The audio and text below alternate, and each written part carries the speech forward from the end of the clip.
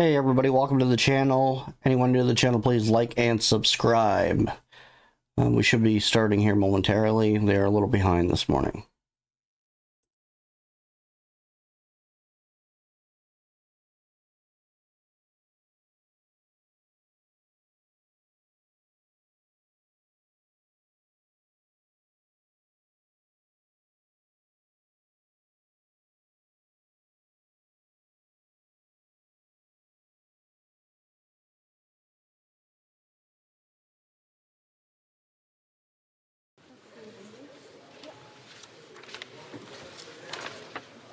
Affaires courantes ordinaires.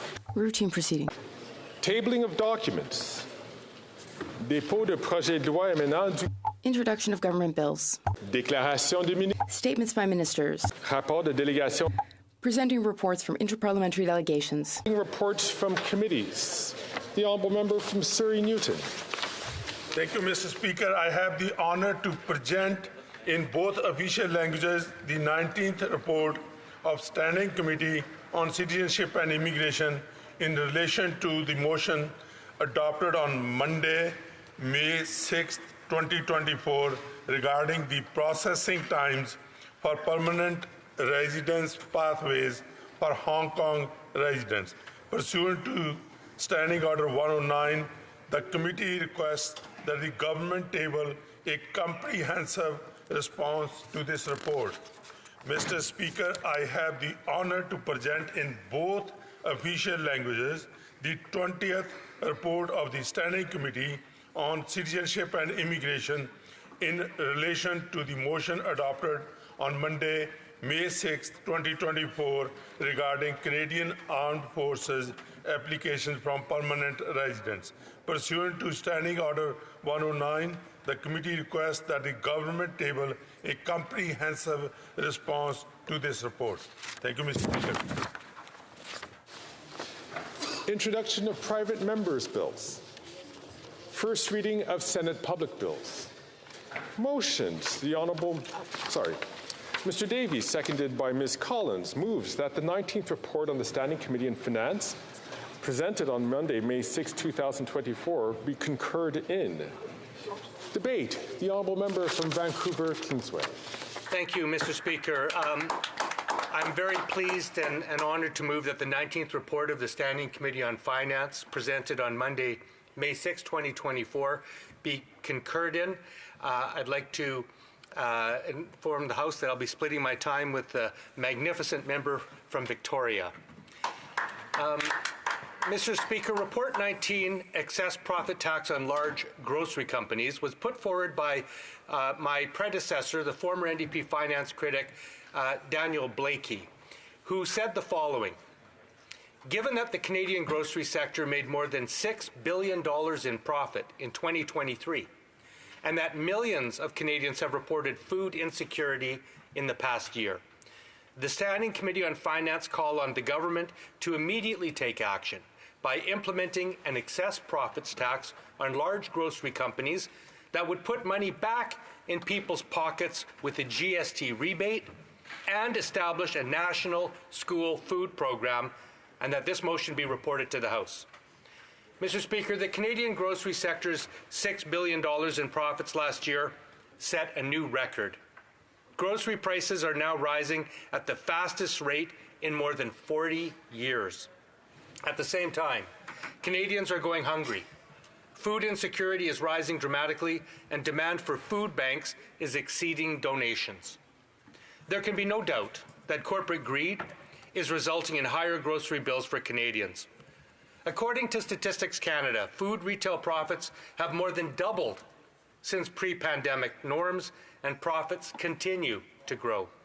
The Competition Bureau has found that the profit margins of grocery giants are increasing, and that this trend predates the supply chain disruptions faced during the pandemic and the current inflationary period. Loblaws has almost doubled its profit margin in the last 5 years, and Metro has the biggest profit margin of any grocer in Canada. Loblaws has even admitted to participating in an industry-wide price-fixing scam. Yet, there have been no meaningful consequences for these corporate criminals who ripped off Canadians for bread.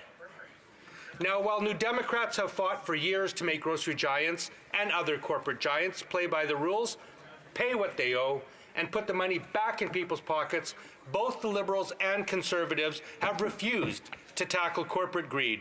In fact, the Liberals have gifted $26 million to Loblaws and Costco for new appliances. The Conservatives brought in $60 billion in corporate tax giveaways when they were last in power. And both the Liberals and Conservatives failed to get tough on corporate criminals as their successive governments presided over an industry-wide bread price-fixing scam from 2001 to 2015.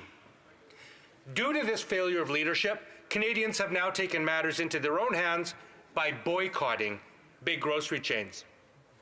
Now, instead of sitting on the sidelines while the Canadians go hungry, it's time for the federal government to act. In 2022, the Liberal government agreed to bring in a one-time 15% windfall profits tax on banks and insurance firms, known as the Canada Recovery Dividend. There's absolutely no reason this measure shouldn't be extended to grocery giants. Forcing grocery giants to pay tax on excess profits would disincentivize price gouging and encourage lower prices. It would help recoup the tax dollars that both Liberals and Conservatives have gifted to grocery giants.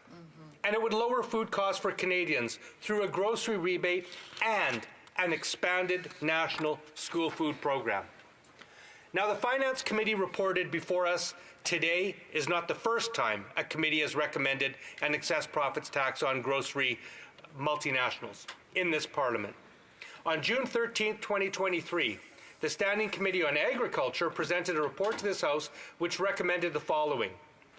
If the Competition Bureau finds evidence in its upcoming market study that large grocery chains are generating excess profits on food items, the Government of Canada should consider introducing a windfall profits tax on large price-setting corporations to disincentivize excess hikes in their profit margins for these items. Now, on June 27, 2023, the Competition Bureau released its Retail Grocery Market Study Report, which found exactly that. The report noted the following. The Canadian grocery industry is concentrated, and the problem is getting worse. When the Competition Act was introduced in 1986, there were at least 8 large grocery chains in Canada. Each was owned by a different company. Today, most sales are happening in stores owned by 5 grocery giants: Loblaws, Sobeys, Metro, Costco, and Walmart. Grocery prices are increasing at the fastest rate in decades, and the profits of Canada's 3 largest grocers, Loblaws, Metro, and Sobeys, have risen significantly in recent years. Now, the food gross margins of grocery giants are increasing, and this trend predates the supply chain disruptions faced during the pandemic and the current inflationary period. Mr. Speaker, even small changes in margins can be meaningful. Every percentage point increase in gross margins at grocery stores adds over $1 billion to Canadians' food bills each year. The fact that Canada's largest grocers have been able to increase these margins is a sign that there is room for more competition in Canada's grocery industry. Those were the conclusions of the Competition Bureau. Now, the Competition Bureau's findings contradict previous committee testimony from grocery giants who claimed they are not increasing profit margins on food items, but instead are simply passing on higher costs from suppliers. This should come as no surprise. Canadians have every right to be skeptical of the claims made by grocery giants, as well as their commitment to corporate ethics based on their previous conduct. We must never forget that in December 2017, Weston Foods and Loblaw Companies Limited confessed that they participated in what they described as, quote, an industry-wide price-fixing arrangement, end quote, to inflate retail and wholesale bread prices for Canadians. The Competition Bureau has since executed search warrants against Canada Bread, Weston Foods, Loblaws, Metro, Sobeys, Walmart Canada, Giant Tiger, Overweighty Food Group Limited, and Maple Leaf Foods, Inc. Despite this years-long investigation, there have been no meaningful consequences for the perpetrators of this criminal price-fixing scam. Loblaws received immunity from prosecution and offered customers $25 gift cards as compensation. Canada Bread also received leniency in sentencing after pleading guilty to 4 counts of price fixing. Now, given that we still don't have clear answers on this scheme or any real consequences for these corporate misdeeds who stole bread money out of people's pockets, Canadians have understandably run out of patience. It's time for their elected leaders to step up, and that's what New Democrats are doing today.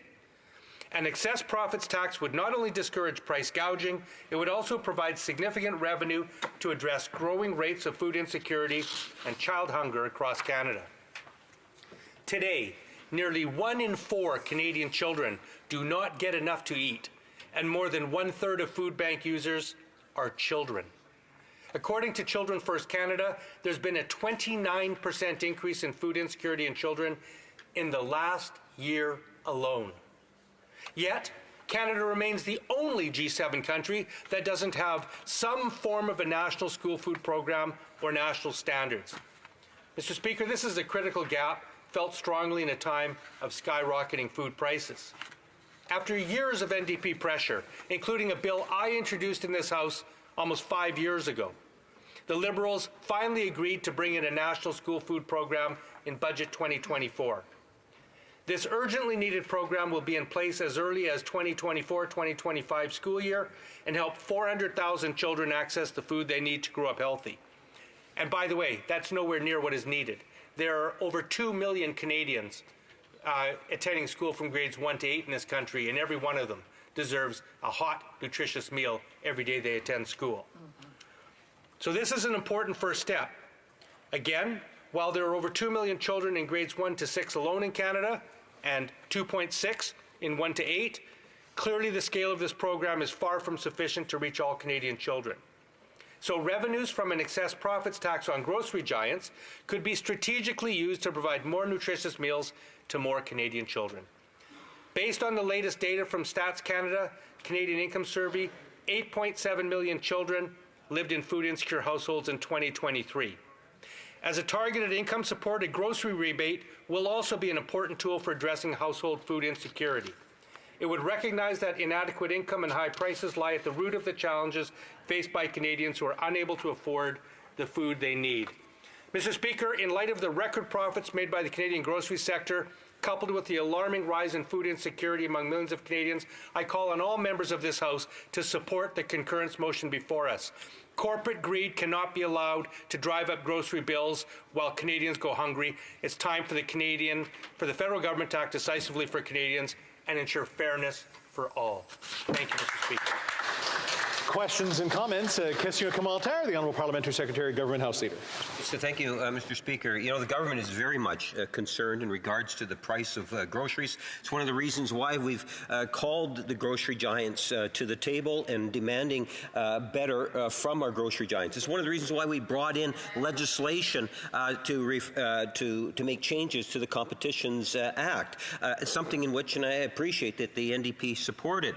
The member made reference to providing food for children. You know, just this last week, Mr. Speaker, the Prime Minister was in the announcing and amplifying that particular program. Children can't learn on an empty stomach. And to participate, I guess I would suggest to the member is that the government is very, very much aware of the situation and is taking action where it can take action. And I'm wondering if he could be a bit more precise in terms of what it is that specifically he would like to see take place outside of the one tax that he is talking about that we need to put in.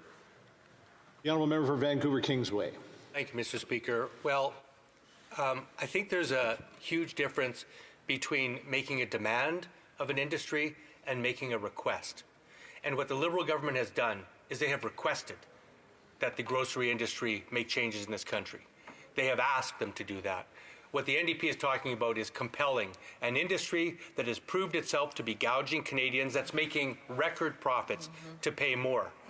And you know, I just want to say that the Liberals and the NDP campaigned in the 2021 federal election on devoting $1 billion to a national school nutrition program. The government has been in power now for an additional 3.5 years. It took 3.5 years for this government to bring in this program that the NDP has been pushing them for. And in that time period, millions of Canadian children have gone hungry. This should have been one of the first measures brought in by this government, not one that they had to wait until near the end of their term to bring in, and then maybe not even have it in place until 2025. In comments, the honourable member for Sherwood Park, Fort Saskatchewan. Thank you, Mr. Speaker. Of course, the NDP persistently ignores the role of inflation and of the carbon tax in driving up the price of food and other everyday essentials for Canadians. Conservatives recognize that greed is a common part of the human condition, and it includes government greed, whereas the NDP bizarrely think that it's only the private sector and the government is totally immune to greed. They ignore the role that government greed plays in terms of higher taxes, higher spending, the ever pursuit of greater government control, and how that is making life more and more affordable under this NDP Liberal coalition. I had a specific question I wanted to ask the NDP member here, though. We hear a lot about specific named grocery companies. We hear almost nothing about Metro, which is one major grocery company in this country. Does the lack of mention of Metro by the NDP have anything to do with the fact that the NDP's leader's brother is a lobbyist for Metro? Vancouver Kingsway. No, the only lack I heard here is a lack of listening from my fellow colleague, because I did mention Metro several times in my speech. So I don't know what he's talking about. But you know, it's interesting when we talk about greed. I'll tell you one thing that's different between the New Democrats and Conservatives. When the New Democrats are in power, we're not going to give the corporate sector $60 billion in gifts like the last Conservative government did. That's right. We're not going to do that. And in terms of government greed and taxation, you know, maybe my honourable colleague needs to explain to all the seniors who are currently going to dentists in this country why they will take away dental care from seniors in this country and take away pharmacare from diabetics in this country. I don't call that greed. I call that a lack of compassion and poor public policy. Yeah. Hey, Kamal Tar, questions and comments? The honourable member for Couch and Malahat Langford. Well, Mr. Speaker, it's amazing watching the Conservatives yet again go to bat for their corporate friends, you know, country club Conservatives indeed. Mr. Speaker, though, I want to take issue with the Parliamentary Secretary because he was making an intervention about the Liberals. The Liberals set up a grocery task force which has completed no tasks and is not much of a force. So forgive me, Mr. Speaker, if I need to take a grain of salt with Liberal promises, because we have been waiting for over 2 years for forceful action. They have all the tools of government at their disposal, and they're wondering what more can be done. So through you, Mr. Speaker, would my honourable colleague expand a little bit on the failure of the Liberals to take this issue with the seriousness that it deserves and to really recognize the hurt that so many Canadians are going through? The honourable member for Vancouver Kingsway, awful quick. Thank you. Well, my honourable colleague, I think hit the nail on the head is the Liberals have gone cap in hand to the grocery sector and asked them to act. That's not what's required in these situations. What's required is a strong governmental action. They did it with the banks. They brought in a windfall profits tax on the banks. There's no reason they shouldn't do it in the grocery sector. And at the end of the day, what we're interested in as the NDP is to make sure Canadians can afford to have nutritious food for everybody in their family. It's not happening now. It's unacceptable in a G7 country and one as wealthy as Canada. Reprise du débat, continuing debate. The honourable member for Victoria. Mr. Speaker, corporate greed is driving up costs.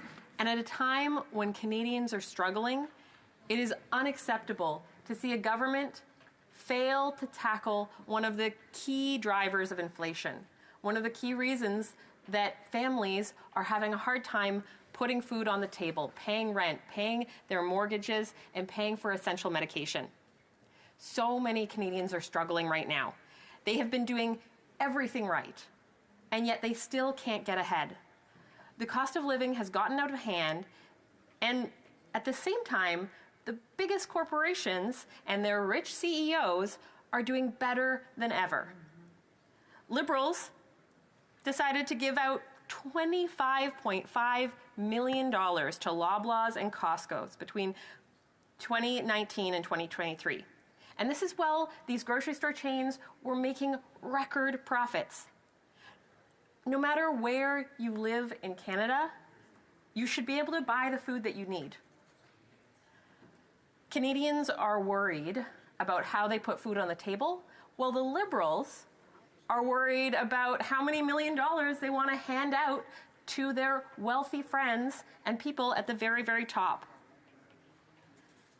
To think that they gave out over $25 million to these corporations that were already making massive profits. And it's no surprise that right now we have people across Canada boycotting these chains. It's because the Liberals and the Conservatives have failed to tackle corporate greed. Really, they lack the courage to tackle corporate greed. It is the role of government to make our country fair. But instead, the Liberals and the Conservatives before them have been making rich CEOs even richer. This $25 million is in addition to the $2.35 billion in handouts to the 3 big grocery chains given by successive and Liberal Conservative governments. Handing out taxpayer money to corporations who are making record profits. It's no wonder that the majority of Canadians support an excess profit tax. We're talking about an excess profit tax on grocery store chains, but I want to take a moment to also talk about the need for a windfall tax on oil and gas. On the eve of the federal budget, the Minister of Finance, it was reported, was considering a windfall tax on oil and gas. But then multiple sources have confirmed in the Globe and Mail article that she backed down in the face of strong lobbying from oil patch executives and the Canadian Association of Petroleum Producers. These same lobbyists and executives are raking in record profits, increasing their emissions, and gouging Canadians at the pump, all while handing out millions of dollars in bonuses to their CEOs. But lucky for them, the Liberal government has their back. Canadians aren't so lucky. They've been experiencing the dual crisis of the cost of living and the climate crisis. Wildfires, heat domes that kill hundreds of people, multi-year droughts at the same time that communities are evacuated from extreme flooding. This is costing our economy, our communities, billions of dollars in damages. It has taken the lives of hundreds of Canadians. And while Canadians are struggling with the impacts of the climate crisis, they are also struggling with the price gouging from big pharma, from the big grocery chains, from the real estate developers and real estate investors, from the oil and gas corporations who are driving up prices while corporate profits hit record highs. Left unchecked, soaring corporate profits are a major driver in the recent inflation spike. These inflationary price increases, they hurt workers' pockets while padding corporate profits, particularly in oil and gas. Most Canadians can see that greedflation is a problem. And the majority of Canadians support a windfall tax on oil and gas. The concept of a windfall profits tax or an excess profits tax, it is not a radical solution. It is a pragmatic approach that has been adopted by countries around the world. A windfall tax has been implemented by the United Kingdom and more than 20 European countries. It's raised over $10 billion. And in response to record profits, these countries have decided to put in place a windfall profits tax. The global surge in energy prices that has been exacerbated by geopolitical tensions and market manipulations and corporate greed has generated a response. They levied additional taxes on the surplus profits of oil and gas companies. But in Canada, both the Liberal government and the Conservative opposition have shown a disheartening reluctance to take on big oil and gas. While New Democrats were able to successfully force the Liberals to put a surplus profits tax on the big banks, the Liberals refuse to ruffle the feathers of their friends in oil and gas. They lack the courage to take on corporate greed. And of course, then there's the Conservatives, who continue to do the bidding of their oil and gas executives that are flocking to their fundraisers. Conservatives champion increasing production and increasing emissions, and they are disregarding the long-term environmental and economic consequences of these policies. The corporate-controlled Conservatives have no climate plan. They have no problem letting oil and gas companies pollute and gouge Canadians without consequence.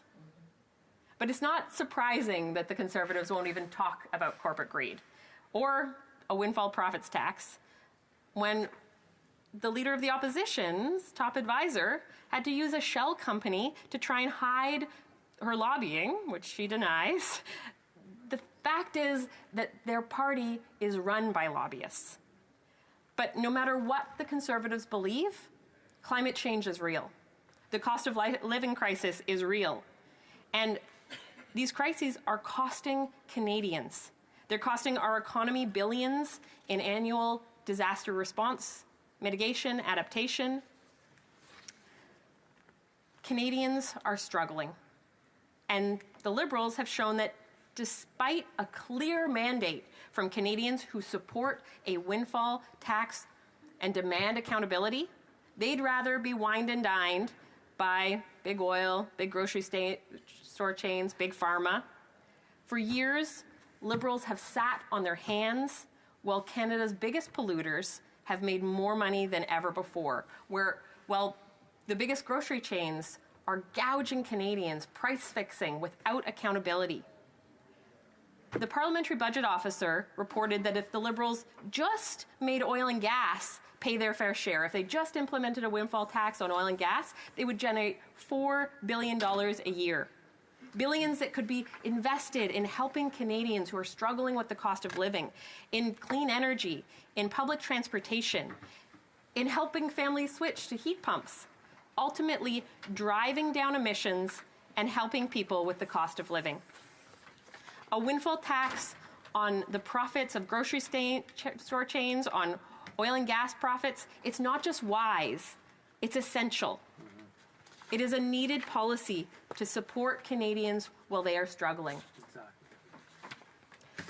Mr. Speaker, I want to take a moment to talk about an amazing organization in my community, Flourish.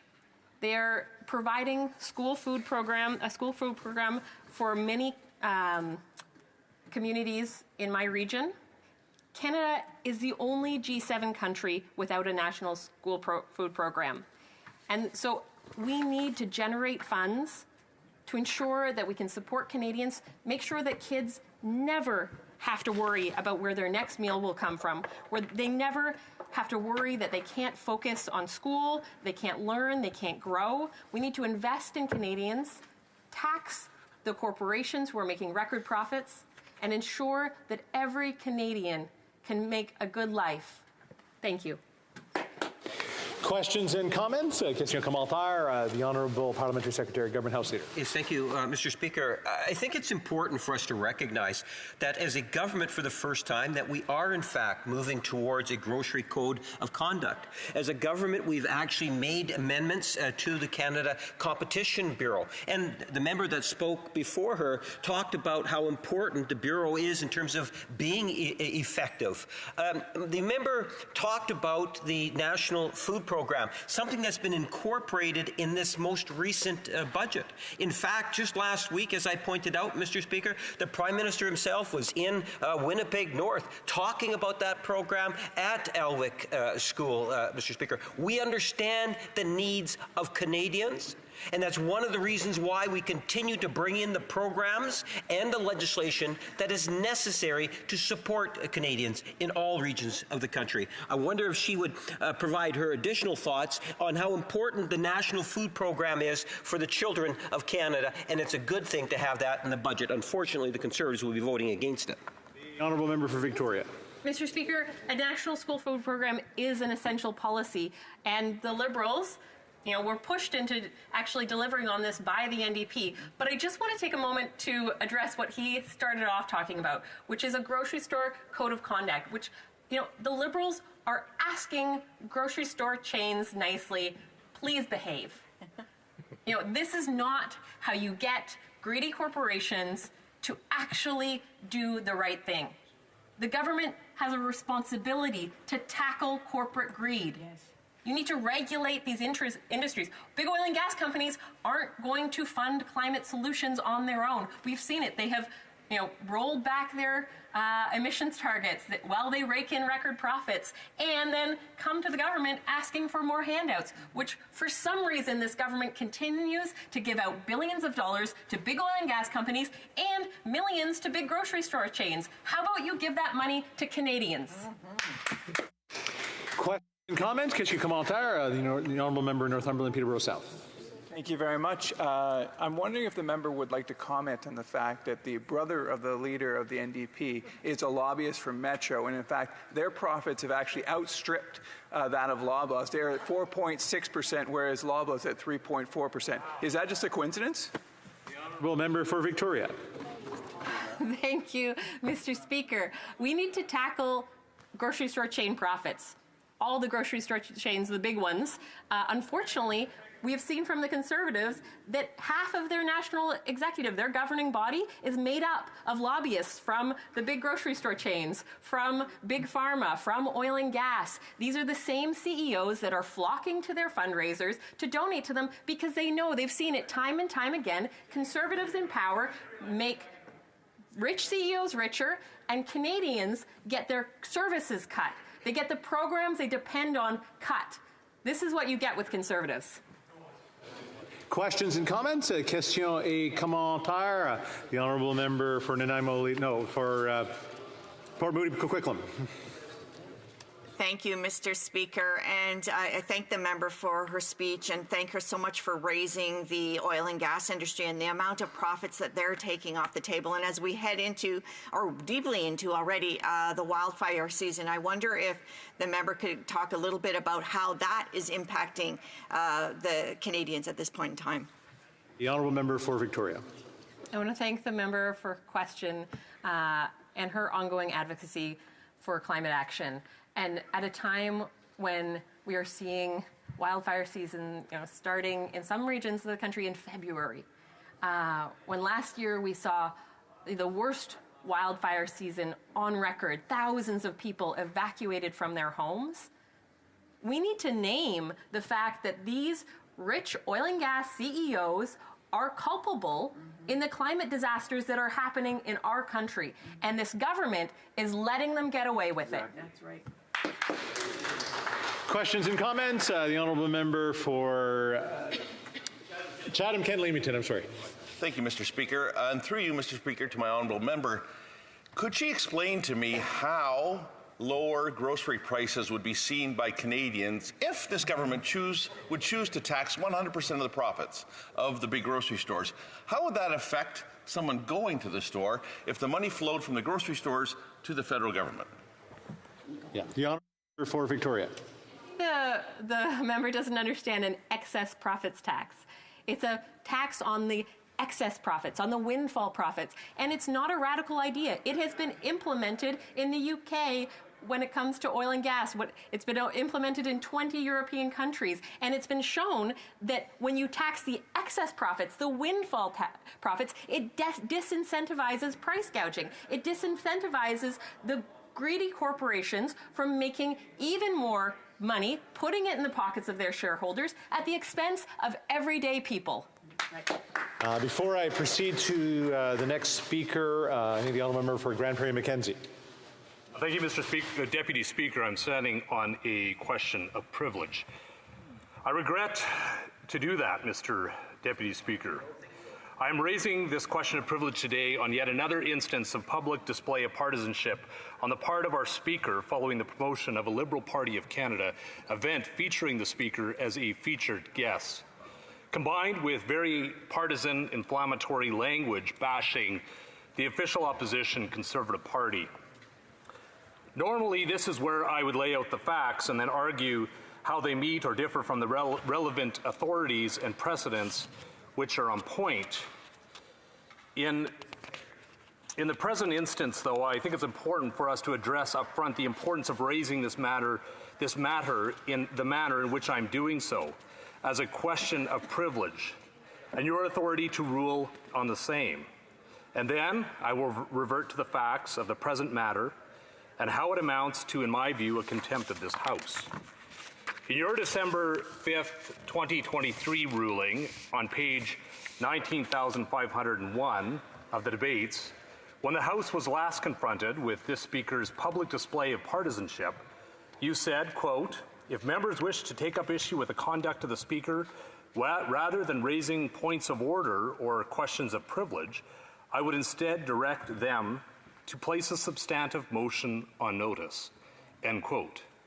This is, I believe it's fair to say, an attempt to give expression of this statement found on page 620 of the House of Commons Procedure and Practice, 3rd edition. Quote, "Only by means of a substantive motion for which 48 hours written notice can be given may the actions of the chair be challenged, criticized, or debated," end quote. However, I would argue, Mr. Deputy Speaker, that the statements require a narrower interpretation of addressing the actions of the chair. That it is to say, the actions or omissions of the Speaker or any other chair occupant here within this chamber. Mr. Deputy Speaker, I would have you consider the following factors for this analysis. Firstly, as you yourself said in your December ruling, there are two past examples from June of 1956 and March of 2000 where dissatisfaction with the procedural rulings was vented through a question of privilege, but was steered towards a substantive motion being placed before the House. I underline here that those involved procedural rulings of the chair.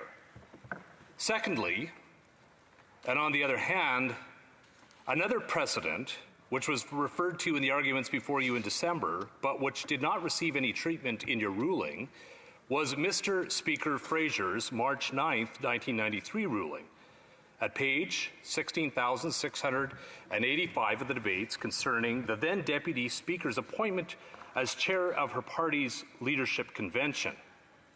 In ruling against the question of privilege, Mr. Speaker Fraser did so on the merits of the case before him. That is to say, he did not dismiss it on the technicality of preferring for it to proceed by way of a substantive motion. Indeed, to that later point, the chair said, quote, "Normally the chair would not allow comment on the conduct of the chair occupant to come before the House in such a manner. There is a formal and well-established procedure whereby the chair occupant must be censured. I allowed the discussion because the honourable member insisted on proceeding forthwith and pointed out, as subsequently also another member, that the Deputy Speaker's performance in the House was above reproach, and that was not in question," end quote. In the precedent's case, as much as there has been said about this Speaker's performance in this House, I will restrain myself from doing so and focus squarely on his publicly partisan conduct outside of this chamber, which is, of course, not a procedural ruling being objected to. Thirdly, you yourself declined to dismiss the December question of privilege on this technicality. If the requirement for a substantive motion was truly a hard and fast rule, it would have been invoked by the chair at that time. Indeed, I believe all of the precedents speak to the viewpoint that the limitation of using only a substantive motion concerning a chair occupant's conduct within the chamber, such as rulings, and not external conduct which reflects on the institution of the chair or the House as a whole. Fourthly, Mr. Deputy Speaker, the statements from Bosque and Gagnon, as well as your December rulings, must now be viewed through the constraints which were subsequently imposed by the Assistant Deputy Speaker's December 15th, 2023 ruling on page 20,180 of the debates. whereby such a substantive motion moved during routine proceedings cannot be treated as a privileged motion, but is instead subject to the following practice described by page 469 of Boston Gagnon, quote, where debate on any motion considered during routine proceedings is adjourned or interrupted, the order of resumption of the debate is transferred to the order paper under government orders, end quote. In fact, that is the fate of the motion of non-confidence which my House Leader moved for debate on December 15th of 2023. It has sat on the order paper ever since as government motion number 33. It has never been called for further debate. It has never been put up for a vote, despite the words of the Parliamentary Secretary to the government House Leader on May the 8th, and I'm quoting, "The motion did not find consensus, and such the matter is closed," end quote. What all this means, Mr. Deputy Speaker, is that a handful of members could in essence protect a speaker from a majority decision by exercising a short filibuster to prevent a substantive motion from coming to a vote. If the House adopts a motion to adjourn the debate or even to proceed to the orders of the day, that would at least reflect in some fashion the will of the majority in the moment. But that isn't what happened on December the 15th, nor is it what our procedures would require at any other time. Of course, a government seeking to shield an openly pro-government speaker would in turn have no interest in calling a motion which would be placed under government orders to allow it to be further debated. Combining these two factors during the tenure of the minority of a minority government, like the one that we're in today, it would be very easy for a government to protect its guardian speaker from a non-confidence motion ever from coming to a vote. Despite the sentiments of the majority of this House, then, on the basis of little or a short speech or two, it could be dismissed as a matter of, as the Parliamentary Secretary said, quote, closed, because it, quote, did not find consensus, thereby depriving the House of the ability to purge itself of a festering controversy over its Speaker and to clear the air in either direction. That is, I would submit, the predicament that we find ourselves in today. In Canada, no one is above the law. Likewise, in this House, no one should be above the rules and the practices, and certainly not the Speaker who is called upon to enforce them. That is why, Mr. Deputy Speaker, I would urge you to interpret the requirements of censuring a Speaker by way of a substantive motion to being properly limited to procedural rulings from which objection is taken. Having addressed the matter of the receivability of my question of privilege, I will turn now to the substance of the present concern.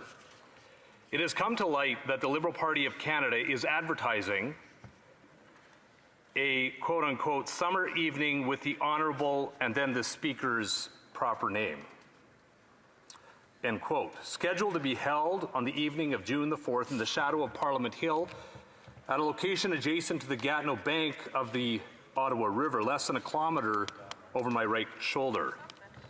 The promotional material of this event uses very partisan, inflammatory language concerning the Conservative Party and the leader of the official opposition.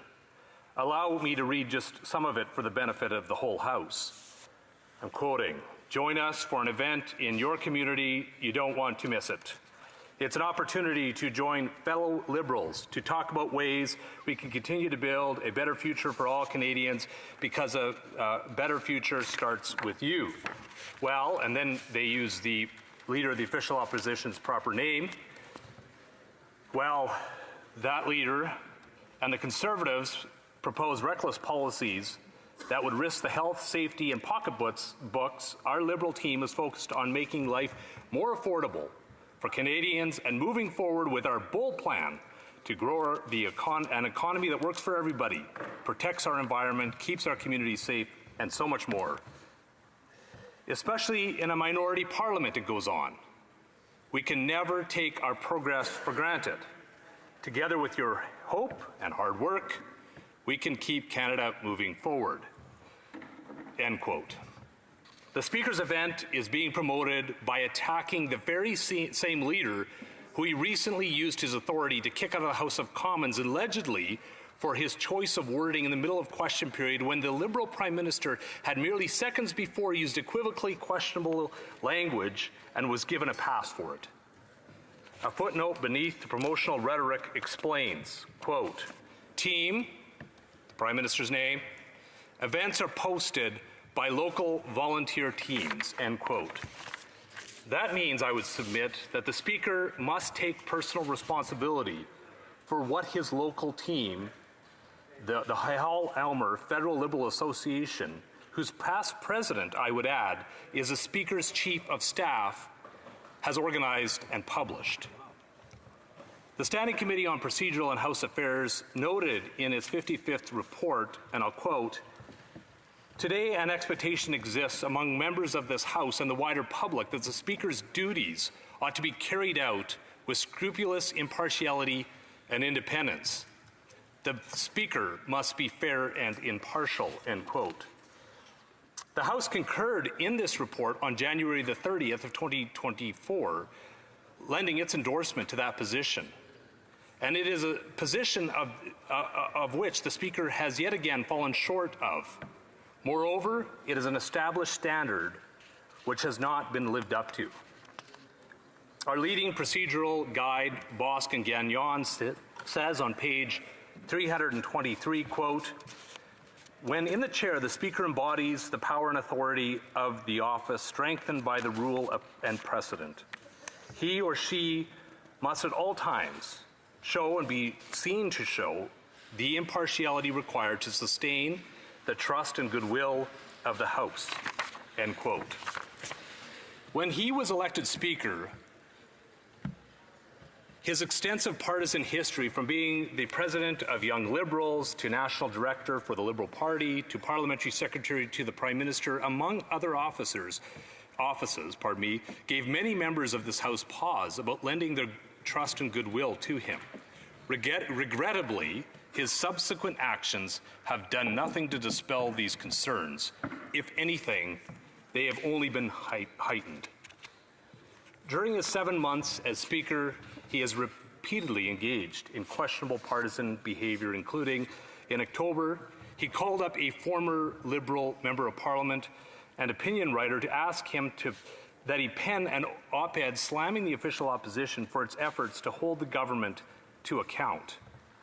In November, he attacked and spoke at a in November, he attended and spoke at a cocktail militant where donations were solicited in support of the Provincial Pontiac Liberal Association. In early December, a partisan tribute was broadcast at the Ontario Liberal Party's leadership convention, where he was seen in his full Speaker's trappings, heaping praise on the party's outgoing interim leader and current parliamentary leader, a man who is not actually retiring from politics, but fully intends to run as a candidate in the next provincial election. As we know, that led to an unprecedented ruling of prima facie contempt in this House, a committee study, and a Board of Internal Economy penalty. Then, while the House was seized with fallout of this scandalous video, and in the midst of a sitting week, he jetted off to Washington for a trip centered around a retirement party for a personal friend of his international liberal from international liberal politics, where he made a speech reminiscing about his young days as Liberal Party, Young Liberals president.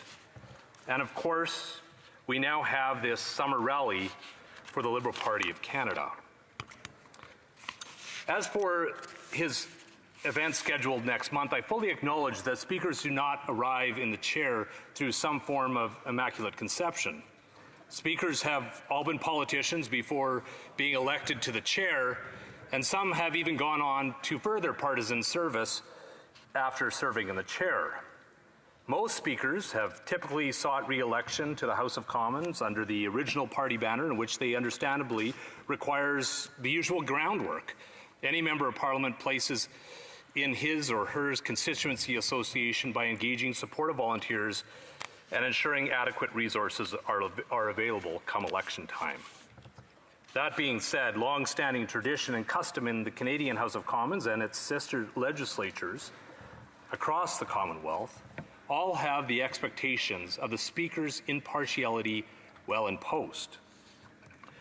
While the means to ensure that varies from country to country, as was explained in greater detail by the official opposition leader of the Conservative Party in the December question of privilege concerning the Speaker's convention tribute, when he quoted various procedural authorities in Quebec, United Kingdom, Australia, New Zealand, and India, for instance, and I would commend those texts to the chair. Our own Boscan Gagnon reflects on page 324 that, quote, in order to protect the impartiality of the office, the Speaker abstains from all partisan activity. For example, by not attending caucus meetings, end quote. In a campaigning context, the same authority adds on page 314, and I quote, although the Speaker eschews the partisan political activity, he or she does not make a complete break. When running for re-election, incumbent speakers are usually careful to avoid partisan statements that might prejudice their perceived impartiality in the future, end quote. Reconciling these demands on the Speaker as a local member of Parliament and a candidate for re-election are typically not that onerous. A speaker can focus on local issues, promoting his or her efforts on intentions that they might want to undertake as a local member of Parliament, and building up local enthusiasm and resources, all without taking partisan statements that might prejudice their perceived impartiality.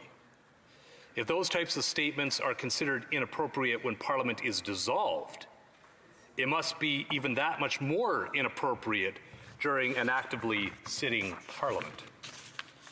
Indeed, as my party House leaders told the House in December in respect of the video controversy, if the Speaker openly engages in partisan conduct, it opens the door to public analysis of all partisan motivations underlying his rulings.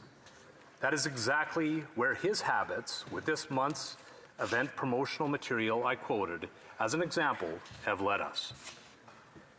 It has simply become impossible to make any distinction now between the member for Hull Almer, who also serves as the Speaker, and the Liberal member from Hull Almer.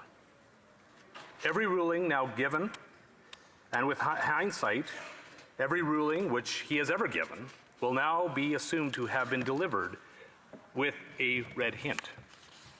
The Speaker has failed at showing and being seen to show the impartiality required of a Speaker. In turn, he can no longer count on the trust and the goodwill of members from all corners of this House. That is not where this House ought to be. Far from it, in fact, Mr. Deputy Speaker.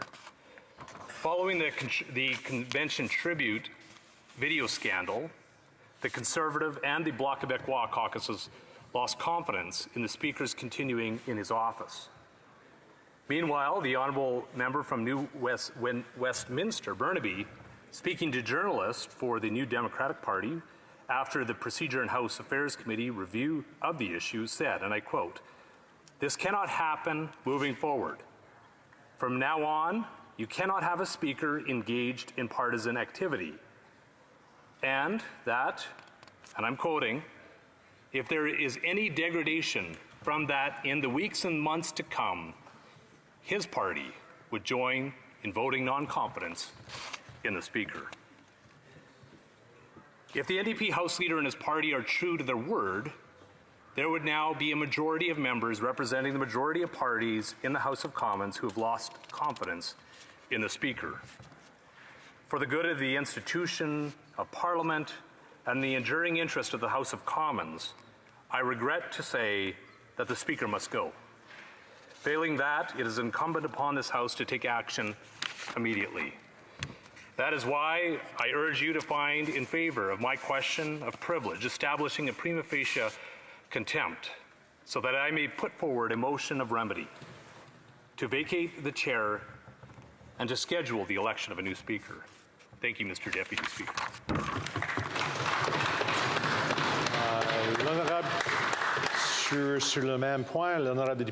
On the same point of order, the Honourable Member for La Prairie. Thank you. I have a reaction to the question of privilege. I would like to add the Bloc Québécois' position. The Bloc has reflected on the fact that the Speaker of the House has put out a partisan post. It's the third time now that the Speaker of the House has shown a lack of judgment and a lack of neutrality.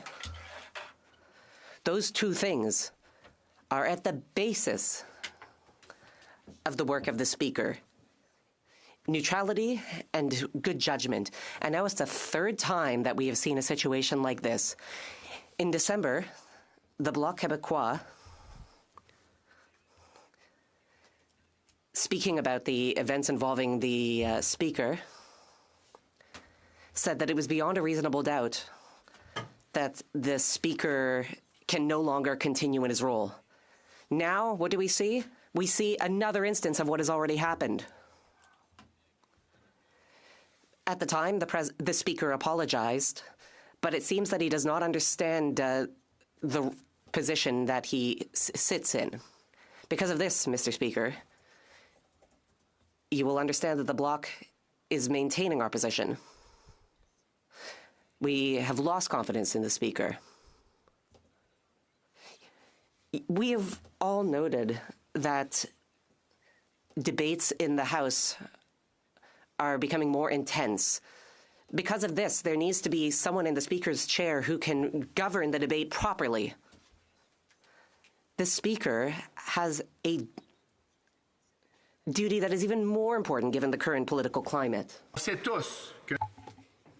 We all know that the Speaker and member for Hull-Aylmer was exceptionally partisan. He was known for his partisanship in committee. That was fine. He was doing his job. His partisanship was welcome or normal in committees. But that is not the case in the chair. At the time when he became chair, we told him that we would keep a close eye on him and that we hoped he would remain neutral. But unfortunately, the actor chosen for the role is the wrong one. I have nothing against the Speaker as an individual.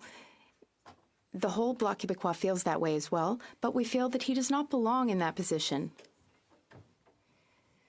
150 members of Parliament have already withdrawn their confidence in the Speaker. They did so just a few months after he took on the role in December. So when there was the first incident, we asked him to remain neutral. He said he would, but now he's back at it. These events that we have knowledge of may be just the tip of the iceberg, but now it's very clear that we have discovered 3 partisan incidents during his tenure as Speaker. But that's the only 3 that we're aware of. What other events are there?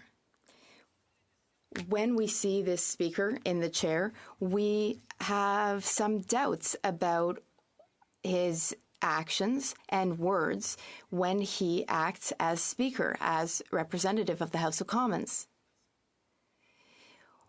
We can't help but have these doubts. We want to feel confident in our Speaker. We want the Speaker of the House of Commons to wake up in the morning with great respect, the utmost respect for this place. One option would be for the House to remove this Speaker from the chair. Another option would be for this Speaker to, in dignity, resign.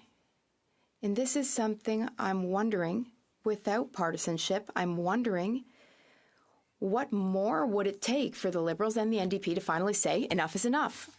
On the same point, the honourable member for Edmonton Strathcona. Very much, Mr. Speaker, and this is of course very worrying, and the New Democratic Party is very concerned. We would like to reserve the right to come back at some point in the future. As with all points of privilege, it's important for us to take the time to look at this very clearly. Thank you. Thank members for their interventions, and knowing that the decision back in December was to bring substantive motion forward. I do understand the concern brought forward here, so we will go back and look at this attentively, and of course wait for further interventions on this as well. Resuming debate, the honourable member for Peterborough Kawartha. Thank you, Mr. Speaker. And you know, it is always an honour to rise in the House of Commons and speak on behalf of the people of Peterborough Kawartha. It's an even bigger responsibility as the critic or shadow minister for families, children, and social development. Without families, without healthy children, you have a serious, serious problem in this country. And Mr. Speaker, there's no doubt whatsoever that there is some serious, serious problems in this country. I will be 45 years old in 2 weeks, and in my time living here, I have never seen Canada in the state that it is in at this time. I've never seen kids struggle in the way that they struggle. I've never seen seniors struggle in the way they struggle. And every member in this House would know this if they door knock, which is part of our job when an election comes, is to knock on the doors of people, to listen to them, to hear them, to take the emails, to take the phone calls. And I've never seen such genuine misery and fear in my life. And I come from a very small community. I come from a small community originally it's called Douro. And Douro is what I always call the foundation of Canada. It has these four corners. It has the elementary school. It has the church. It did have a town store, a general store, like a mercantile. Sadly, it burned down. And the town hall was right beside it on the same corner. And it has a graveyard. And I want to also say thank you to my honourable member. I'll be splitting my time today with the other, as they call us, the Peterborough Pistols, the honourable member from Peterborough South. And so this community of Douro really represented what Canada is, right? It's this community when you need help, your neighbors show up. You have community centres where you had, you know, the weddings and the events and the hockey games and the soccer games, and you had the schools, and everybody knew everybody and everybody helped everybody. And slowly the erosion of this country has happened, and it's no coincidence that it's happened in the last 9 years under the leadership of this Prime Minister. I want to tell you a surprising stat, that we are officially the longest, this is officially the longest minority government without an election in Canadian history, surpassing Lester B. Pearson's government in 1968. Why? The leader of the NDP. Why the leader of the NDP? Because this Prime Minister knew he was tanking, knew he was, his gaslighting was no longer working, right? He took Canadians, he says, sunny ways, sunny days, things will never be better. And Canadians caught on really quickly when they realized they couldn't afford the interest rates, they couldn't afford to keep their mortgage, and they can't afford food. They can't afford food. $700 extra a year in groceries. 2 million Canadians a month are using a food bank. 33% of those are children. The Autonomy South Monaghan Food Cupboard operates in my, well, soon to be my riding, but my colleague's riding of Peterborough South. She came to my office last week and she said, Michelle, we've seen 100% increase in the usage of food banks. And she said, these aren't, you know, your most vulnerable. These are working families. They're doing everything that was asked of them. Every single thing. And they go to work and they can't afford to feed their kids. They can't afford to feed their kids. And so what you have here today is, I think it's deeply upsetting because you've never had people work so hard and feel so hopeless. We have the worst GDP in the G7. The worst. And people want to say, oh, it's the sign of the times, it's everything. They want to blame it on everything. Leadership. I often say politics is very much like parenting. It's a very perfect metaphor for parenting. Because it is your job as a parent to give your kid the tools and knowledge to go and thrive. And you should never be on the field with your child. You should be there to help them. If you do everything for them, what happens? They don't learn how to do that. You have a government right now and a coalition, because that Prime Minister knew he was going to lose. He knew that everybody was catching on to the misery and chaos he created. Increasing crime, victims' rights are no longer. Last week was the week of victims' rights. Not one mention from that side of the House about victims' rights. Not one. But hey, you know what? Let's make sure the criminals have all the rights they need. Let's make sure they get transferred to medium security without telling anybody. Let's secretly do that. Let's transfer Luca Magnotta and tell them not to tell the public. Don't worry about the victims. Don't worry about re-traumatizing people. So the Prime Minister says, okay, I know I'm going to tank. I know I'm going to lose. I'm going to go get the leader of the opposition to sign a coalition with me, and then we're going to say all of these things. We're going to continue to gaslight Canadians, and hopefully nobody will catch on. Everybody's caught on. Nobody believes anything they say, and they're so frustrated and exhausted. Every day in question period, they say, Michelle, why do they not answer anything? Why do they just deflect and not answer the questions and pretend everything is perfect? And there's no other better example of this than the child care, right? This was their whole marketing program. Child care is great.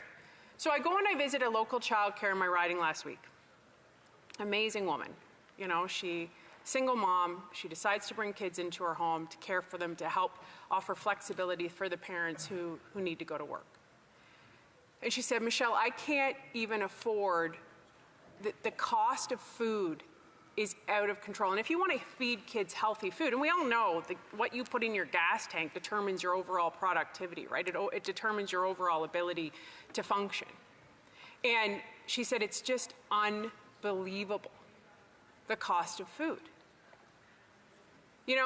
It used to be, I think the most shocking thing for me is people will write to me and they'll say, Michelle, I'm so embarrassed because I make $100,000 and I still can't pay my mortgage and feed my kids, and we've had to cut back sports. And then your health is compromised. Your mental health is compromised. These kids' health are compromised. I went and spoke in a grade 10 civics class last week. And these kids were sharp, very, very sharp. They were in tune. And I'll say, one of the great things, I think social media has caused a lot of problems in the world, especially for young people. But they were pretty dialed in. And they knew a lot of things. And they said, Michelle, I don't ever think I'll own a home. I don't even know why I go to school. I don't even know what to do. I don't want to stay in our town because there's no jobs. There's no housing that's affordable. These kids are 15 years old. And they're burdened with adult problems. And they were genuinely concerned. And so I think there's this real problem of acknowledging the actual facts. And here's some real facts to change the course we're on. If you tax fuel, every single thing goes up. Yep. Every single thing. And this carbon tax is the demise of an already crushed society that can't afford to live. It's like, oh, you're down? I'm going to punch it while you're down just a little bit more. And it's wild. You go talk to any farmer, you go talk to anyone, especially business owners. And for the record, small business is the whole backbone of this country. It is 98% of this economy. and they are being destroyed every single day. When you increase the tax on the small business, these are not people that are swimming in gobs of money. They are trying to make a living. They're trying to provide a service for families, for themselves, and they can't do it. They're shutting down. Anybody, go downtown, any major city in this country, and the boards and the out-of-business sales, restaurants. Why? Because this Prime Minister, who got into a coalition with that guy for power and control, has doubled down an ideology that you can't make your own decisions. They know what's better for you. They'll do it for you, and they are going to cripple you and make them dependent on you. It's baffling, and it's so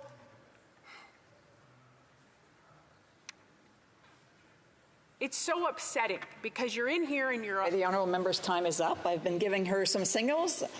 Questions and comments. She can add through the questions and comments. Questions and comments. The Honourable Parliamentary Secretary of the Government House Leader. Thank you, Madam Speaker. And, you know, it's interesting to have the contrast between the Conservatives and the Liberals. When you take a look at, you know, I made reference to the Prime Minister was in the city of Winnipeg. We talked about a national food program, making sure children are eating. And the Conservatives, all they stick to, Madam Speaker, is spin after spin after spin. Sure, there are concerns, and we are very much aware of those concerns. You know, there's a CTV report that just, that had come out that I had Googled while the member was speaking, and it says, in comparison to other nations, Canada is ranked second lowest nation, and it's referring to inflation rates. You know, Canada is not an island, Madam Speaker. We continue to fight inflation, 2.7% today. We continue to fight it. In comparison to the rest of the world, Canada is doing reasonably well. Sure, there's room for improvement, but news flash for the Conservative Party of Canada, Canada is not broken. Canada is doing exceptionally well, especially in comparison to other nations. Will she get real and be more honest and straightforward with Canada on the facts? Member for Peterborough-Kawartha. Thank you, Madam Speaker, and to that member, thank you for pointing out the significant contrast between Liberals and Conservatives. Because after 9 years of that Prime Minister, housing prices have doubled, record high use of food banks, opioid deaths at a record high, criminal activity through the roof, domestic violence through the roof. Madam Speaker, what a great example of gaslighting. And maybe he should just go outside, knock on a door, and talk to his constituents to see that they are not okay, and it is because of their policies and their lack of leadership. Questions and comments? The Honourable Member for Timmins, James B. Thank you, Madam Speaker. It's fascinating to hear Conservatives talk about children going hungry, that they can't afford to feed families. I hear this from the Conservatives all the time, and yet that member stood up and voted against a national school program for children. Canada is the only country in the G7 without a school lunch program, a food program. So this would be a solution, but Conservatives don't believe in solutions. Conservatives believe in trying to gaslight the entire nation on this. And I would like to ask the honourable member why she voted against it and why she supports a leader whose chief of staff has set up a shell company for lobbying, 6 of whose employees are lobbying for Loblaws, the people who are making record profits while our families can't afford to eat. I just want to remind members, if they have questions and comments, they should wait till the appropriate time. The honourable member for Peterborough-Kawartha. Thank you, Madam Speaker. And I'm really curious to that NDP member who's decided not to run again because he's, you know, his constituents have told him enough, and also his leader, who signed an agreement, who's propped up this Liberal government, whose brother is a lobbyist for Metro. So I find it very interesting. But to his point about why we wouldn't vote in favor of that, why would you vote in favor of more bureaucracy? Under this Prime Minister, bureaucracy has increased 40% and customer service has decreased.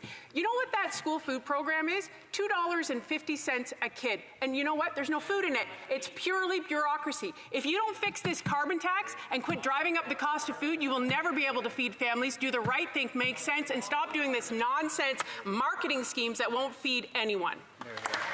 I want to remind members again, if they have anything to contribute or if they want to ask additional questions or have additional comments to please wait till the appropriate time. Questions and comments? Questions et commentaires. The honourable for Northumberland, Peterborough South, a brief question. Thank you. So Canada's GDP per capita is now the worst in the G7. These Liberals keep talking about they've never had it so good. What's more accurate when the member talks to her constituents? The fact that we're economically suffering, or have Canadians just never had it so good? Honourable Member Peterborough Kawartha has 1 minute to respond. Exactly, Madam Speaker. My colleague is precisely right, and that's why I think it's just so baffling, because it's like, go outside. Like, go outside and talk to somebody. Like, actually go outside and talk to the people. It is not, this is not rocket science. Go to the grocery store.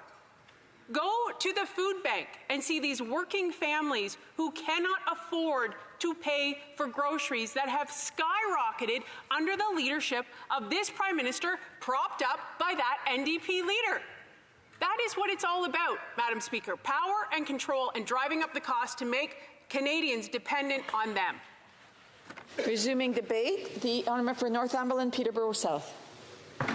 Thank you, Madam Speaker. And you know, like, I don't think it's ever been said in the House of Commons that this place is lacking for hypocrisy, and I think that. I think that there's usually enough hypocrisy in this place to go around. But this report, this motion brought to us by the NDP is just abounding. It's overflowing. It's even too much hypocrisy for this House of Commons that has certainly seen enough of it in our history. But for the NDP to be calling about corporate greed and grocery prices, meanwhile, the leader of the NDP's brother, Mr. Singh, is a lobbyist for Metro. And you know what? I couldn't believe it, actually. The member who rose from the NDP with respect to this motion actually mentioned the fact, he gave away the story. He gave away the story when he said the most profitable large grocery chain in Canada is Metro. This is the firm that the brother of the NDP lobbies for. So no one is making more money. No one is profiting more from a grocery perspective than Metro, the company that the brother of the leader of the NDP, Mr. Singh, lobbies for. This is unbelievable. The hypocrisy, the chutzpah to bring this into this House, to go forward with the fact that that somehow that they don't have any responsibility. Meanwhile, it's actually, as a member from Peterborough Kawartha just said, this is the longest surviving minority government in Canadian history. NDP government, NDP Liberal government.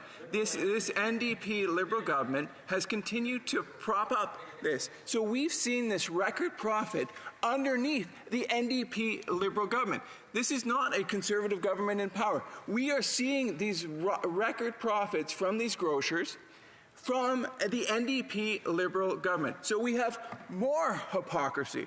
But let's back up and explain why this might be happening a little bit here. So the reality is that socialism fails every time it's tried. I'm going to bring, of course, we're all aware of the tremendous failures and the suffering and the millions that died during the Soviet Union. We've seen the suffering in Cuba, in Venezuela. But I want to bring three concrete examples of where socialism has failed.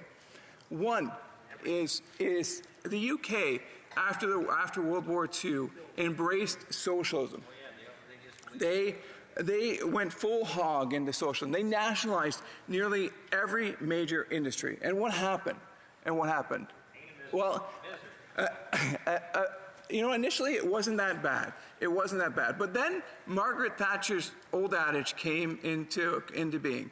Eventually, you run out of other people's money. That's the problem with socialism. And so the United Kingdom actually became known as the sick man of Europe because their economy was so behind, which brought the standard of living down further and further and further until Margaret Thatcher came to office, brought free economics, and brought UK back on the economic roadmap. The second one is an interesting one. Israel. So Israel also embraced socialist policies shortly after World War II. They embraced very socialist, collectivized farming. Some of you might be familiar with the term kibbutzes, and these were socialist farming agricultural places. And initially, it was not bad, and because they were carrying this investment, this money that had come from before, that was initially spending your money eventually, and so you grow debt. But what happened is Israel's economy began to shrink, and shrink badly. And in fact, it wasn't until around 1980 or so that eventually they adopted free market policies, and where they went from one of the lower economic growth countries to actually leading the developed world from 2000 on in economic growth. So once again, we see socialism fail. Third example is the world's biggest democracy is India. India initially, after World War II, also embraced socialist policies, and once again they found it to be an unmitigated disaster, lowering the standard of living. And then they embraced free market economy, and what happened? Lo and behold, the market increased. So the challenge becomes, and this is repeated all over again, this is not new news what's happening in Canada. So we have the government, the Liberal government, take power in 2015. They're coming off a great legacy, the legacy of the Harper government, when housing was affordable, when Canada was a world leader in GDP per capita, when Canada was strong on the map. And then, you know what, time comes by, and the debt and the leveraging and socialist policies have their corrosive effect on the economy over and over again, bringing down our economy. And you know, then there's a realization that happens, and I don't know whether it happens for all the members of this, and maybe some of them live in blissful ignorance or just to deny the truth. But the reality is, eventually it comes to effect that they don't work. These policies don't work, and we're seeing that now in Canada, just like we did in the UK, in Israel, and India. Wherever these socialist policies, there's a legacy that always follows, Madam Speaker. One is high unemployment. We're now creeping up to 6.1%. Secondly is a lack of prosperity. Third is an increase in inequality, ironically enough, given all the talk of equality in this House. And fourth is incredibly slow economic growth, which drives down the economy and the economic life. So the challenge then becomes for these folks who are in government, they see that their policies have created nothing but failure. So what do they have to do? They have to create a boogeyman. They have to they have a straw man argument, and they have to place the blame on something else. They divide, as they did during COVID. They distract, and they will do everything in their possible to not look at their record. And that is what is going on here. And so what we've seen is the NDP, whose leader. The leader's brother is actually a lobbyist for Metro, the large chain with the largest profit margin of all Canadian grocers, is out there blaming big grocery. And I'm not saying they're innocent; they're certainly not. But the hypocrisy of that party to go after grocery chains. Meanwhile, their brother is a lobbyist for Metro, the most profitable large grocery chain in Canada. Is unbelievable. And with that, I'd actually like to bring an amendment to the motion there, Madam Chair. And let the motion be amended by deleting all the words after the word that and substituting the following. The 19th report of the Standing Committee on Finance, presented on Monday, May 6, 2024, be not now concurred in, but it be recommitted to the Standing Committee on Finance with instruction that it amend it the same so as to recommend a more efficient alternative to address food insecurity among Canadians this summer by calling on the government to eliminate the carbon tax, the federal fuel tax, and the GST on gasoline and diesel between now and Labor Day.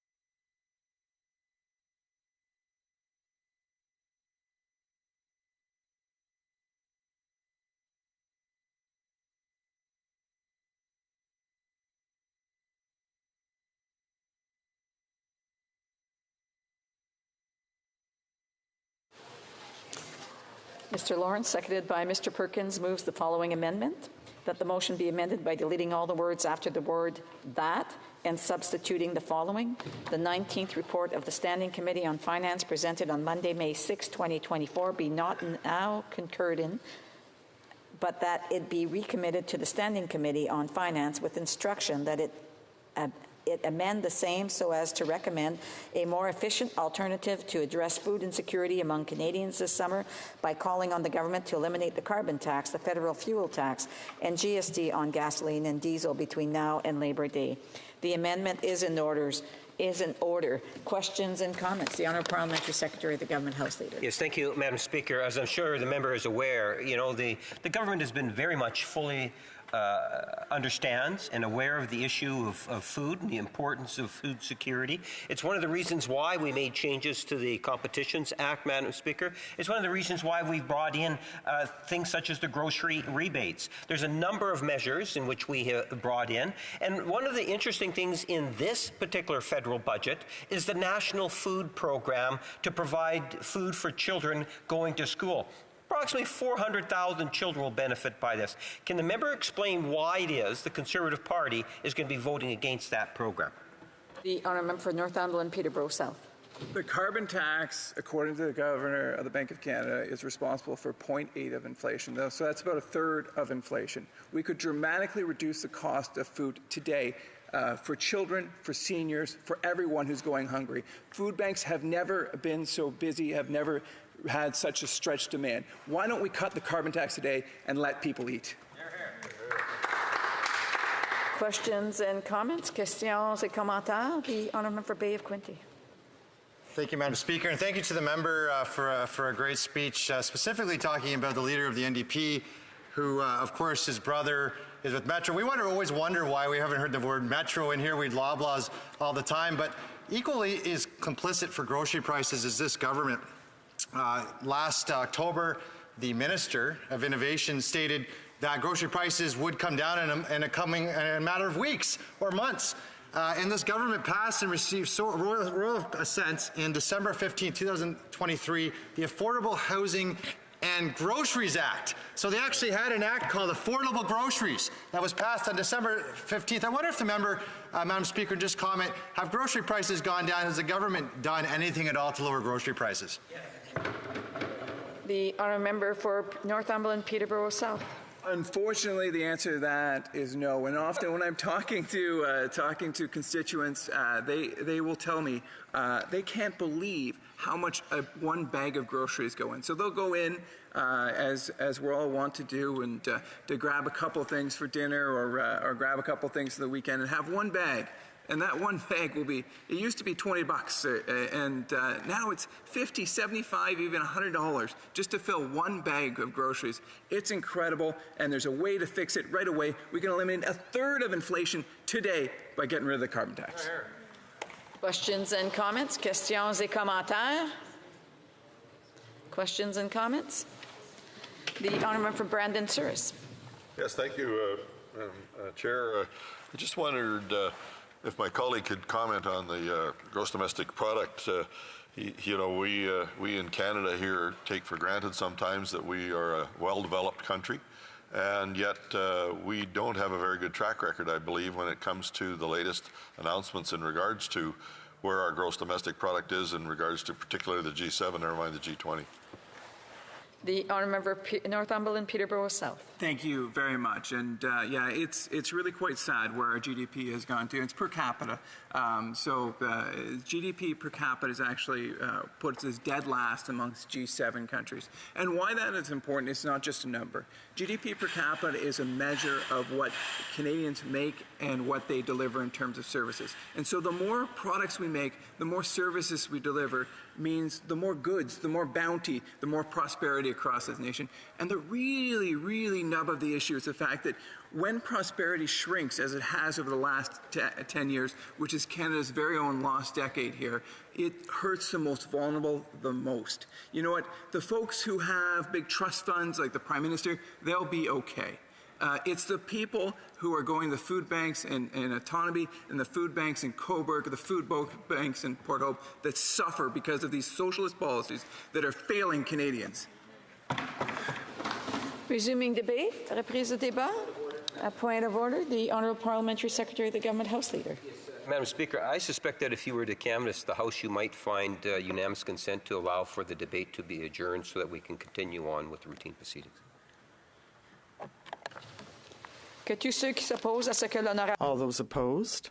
As to the Honourable Parliamentary Secretary moving the motion, please say nay. D'accord, la Chambre... The House has heard the terms of the motion, and any of those who are opposed to the motion, please say nay. Carried. The House will now resume with the remaining business under routine proceedings. We are now under the rubric of motions. Motion. Mr. Williams, seconded by Mr. Perkins, moves that it be an instruction to the Standing Committee on Industry and Technology that during its consideration of Bill C-27, enact the Consumer Privacy Protection Act, the Personal Information and Data Protection Tribunal Act, and the Artificial Intelligence and Data Act, and to make consequential and related amendments to other acts, the committee be granted the power to divide the bill into two pieces of legislation. A. Le projet de loi C-27.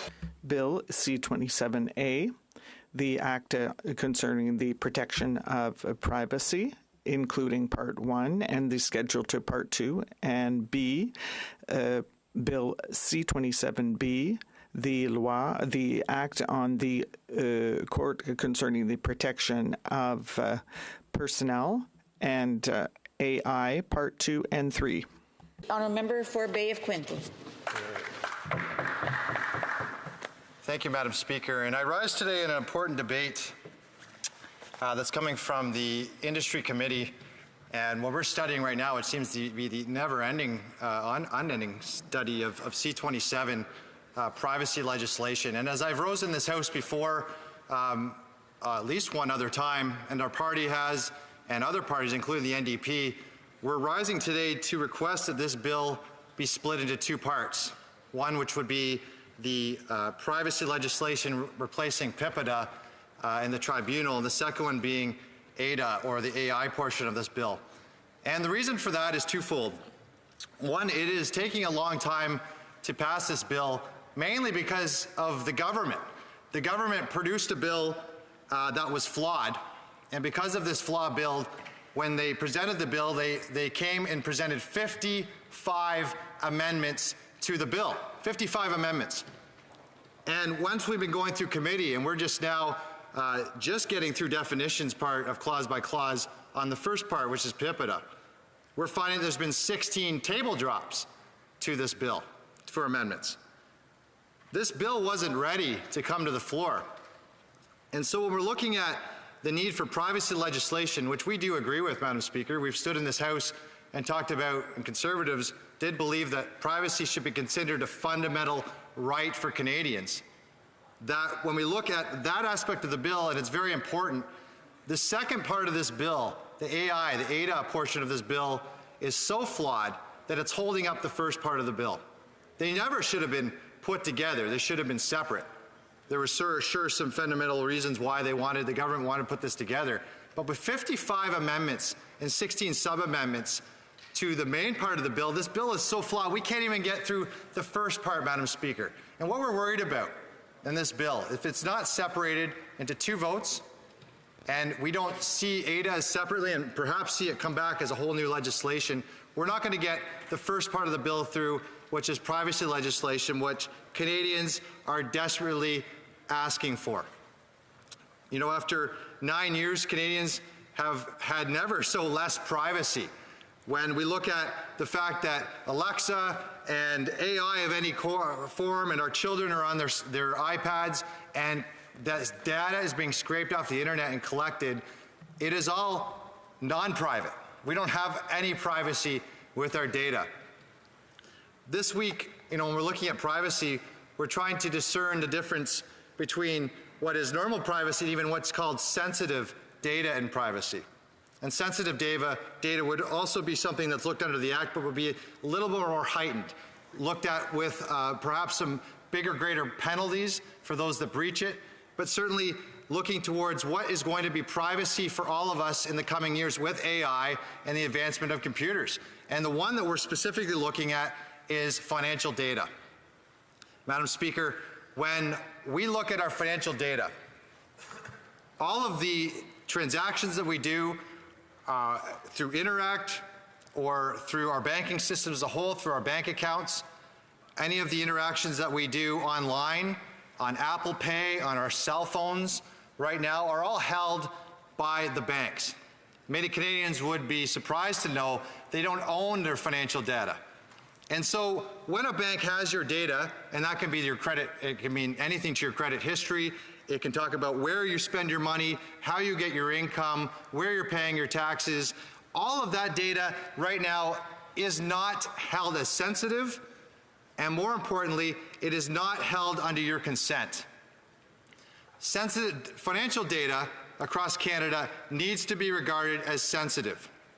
Perhaps the biggest breach of that we saw in the last 2 years was when this government enacted the Emergency Act and bank accounts were frozen under this act. You know, the ability for a government to freeze the bank accounts because that data is not sensitive, and through an act, through this government, when they took away the rights of Canadians, that data then was held by those banks against consumers' will. And when we look at what we want to be able to do in this country with open banking, and the ability with open banking to have Canadians control who owns your data, and with your consent, who can have your data. And that is really what the crux of this bill is all about when we talk about sensitive financial data. The ability for you as a consumer to control where your data is and where it goes. Open banking, of course, brings competition to our banking sector, which allows not only the 6 big banks to have your business, but hundreds of other financial tech organizations who want to have your business, who right now are only able to get your business if what they do is called screen scraping, taking your data off screens or having you have to take screenshots of your screens and your financial history in order to get that to a financial tech organization so they can compete with your business. Financial data should be sensitive information. And when we look at how that relates to AI, well, it's a whole different component of the bill. You know, we look at location data and the ability for someone to know on your phone where you are right now. That's also sensitive data. But the advancement of AI has allowed all of that information to be out in the open and to be emulated. When we look at the AI bill, the most important part that we're going to be standing up for as Conservatives is to ensure that computers cannot emulate human beings without their express consent. When we look at privacy as a fundamental right, AI allows the ability for your image, your likeness, your voice to be replicated and used all over this planet. Of course, that's bad when we talk about fraud. If we've all heard stories, or maybe you haven't, where we've had parents who've had what they thought were their children calling them for help to ask for money. It sounded like them. They laughed like they did. You know, and at the end of the day, it was an AI program that emulated that individual to again, cause an act of fraud. AI right now, there's Scarlett Johansson is in the news today because if anyone's used ChatGPT lately and version 4, which is the new version, Sky was apparently Scarlett Johansson's voice, used without her permission. AI does this right now. They scrape images and likenesses off the internet, and there's no recourse in order to ensure that that's taken care of. But having this AI bill attached to the C-27, the Privacy Act, is slowing this process down, and because of that, Canada is falling further and further behind. This should be a separate bill, and we're asking this bill, of course, to be put into 2 separate votes as we have before. Madam Speaker, I am splitting my time today because I have some knowledge. We have greater expertise coming from the member from St. Margaret's South Shore. St. Margaret's, so close. And what I wanted to end with was where we are with AI in general, Madam Speaker. You know, it was announced last week on Budget C-69 that the government's going to put money into AI, figuring that finally that Canada should have been a leader and should be a leader in this. And there was another article just released yesterday that said, too late. You know, the money that the government wants to put in to AI and to infrastructure, well, Meta, Llama 3 just made that obsolete. Of course, Meta, Microsoft, and when we look at Google and so many other companies have already put money and resources into AI, and Canada is falling further and further behind because after 9 years, Canada has lost almost all of its IP in AI to the rest of the world. China had 13,000 patents in AI just last year, which was more than all patents filed in all sectors in Canada. The US had close to 20,000 patents. So now, when we put money into IP for AI in Canada, it's not Canadian IP. And once again, we're just investing in American and international companies in Canada. That's what Canada is becoming, a branch plant state. That we take our money, our taxpayer hard-earned money, and we put it into intellectual property and into multinational corporations that provide not the GDP that Canada needs, but just jobs. That's what we're left with. And when we have a bill that is not properly done, has 55 amendments from the government side, 16 sub-amendments, and I couldn't believe it the other day, Madam Speaker, the government was filibustering its own bill. We were in committee, and the government was talking it out. It didn't like that we were talking about financial data as sensitive information. I've never seen it before, Madam Speaker. The bill is flawed, needs to be split in two. Madam Speaker, we're happy to make sure that happens and we get this bill right. Don't worry, a Conservative government will get it right. Thank you, Madam Speaker. Questions and comments. The Honourable Parliamentary Secretary of the Government House Leader. Yes, thank you, Madam Speaker. You know, it's interesting seeing a Conservative stand up and talk about AI. The only time I'm aware of the Conservative Party actually really utilizing AI was when they came up with the idea of let's use AI to create how many amendments we can bring on filibustering legislation, where they came up with 20,000 plus amendments in order to prevent legislation from being able to pass the committee. Now they have another idea here, Madam Speaker, and that is let's try to divide the legislation into two pieces, so then if we're successful, we'll have two pieces of legislation that we can filibuster instead of one, Madam Speaker. The member talks about the government amendments. Was he not aware that governments do, whether it's this government or even Stephen Harper made amendments in committee stage for bills? Because a government makes an amendment at committee stage doesn't mean that the legislation is flawed and should not be ultimately passing. Would you not agree? Member for Bay of Quinte. Well, Madam Speaker, this government's brought 55 amendments to its own legislation. When has that happened before? You know, like to talk about Stephen Harper. I don't think Stephen Harper brought 55 amendments to his own bill, right? And then 16 sub-amendments, and then filibustered his own bill for 4 meetings, right, in committee. I think the government's role is to present a piece of legislation, ensure that, of course, there's proper debate in the House and in committee, and then to ensure that that bill passes in the House. You don't do that by bringing 55 amendments and 16 sub-amendments, Madam Speaker. This government has flawed, they've failed in presenting a proper bill. We've identified that it needs to be split, or it may never get passed. Thank you, Madam Speaker. The question. James Spee. Madam Speaker, one of the great things that Canada had in terms of fighting for privacy rights was the role of the Privacy Commissioner. We know it was the Privacy Commissioner, following a letter of complaint that I actually sent in, that identified what Clearview AI was doing was illegal. The taking of people's images in public spaces, selling those images. This was such a breach of privacy rights. And yet, when the Liberals brought forward their privacy legislation, the Privacy Commissioner told us that his ability to take on bad actors like Clearview AI would actually be undermined. And so I want to ask the honourable member, knowing the power that AI has to scrape data, knowing how wide open our data is being taken, including facial images, personal information, geo-tracking, how important it is to have fundamental principles in privacy, the fact of the right not to be tracked, not to be followed, and not to have your face taken by corporate interests. The honourable member for Bay of Quinte. Well, Madam Speaker, I can't believe I'm saying this. We agree with the member. You know, we're fighting for privacy as a fundamental right and ensuring that those things can happen. And, you know, we're the only party, the NDP are with us, fighting that data be deemed sensitive, right? Your location, your biometrics, you know, your gender, even your driver's license, that, you know, we have massive fraud going up. Violent crime is going up. You know, all those things are extremely important.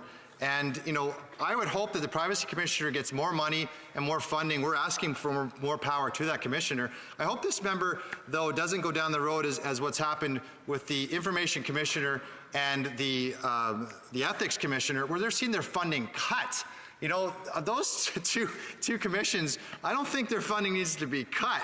You know, that commissioner's wages just need to be cut. We need the Privacy Commissioner probably to see more autonomy, but also get the power he or she needs to make sure they enforce those rules. Thank you, Madam Speaker. Question, the honourable for Bow River.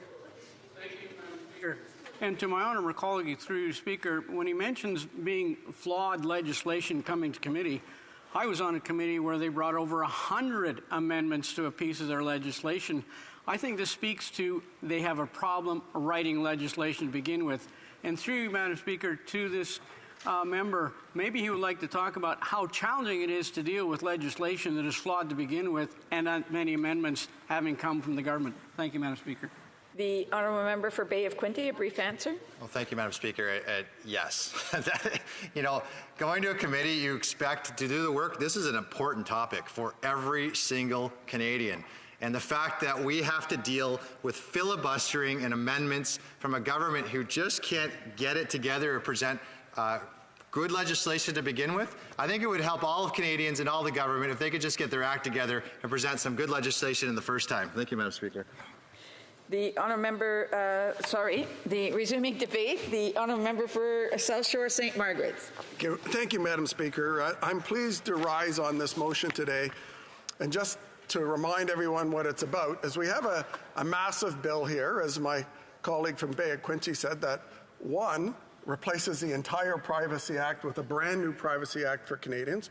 Two, creates a new judicial tribunal to appeal decisions. And three, something totally unrelated, the Artificial Intelligence Act, the first such act. And way back in October 2022, the House Leader for the New Democratic Party got up and made a motion to split the vote, to have two separate votes on this bill, which we had in second reading. One vote on the parts 1 and 2, the privacy and the tribunal part, and then a separate vote on the artificial intelligence vote. And in November, the Speaker ruled in favor of that, and we were pleased to support that motion.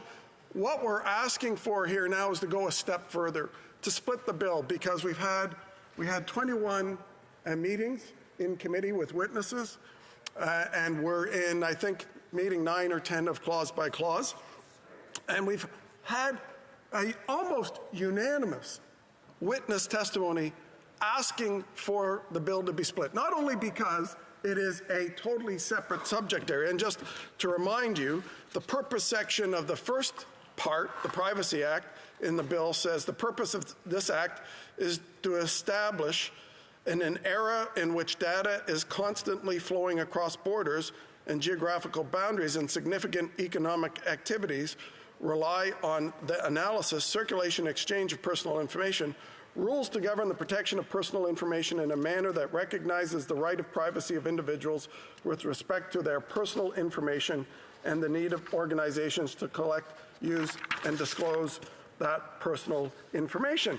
But the purpose section of the Artificial Intelligence Act says the following. The purpose of Part 3 of that Act, so the artificial intelligence part is Part 3, is A, to regulate international and provincial trade and commerce in artificial intelligence systems by establishing common requirements applicable across Canada for the design, development, and use of those systems, and B, to prohibit certain conduct in relation to artificial intelligence systems that may result in serious harm to individuals or harm to their interests. So, a very different piece of legislation bolted on to a privacy legislation. I think that's why the Speaker rightly ruled that they are separate. They are separate pieces of legislation and therefore should have separate votes. We are proposing here, after all this study, that the bills should be separated, and we're not alone in that. So let me quote to you what some of the members in this House have said about separating the bill. The New Democratic Party member from Windsor West, who's been very active and proposed many valuable amendments to this bill in committee, said, this is 3 pieces of legislation that have been bundled into one. The first 2 parts, Privacy Protection Act and Personal Information Data Protection Act, have enough in common, but I still think they should be separated. He went on to say, has said on that on many occasions, we agree with having the bill in committee, but we want separate voting as AI. Act is the first time that it is debated in the House and should be done differently. The member from the Bloc Québécois who has spoken on this, the member from Laurentides-Labelle, has said, this bill is important, but I would like to know if we should refer it to committee to study it properly, because it really is 2 bills in one.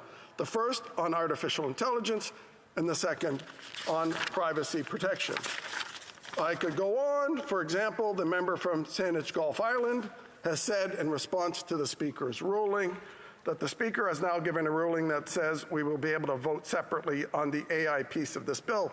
But I do not think that is good enough. I do not know if the committee will be able to set aside witnesses only to look at the AI piece of legislation. Now, the minister claimed, oh, I've done all this consultation. This is a great bill, the artificial intelligence bill. Turns out he didn't have a single meeting on it before he tabled it in June 2022. Not a single meeting with any group. But then he bragged afterwards, because he had to put the toothpaste back in the tube, that he had done 300 meetings after the bill was tabled. Let me tell you who he did them with. He had 5 meetings with, he said 300, the AI Advisory Council 5, the Alliance for Privacy and Innovation Canada 4, Amazon 8 meetings, the Business Council of Canada 4 meetings, the Canadian Bankers Association 12 meetings. Maybe that's why we're hearing a big lobby on the filibuster right now on behalf of the Canadian Bankers Association in committee, 4 meetings that they've been speaking on behalf of big banks, the Liberals, the Canadian Chamber of Commerce 5 times, the Canadian Marketing Association, you know, the people that send you all that irritating stuff, 12 meetings with the Canadian Marketing Association. I could go on, the list is on here, 15 with Microsoft. 15 meetings with Microsoft. These are companies that are obviously very interested in protecting your data and the use of your artificial intelligence. Seems that if you are big business, after a bill is introduced, you can get time with this minister. Now, not to be outdone, the committee has had a request that the bill be separated, signed by the British Columbia Civil Liberties Association, Digital Public, the International Civil Liberties Monitoring Group, Open Media, Privacy and Access Council of Canada, Tech Reset Canada, Canadian Civil Liberties Association, Freedom of Information and Privacy Association, the Centre for Digital Rights, the Centre for Free Expression, the Women's Legal Education and Action Fund, and then another 18 individuals. And here's what it says. Dear Mr.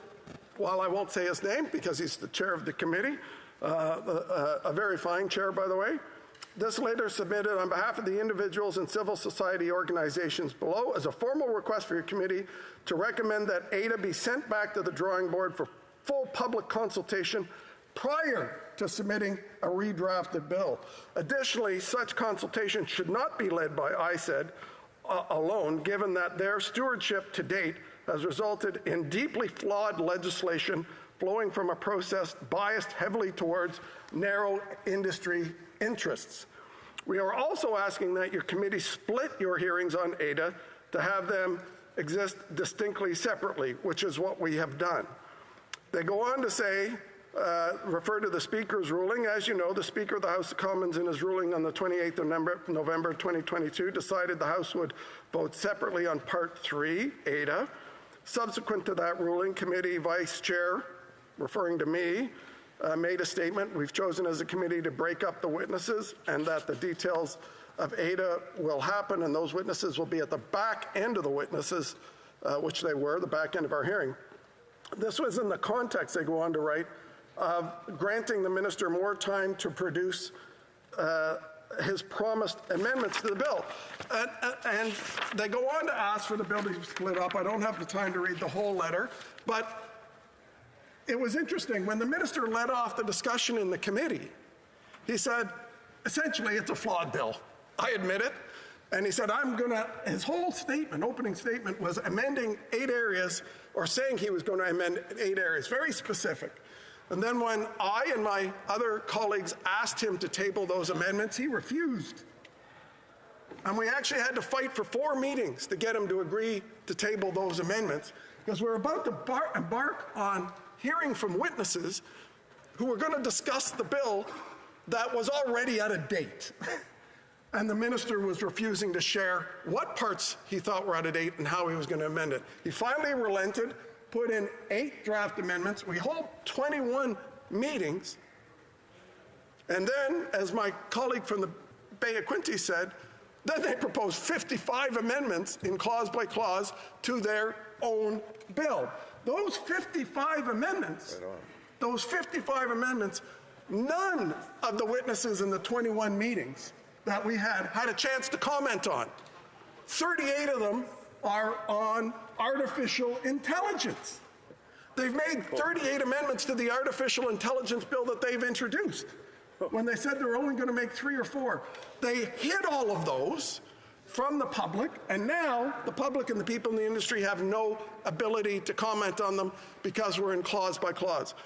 So the combination of the minister's admission from the beginning that he had drafted a flawed bill, his admission that he had only met with people after the bill was tabled, his admission that he had basically only met with big business about the bill, his tabling of 55 amendments after we had hired witnesses, all speak to the fact that these are 2 separate bills on a flawed bill and need to be separated.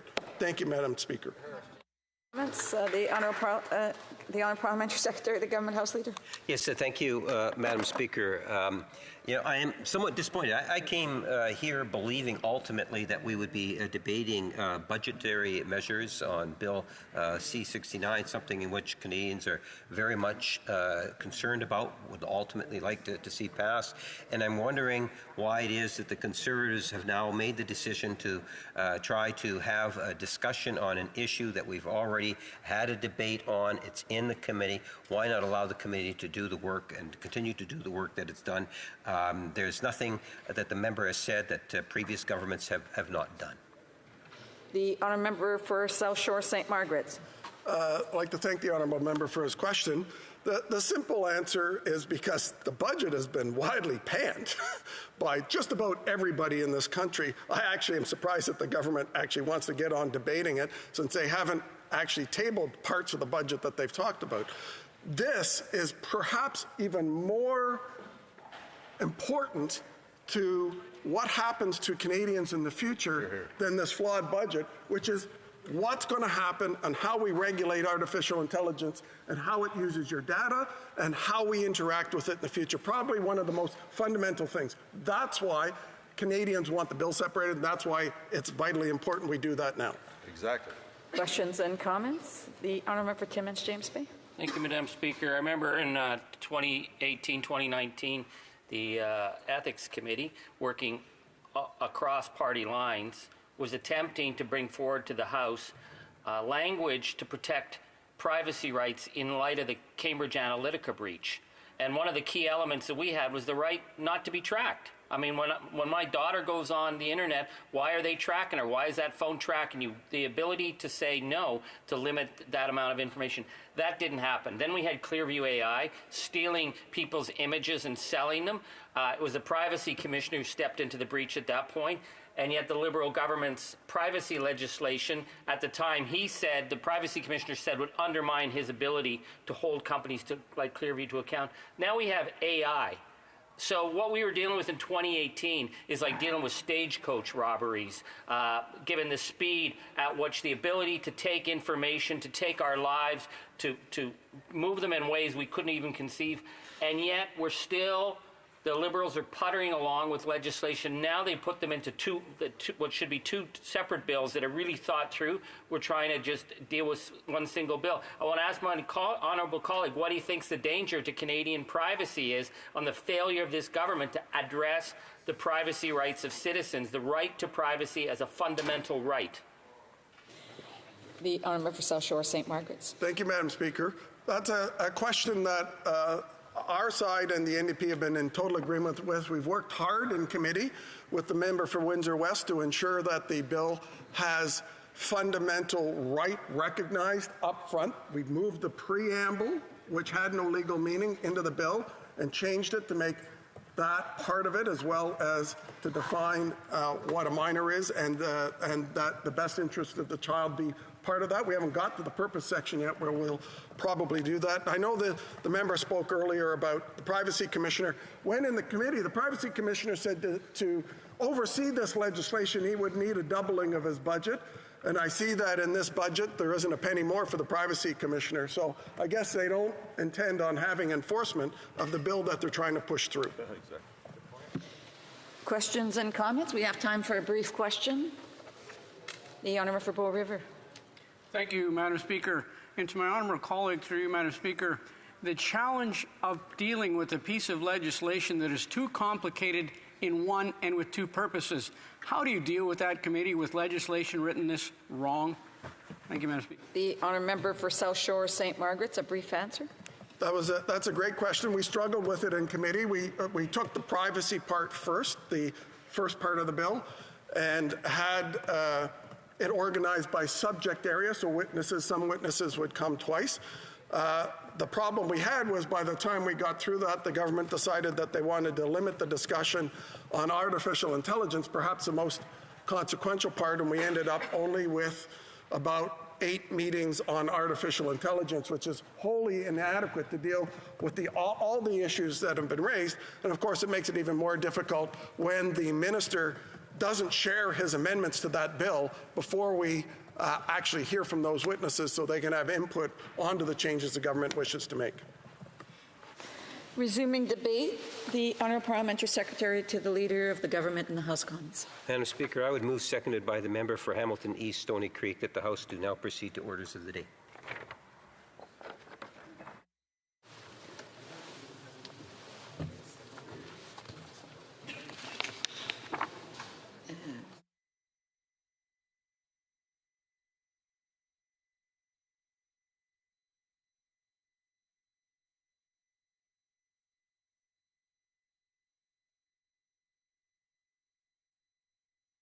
Mr. Lamoureux, seconded by Mr. Collins, move that the House do now proceed to orders of the day. If a member participating in person wishes that the motion carry on division, or if a member of a recognized party wishes to request a recorded division, I would ask that member to rise and indicate that to the House. I'm sorry, Deputy House Leader, is it? Yes. Thank you, Madam Speaker. The official opposition, of course. We would request a vote. Okay. Call in the members.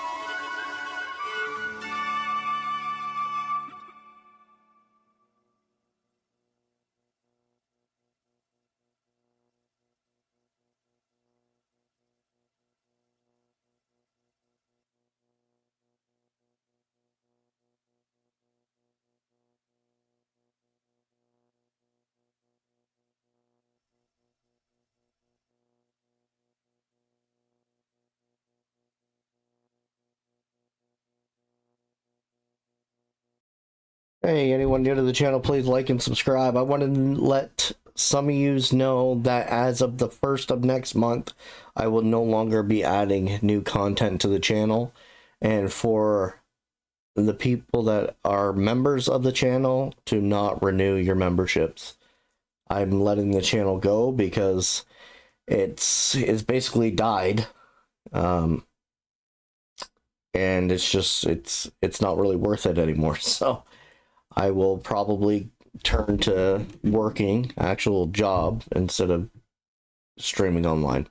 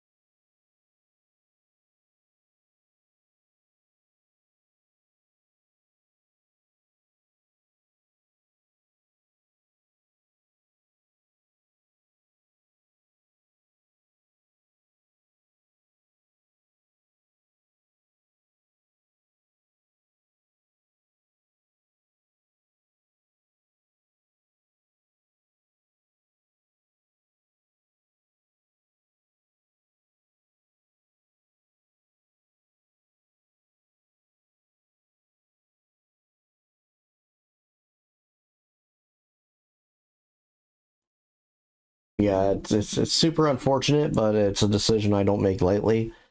This is something that I actually really wanted to do, was to stream the House of Commons and build up the channel such, but it didn't turn out that way.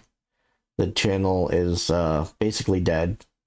YouTube has made sure that they killed the channel, so it is no longer worth even my time to sit here, because I'd have to sit here for 8 to 9 hours without even being able to go outside.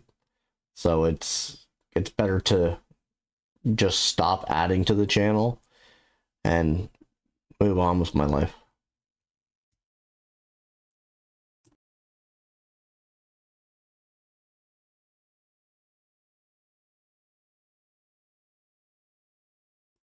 I'm not really sure what I'm going to do after. I'm probably just going to, I don't know, look for something part-time, just for something to do, and then that's about it.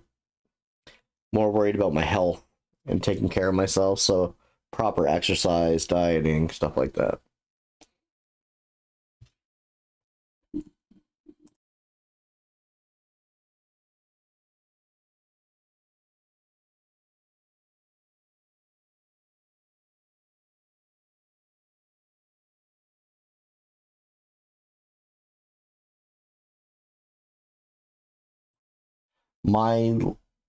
So what I stream actually comes straight from the House of Commons, so from their website.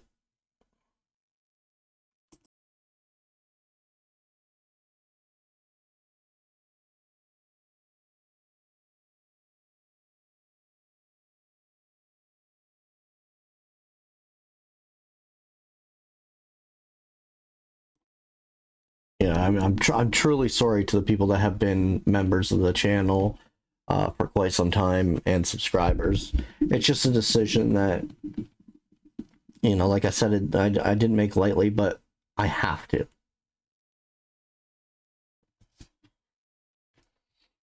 I might come back at some point, maybe after summer. We'll see, with maybe a new channel, because this, like you all know, this channel is dead. It's not going anywhere. It's not collecting new subscribers.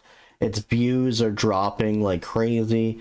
It's getting barely any shares. YouTube has killed this channel. So the only thing I can do is get off for a little while, and over the summer, maybe come back in the fall as a different channel.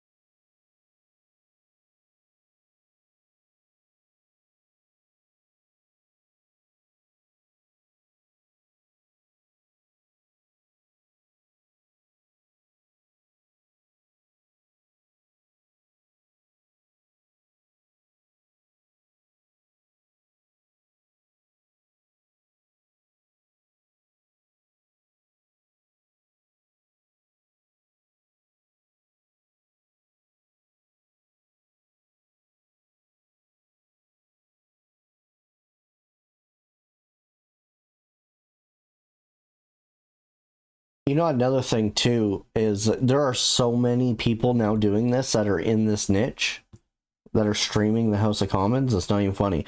I was originally as far as I know, the first one to actually stream the House of Commons all day. But there are people that are now doing it.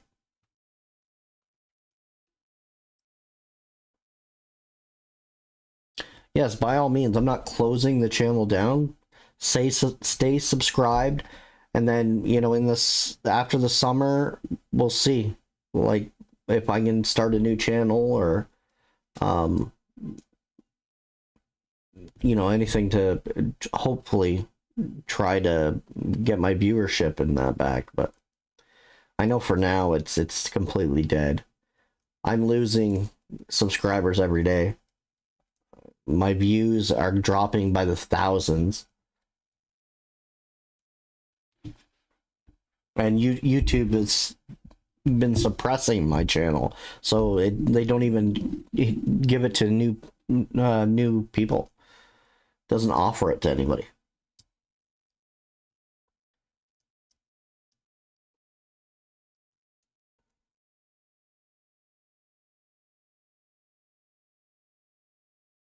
I know, and and like I've said before, and Jonathan, you've been a long-time subscriber of my channel and supporter for sure, and I definitely appreciate you.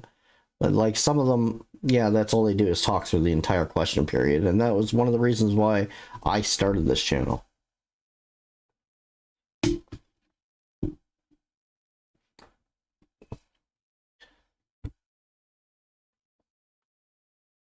But I will put something in the community post for the people that aren't hearing this message, so they know not to renew their memberships.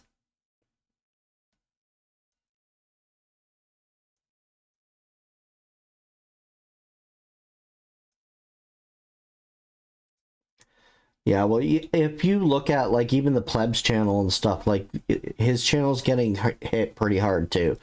Like, he's losing views like crazy. He's losing subscribers every day. It's YouTube. Leftism is killing anything that is center right or right.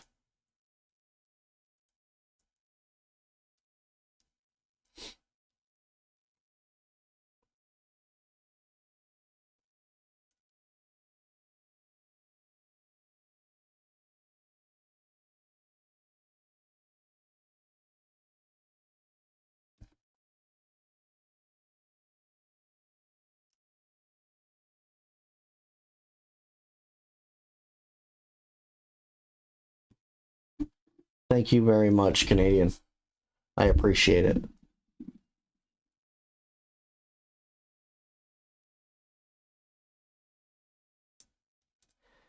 Yeah, YouTube is going the way of Reddit. It won't be long before YouTube dies down too. It won't be the greatest thing forever. I believe there's other things that are going to come out and wipe YouTube out.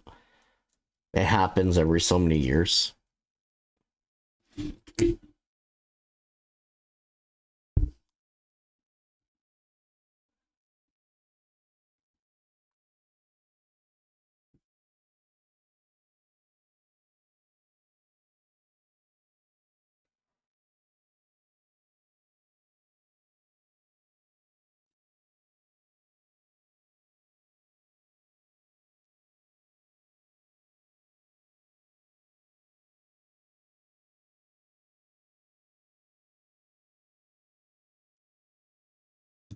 It's funny too because YouTube keeps getting more rules too, like more and more rules all the time, where you got to be careful what you say, like really careful.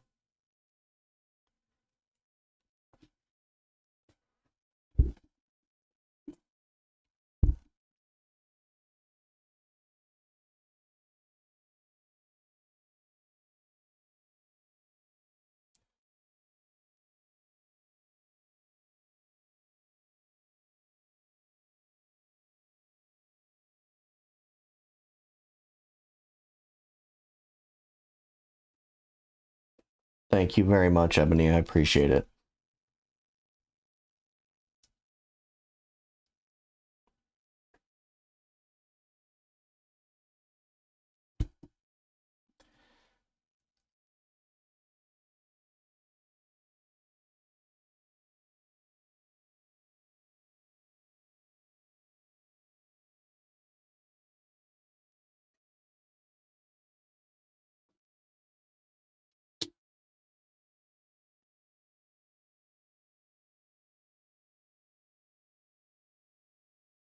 I'm on Rumble, but Rumble is like, it's so hard to navigate.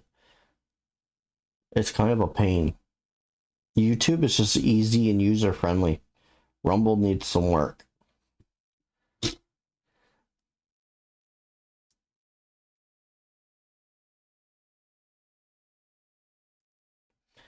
I will be finishing, so like I will finish this month off. It'll be starting next month that I would no longer be streaming the House of Commons.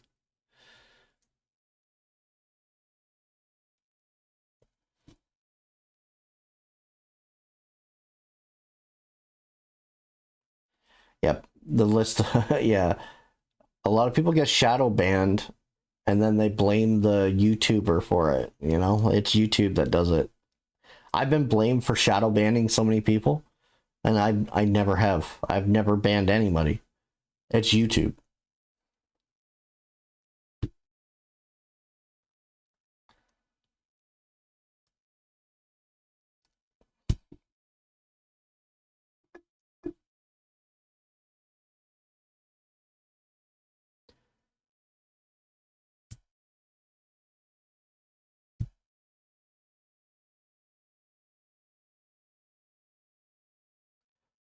I will be probably just going until the end of this month, and then that'll be it for me.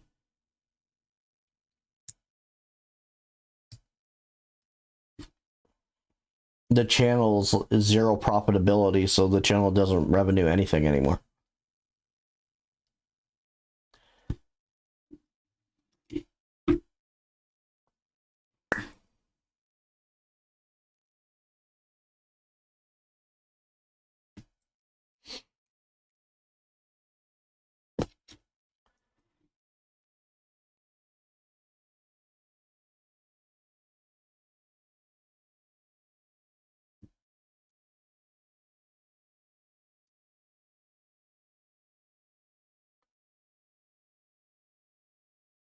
Oh yeah, it's brutal. I even noticed that Facebook has been slowly taken over by leftism too. Like, you got to be so careful what you say on Facebook.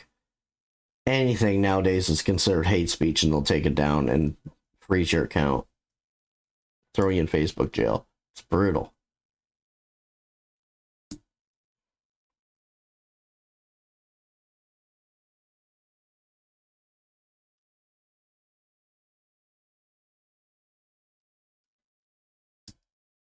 I know, and you know, that was one of my major things too, is that I wanted to create such a community, like a community of people that are like-minded, can chat, and, you know, share the same ideas.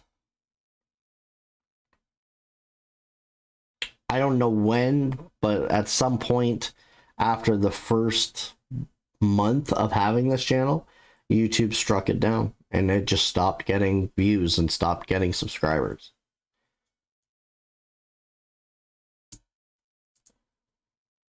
Like, I should be somewhere probably around 30,000 subscribers by now, but YouTube doesn't offer my content.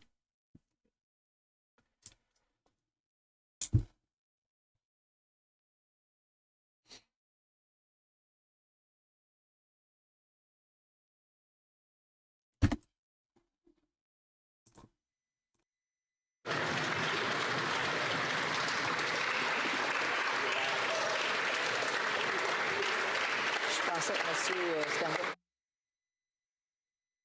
remonte pour être ici.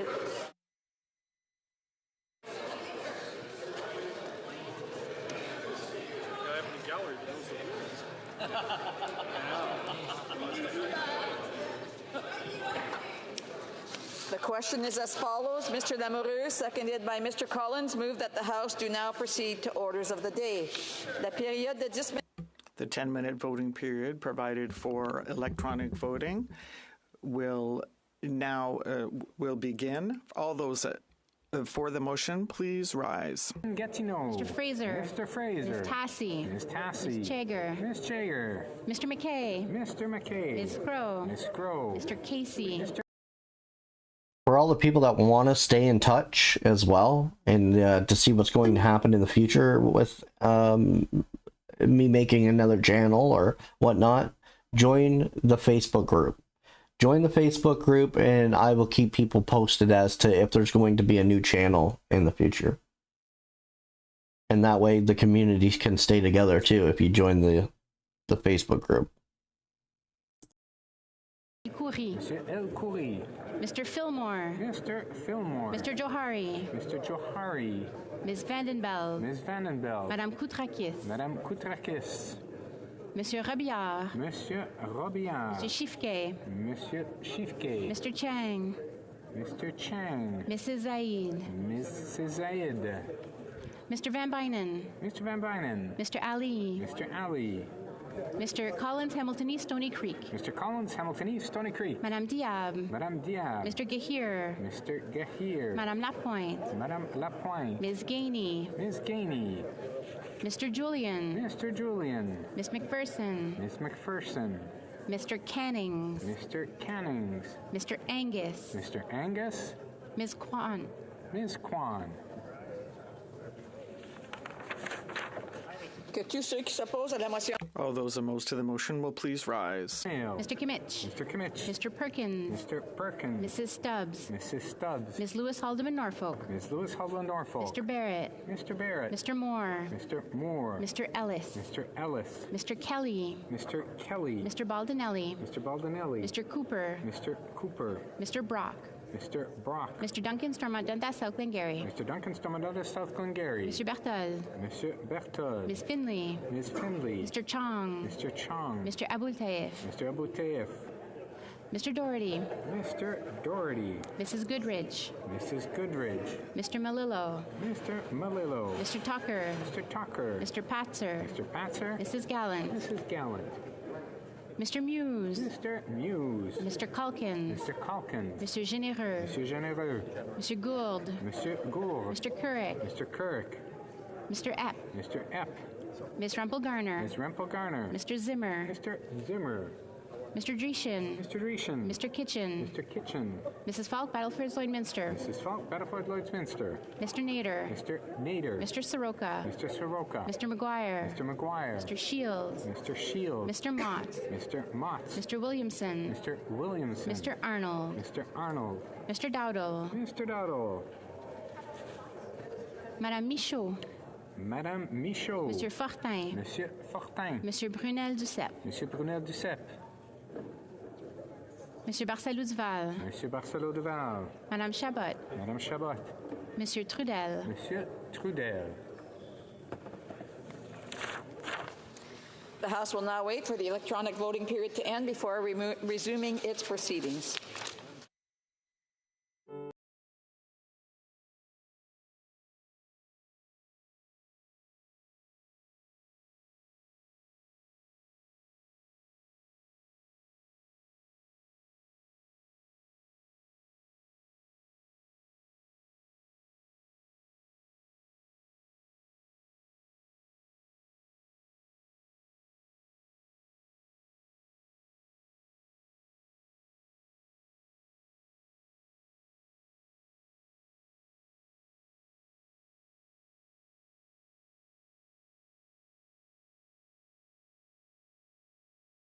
Yeah, you guys can also follow me on Twitter. So thank you for that.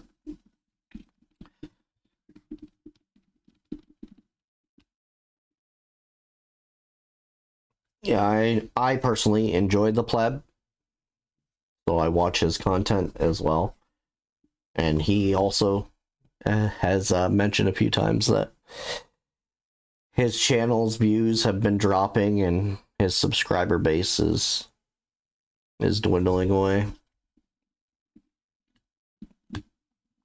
It's happening to all of us. But there are a lot of people in this niche. Like when I first started this channel, I was ahead of them all. Except for maybe a handful.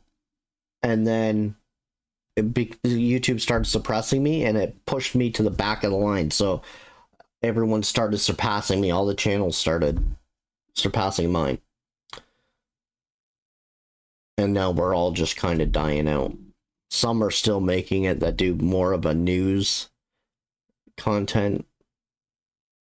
But ones that do streaming, long streaming is dead. For sure. Yeah, Mr. Sunshine is probably the worst you could watch. And some of the, like, he gets a lot of things wrong too. I've been on his, I used to watch him. And because of the things that he gets wrong and his clickbait, I made this channel. Yeah, I'm telling you, his content was horrible a couple years ago. I don't know what it's like now. I haven't watched it, but it was bad. And he's got like 5 different channels of all the same stuff. Why? I don't know why. He's just... And every time he puts out a video, he'll put out like the same video, a little more cut up on his other channel. And that's all he does. And uses the same thumbnails for them all. But it works. It must work because he's got a lot of subscribers.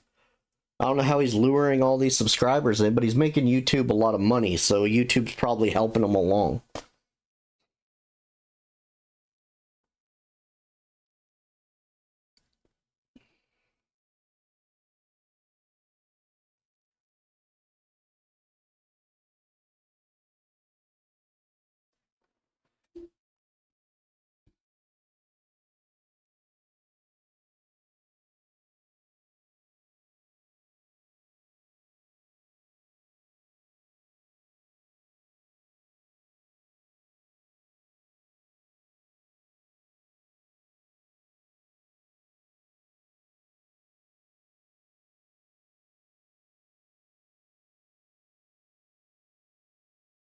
The Conservatives are voting no because they don't want to move on to proceedings of the orders of the day. Sorry, they don't want to move on to. Yeah, thank you, James.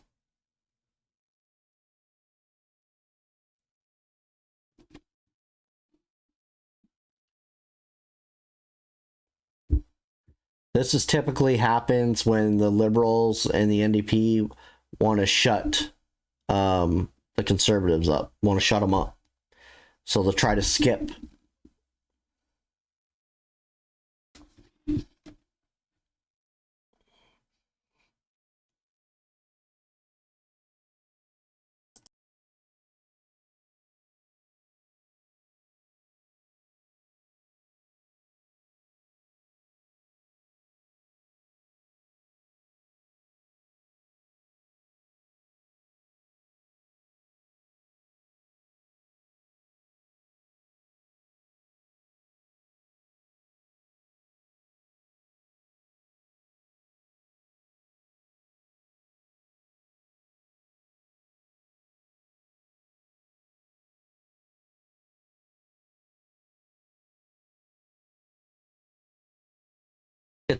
Pretty sad that the NDP and the Liberal are basically one government as 2 parties colonizing the House of Commons in order to pass legislation and to undermine Canadians. It's just absolutely appalling. I can't believe that this is our democracy. They call this a democracy. How is it a democracy when none of these guys listen to any of their constituents and they just shove through legislation and all this garbage into legislation without caring about the consequences or how it affects the people? Because this is what they want, and that they only listen to left-wing supporters, that they don't actually listen to Canada as a whole, but specific groups and mostly interest groups. It's ridiculous.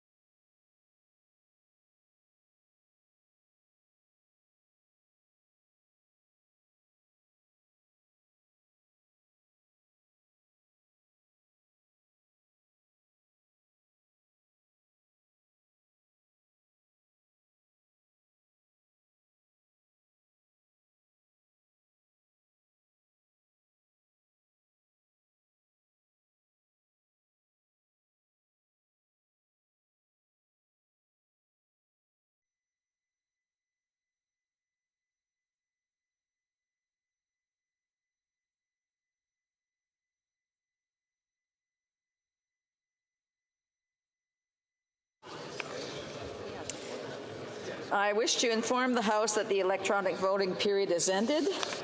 If members were not able to vote due to technical difficulties, they may now use the raise hand function or rise in the House and the chair will recognize them. Monsieur Ayakano. Bon matin, Madame la Présidente. Je vote en faveur. Monsieur Iacono, yea pour. Mr. Falk. Yeah, I was not able to vote, but I would vote nay. Mr. Falk Provencher, nay contre. Mr. Lewis. Madam Chair, I had some technical difficulties. Can you please confirm my vote is yea? Okay, the honourable member, yes, has been, sorry. The honourable member Vancouver Kingsway. Cast my vote. Member, start again. His mic wasn't on. Thank you, Madam Speaker. My app was not working properly, and I'd like to cast my vote in favor. Mr. Davies, yea pour. The table will now compile the results of the vote. I'll just take it. Yeas pour 172, 172. Nays contre 145, 145. I declare the motion carried. Orders of the day, ordre du jour.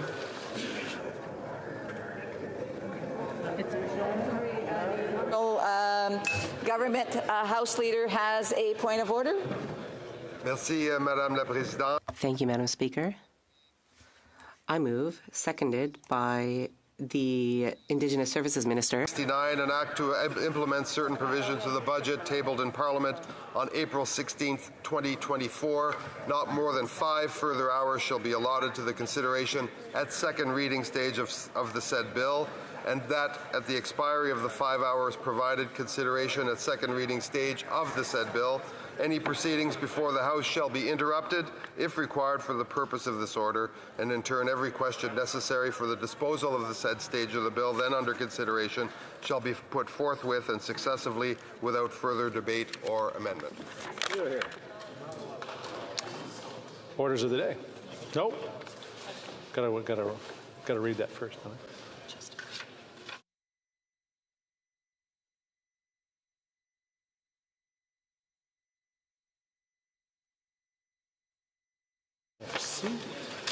Mr. McKinnon, seconded by Ms. Haiju, moves the following motion that in relation to Bill 69, an act to implement certain provisions of the budget table in Parliament on April 16, 2024, not more than 5 further hours shall be allotted. May I dispense?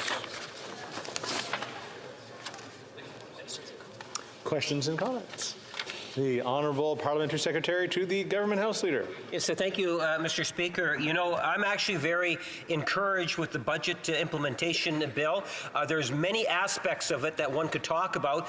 For me, I want to highlight something that the Prime Minister highlighted just last week in Winnipeg. In fact, in Winnipeg North, where we gathered at a school, Elwick School, and we had a great elevation of an important issue, the National Food Program, a program that is going to feed literally hundreds of thousands of children, Mr. Speaker, ensuring that children do have food in their stomachs while they're learning in the classroom. And I'm wondering if the minister can just provide her thoughts on just how important budgetary measures such as that is going to have on the lives of Canadians.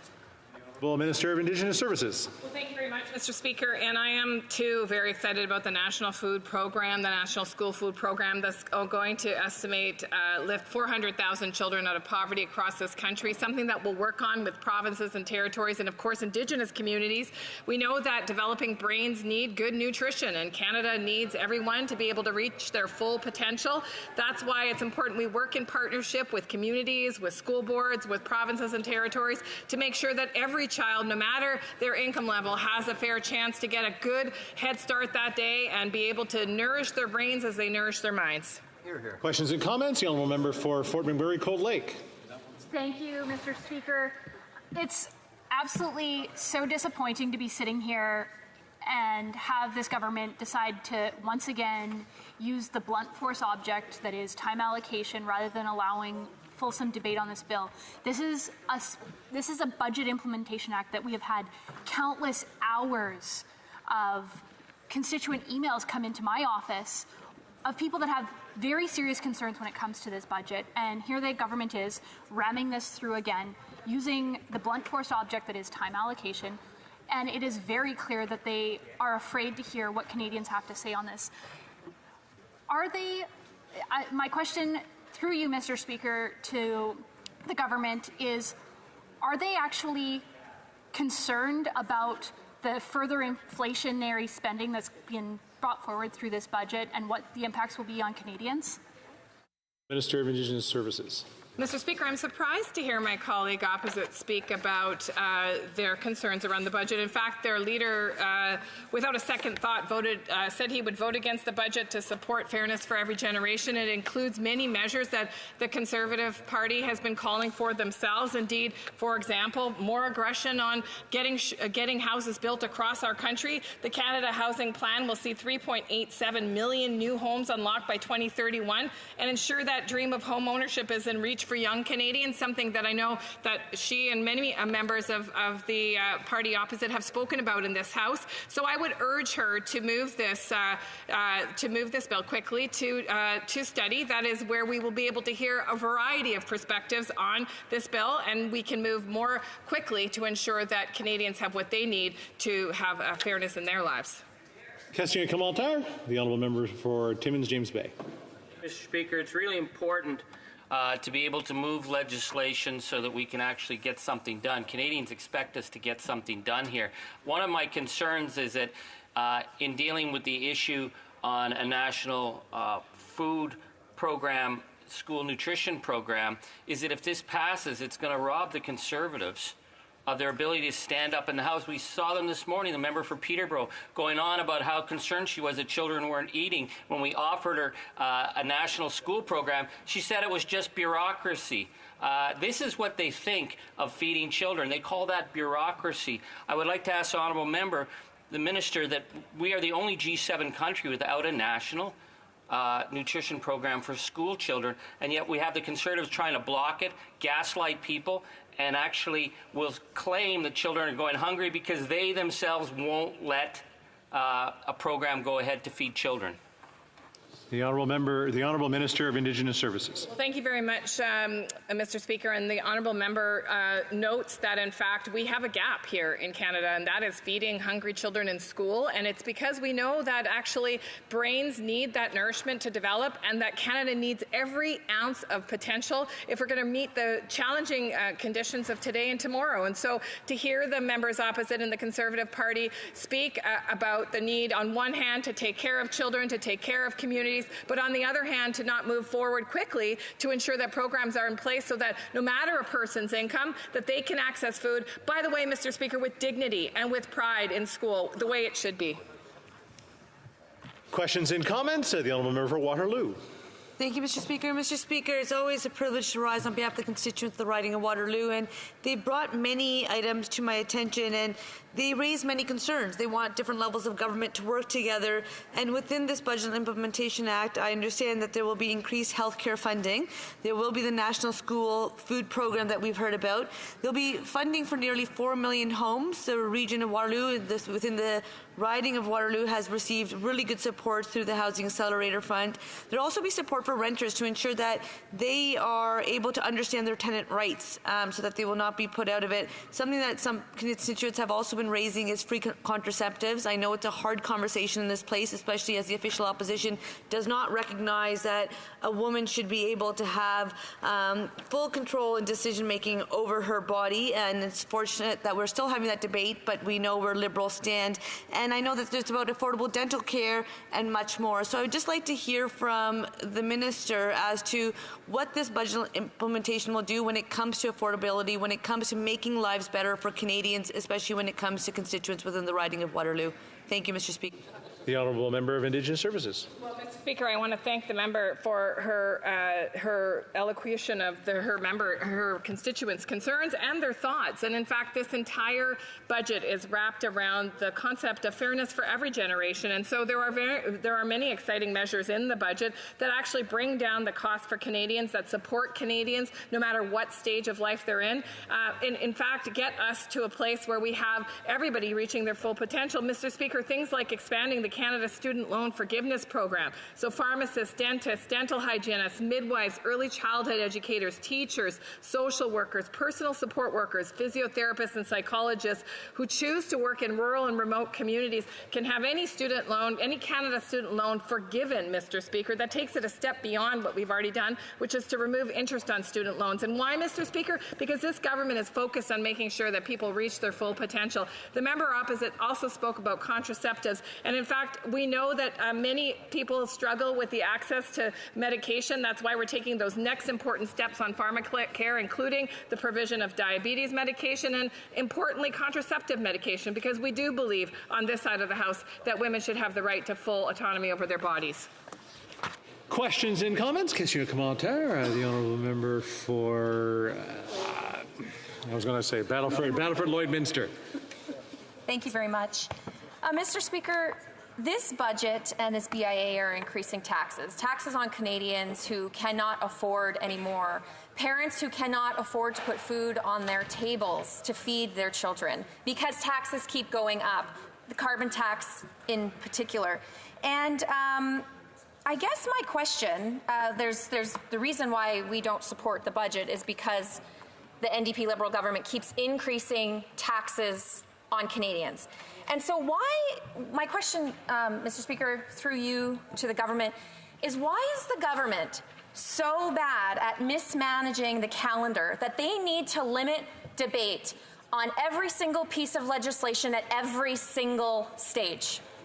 The Honourable Minister of Indigenous Services. Well, thank you, Mr. Speaker. And I would propose the question is, why are the Conservatives so in the way of actually making life more affordable for Canadians? In the budget measures that we have proposed, Mr. Speaker, there are many things that the Conservatives themselves have called for, Mr. Speaker, things that will make it more affordable for Canadians. In fact, Mr. Speaker, we see a highlight of, yet again, misinformation that's being shared around the carbon tax. In fact, 8 out of 10 families get more back than they pay, and it's part of reducing emissions. I happened to overhear a conversation in this place earlier this morning, people talking about the fear of the fires out west. We know we have to do more, Mr. Speaker, to protect the climate, to protect Canadians. This budget has measures for that, and that's why I think we need to move quickly, because Canadians are expecting us to work together on their behalf. Right on. Questions and comments? Question or commentaire? The honourable member for Waterloo.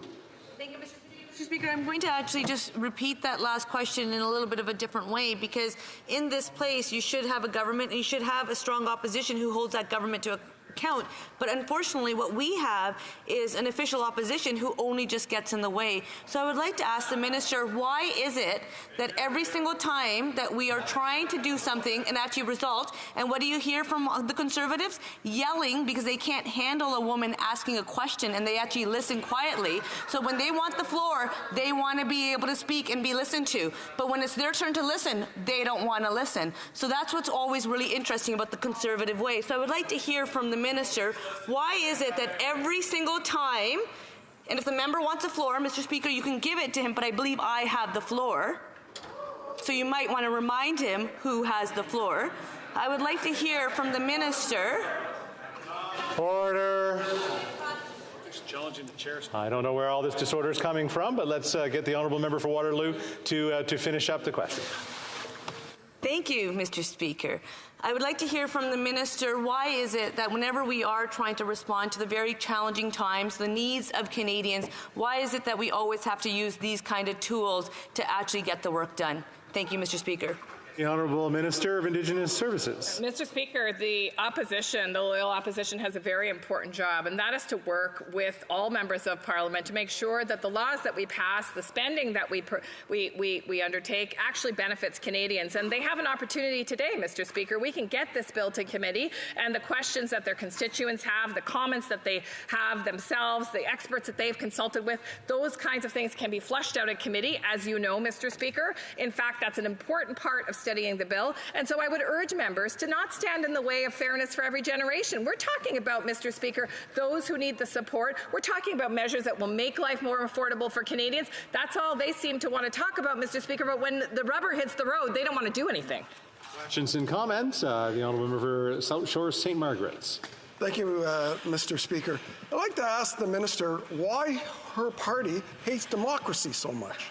The fact is that we haven't had a single hour of debate on Bill C-69, a 657-page piece of legislation, and they're already limiting debate.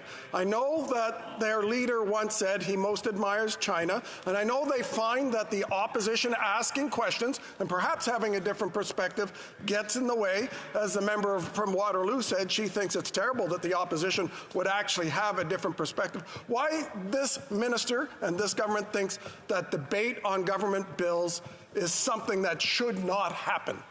The Honourable Minister of Indigenous Services. No, I find it interesting to be standing in this place talking about democracy with a member of the loyal opposition who voted against the support that Ukraine needed to defend democracy. Isn't that ironic, Mr. Speaker? That as we talk about whether or not Liberals defend democracy, it's actually this side of the House that works with other countries that are working so hard, in fact, losing lives to defend democracy, and yet they're going to attack our record of democracy. Okay, I'm just going to stop.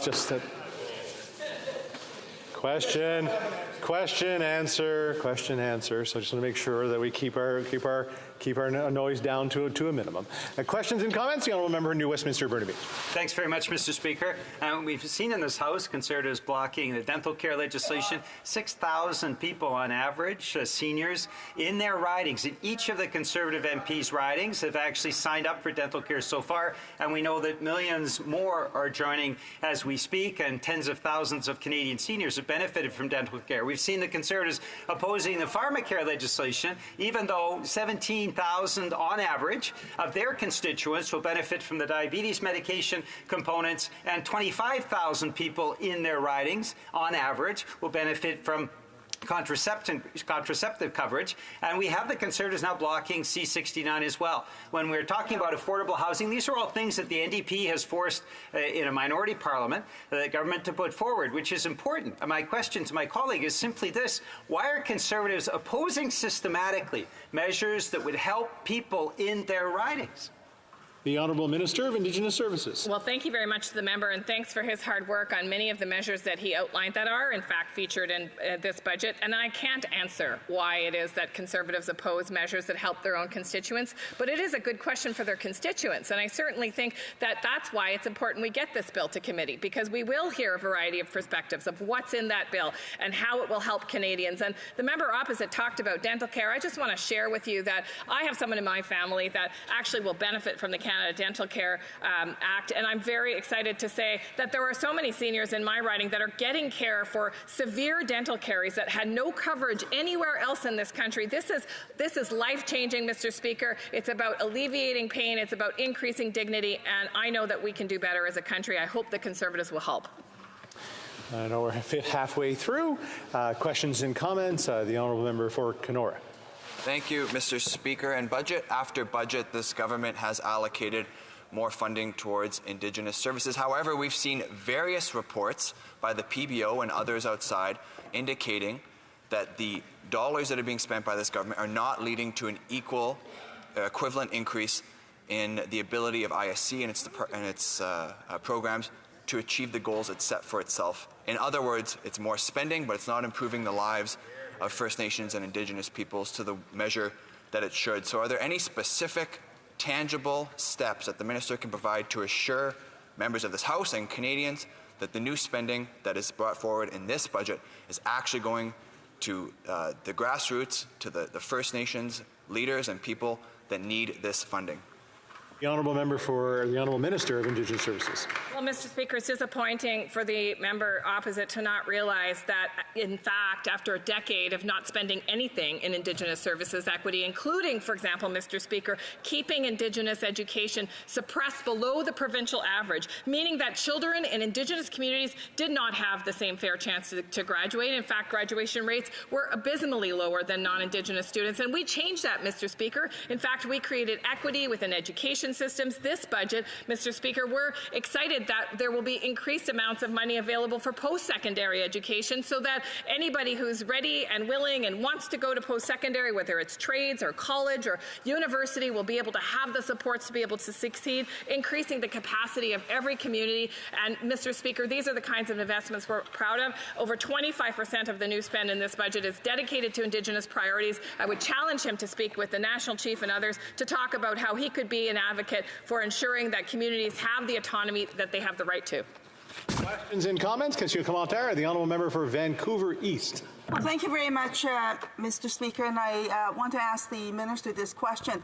Does she actually see a pattern of behaviour here with the Conservatives of constantly wanting to roadblock programs that Canadians desperately need, whether it be dental care, pharmacare, whether it be the hot lunch program, the food program for Canadians. I'm also seeing a pattern of behavior as well from the Conservatives in blocking passage of important legislation at committee, because we experienced that at the Immigration Committee, where we tried to actually address the lost Canadian issue, whereby the Conservatives took away the rights of second-generation born Canadians to pass on their citizenship to their children if they were born abroad. So from that perspective, I'd like to ask the Minister if she can comment.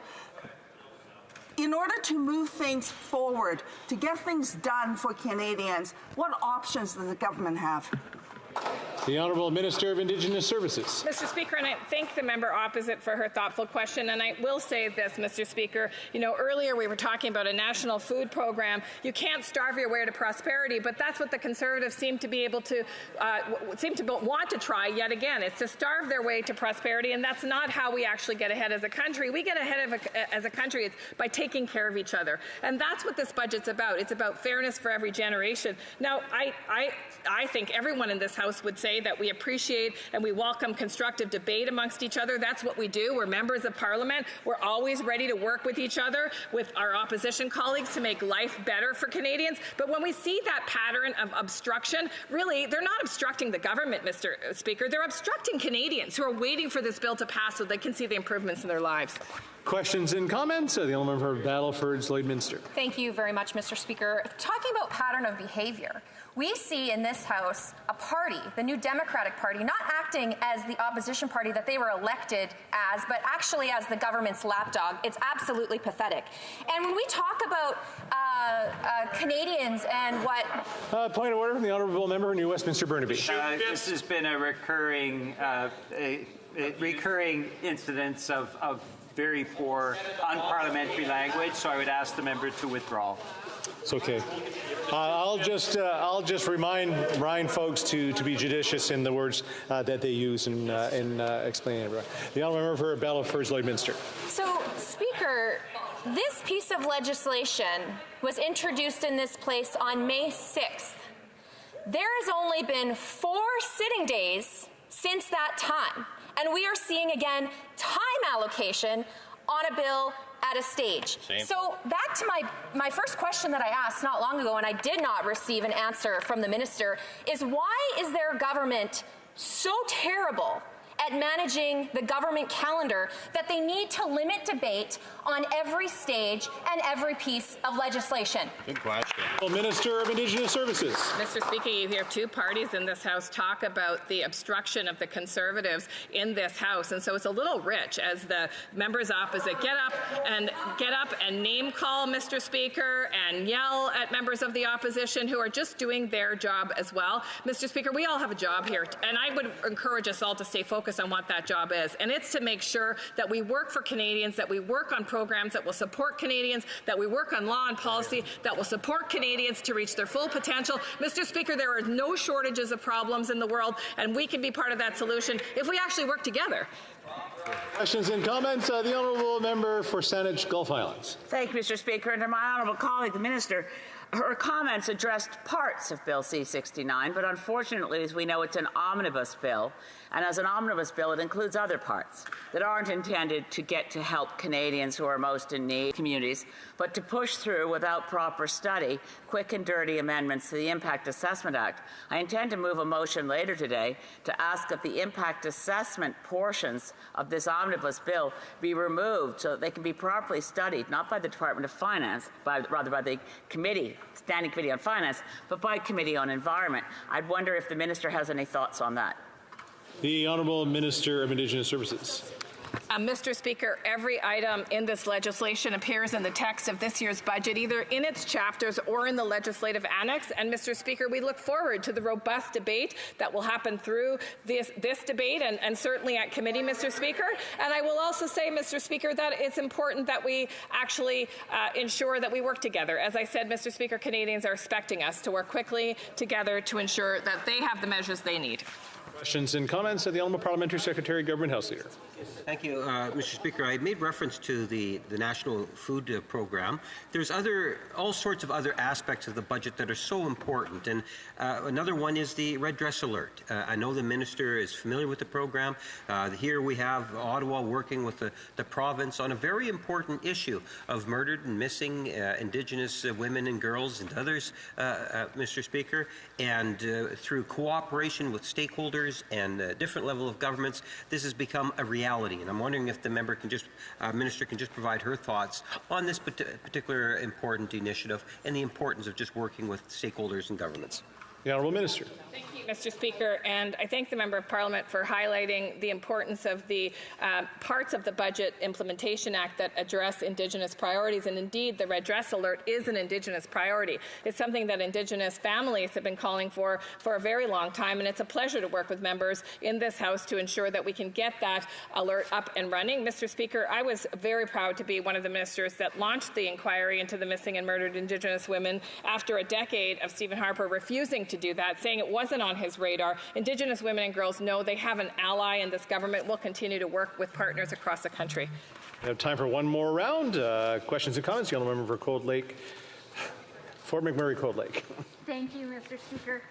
I don't understand why this government is so scared to have an actual fulsome debate on this budget. If they're so proud of this budget, and they spent weeks going out selling this budget to Canadians before they put it into the House of Commons, and yet, as my colleague has stated, we've had 4 sitting days to actually have conversation on this. This government is absolutely atrocious when it comes to managing their own schedule, and they expect everyone else to pick up the slack when they fail to deliver results for Canadians. We're here holding them accountable. It's shameful that the NDP continue to prop up this government, allowing them to get by with something that the NDP would have previously rolled over to prevent any kind of time allocation, and yet what we see over and over again is them supporting time allocation and curtailing debate. Why are they so afraid to have a debate on this budget? If it's as good as they say it is, why won't they just let us have this conversation and debate? Thanks, Mr. Speaker. The Honourable Minister of Indigenous Services. Mr. Speaker, I think what Canadians expect is for parties to work together in this House to find compromises to ensure that things can move forward that will benefit them and their families. And that's why the NDP works closely with the Liberals to make sure that there are measures in the budget that actually meet the needs of constituents in their ridings. And the Conservatives have an opportunity to do that as well, Mr. Speaker. That member talks about being scared. I would say that when you're calling names to members opposite, when you're trying to drown people out by yelling at them, that's when you're scared, Mr. Speaker. And so what we see is a pattern of obstruction by the Conservatives, and we see the other parties willing to roll up their sleeves and work hard for Canadians. We have a point of order from the Honourable Member for Fort McMurray, Cold Lake. Thank you, Mr. Speaker. The minister opposite is implying that somehow we are calling people names or yelling, of which neither is accurate. I appreciate the debate that we're having today, but that is falling into debate. Questions and comments? The Honourable Member for New Westminster, Burnaby. Merci beaucoup, Monsieur le Président. Thank you, Mr. Speaker. I understand that the Conservatives are against any and all measures that can help people. The NDP has brought forward a lot of measures to help people in this minority parliament. Here's what I don't understand, Mr. Speaker, and this is my question to my colleague. Why are Conservatives blocking all of this legislation? Legislation to ensure dental care, health care, school lunches for students, affordable housing. Conservatives are blocking all of it. They don't want the parliament to pass any of that. It's one minority party's tyranny. They are blocking categorically all legislation to help Canadians. So here's my question. Why are Conservatives opposed to all measures that help Canadians, including Canadians in their ridings? The Honourable Minister of Indigenous Services. Mr. Speaker, I agree. Conservative blocking tactics in this House are very sad. Mr. Speaker, Canadians are waiting. They're waiting for us to be able to implement many of the measures in the budget. In fact, the Conservatives have called for many of those same measures. Mr. Speaker, let's talk about housing for a moment. The Conservatives have talked about the need for ambition on housing. This budget proposes a lot of ambition in partnership, something that I believe the members opposite are forgetting about, with provinces and territories and indeed municipalities, Mr. Speaker, and Canadians can't wait for that kind of action. In fact, what they want to see is they want to see that kind of collaboration. Of course, let's have debate. Of course, let's talk about what we need to achieve on behalf of Canada. But there are many ways to do that in a way that's not obstructionist, and we see this Conservative Party continuing to obstruct this House, continuing to obstruct committees, and we hope that we will see a change of heart very soon. Questions and comments? The Honourable Member for Waterloo.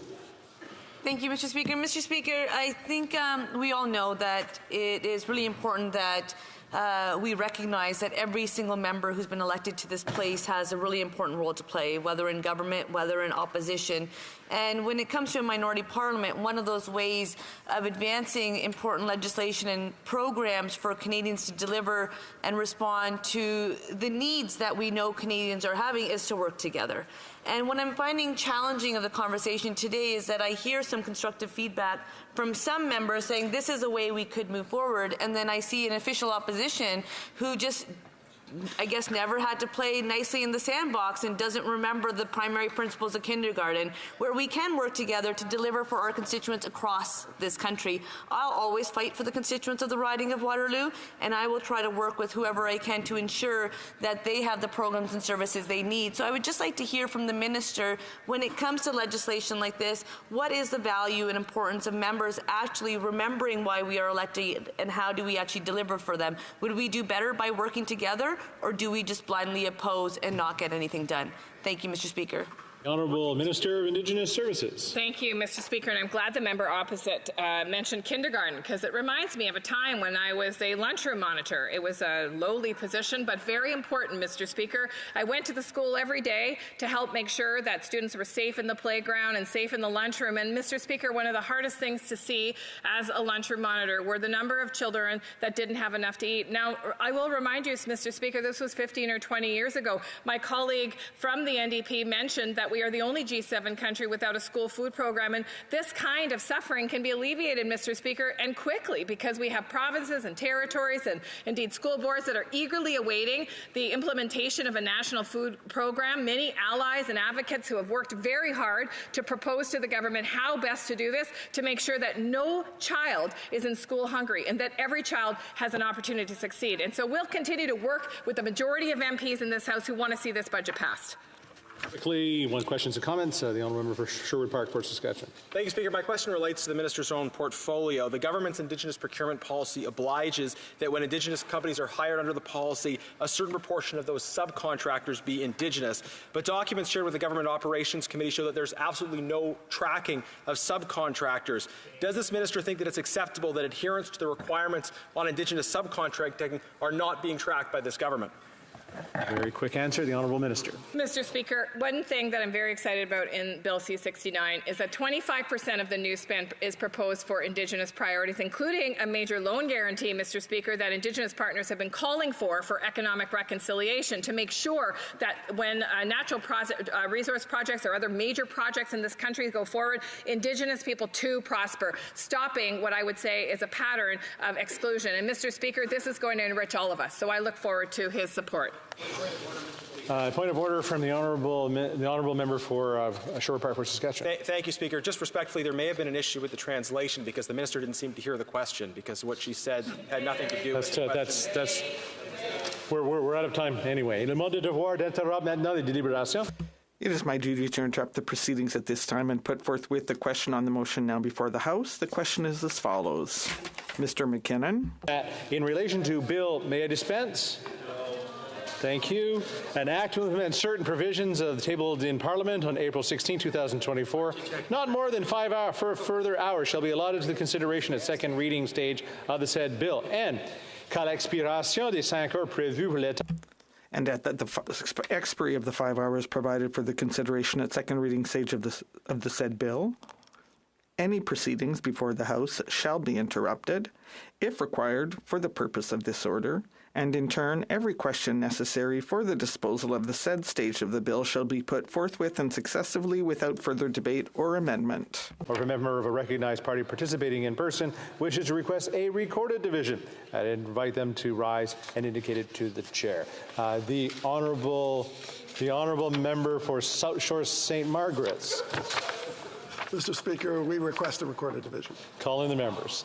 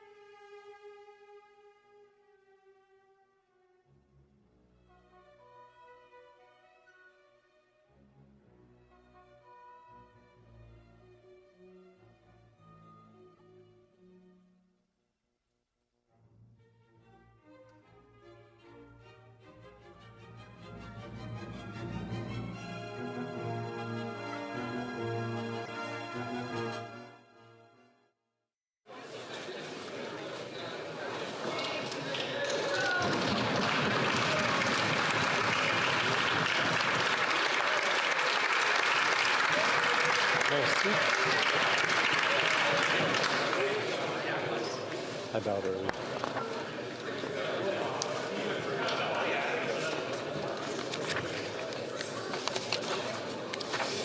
La question. The question is as follows. Latino, seconded by Ms. Haiju, moves that in relation to Bill C-69 and act to implement certain provisions of the budget table in Parliament on April 16, 2024, not more than 5 further hours should be allotted to the consideration at second reading stage of the said bill, and that at the expiry of the 5 hours provided for the consideration at second reading stage of the said bill, any proceedings before the House shall be interrupted if required for the purpose of this order, and in turn every question necessary for the disposal of the said stage of the bill shall be put forthwith and successively without further debate or amendment. La période de 10 minutes. The 10-minute vote period for members voting electronically has started, and the House will now proceed to the vote for members participating in person. All those in favor of the motion will please rise. No. Monsieur McKinnon Gatineau. Mr. Macaulay Cardigan. Mr. Macaulay Cardigan. Monsieur Duclos. Monsieur Duclos. Monsieur Guilbeault. Monsieur Guilbeault. Mr. Wilkinson. Mr. Wilkinson. Mr. Fraser. Mr. Fraser. Monsieur Boissonneau. Monsieur Boissonneau. Miss Hutchings. Miss Hutchings. Miss Tassie. Miss Tassie. Miss Chager. Miss Chager. Mr. McKay. Mr. McKay. Miss Crow. Miss Crow. Mr. Casey. Mr. Casey. Mr. Vandal. Monsieur Vandal. Miss Kara. Miss Kara. Miss Haidu. Miss Haidu. Miss Sahota. Miss Sahota. Madame Bibot. Madame Bibot. Madame Petitpas-Taylor. Madame Petitpas-Taylor. Mr. Beach. Mr. Beach. Mrs. Valdez. Mrs. Valdez. Ms. Jasic. Miss Jasic. Mr. Dollywall. Mr. Dollywall. Mr. Sheehan. Mr. Sheehan. Mr. Gerritsen. Mr. Gerritsen. Mr. Lamoureux. Mr. Lamoureux. Madame Fortier. Madame Fortier. Mr. Fragiscatos. Mr. Fragiscatos. Mr. Bruson. Mr. Bruson. Mr. Turnbull. Mr. Apologies. Vancouverden. Mr. Vancouverden. Mr. Vancouverden. Mr. Baptiste. Mr. Baptiste. Mr. Kuzmarchuk. Mr. Kuzmarchuk. Mr. May Cambridge. Mr. May Cambridge. Ms. Zerowitz. Ms. Zerowitz. Monsieur El Khoury. Monsieur El Khoury. Mr. Fillmore. Mr. Fillmore. Mr. Nakfi. Mr. Nakfi. Monsieur Drouin. Monsieur Drouin. Mr. Cedar Brampton-East. Mr. Cedar Brampton-East. Mr. Souza. Mr. Souza. Mr. Duguid. Mr. Duguid. Mr. Calloway. Mr. Calloway. Ms. Vandenbell. Ms. Vandenbell. Monsieur Serré. Monsieur Serré. Madame Koutrakis. Madame Koutrakis. Monsieur Lightbound. Monsieur Lightbound. Mr. Long. Mr. Long. Mr. Longfield. Mr. Longfield. Mr. McDonald Avalon. Mr. McDonald Avalon. Monsieur Robillard. Monsieur Robillard. Madame Shanahan. Madame Shanahan. Miss Hefner. Miss Hefner. Mr. Chang. Mr. Chang. Mr. Sorbera. Mr. Sorbera. Mrs. Zaid. Mrs. Zaid. Mr. Van Bynen. Mr. Van Bynen. Mr. Ali. Mr. Ali. Ms. Bradford. Ms. Bradford. Mr. Collins Hamilton East, Stony Creek. Mr. Collins Hamilton East, Stony Creek. Mr. Gahir. Mr. Gahir. Madame Lapointe. Madame Lapointe. Mr. Meow. Mr. Meow. Mr. Carr. Mr. Carr. Ms. Gainey. Ms. Gainey. Mr. Julian. Mr. Julian. Ms. McPherson. Ms. McPherson. Mr. Backrack. Mr. Backrack. Mr. Cannings. Mr. Cannings. Mr. Bouleris. Mr. Bouleris. Mr. Angus. Mr. Angus. Ms. Collins Victoria. Ms. Collins Victoria. Ms. Cirillo. Ms. Cirillo. Ms. Kwan. Ms. Kwan.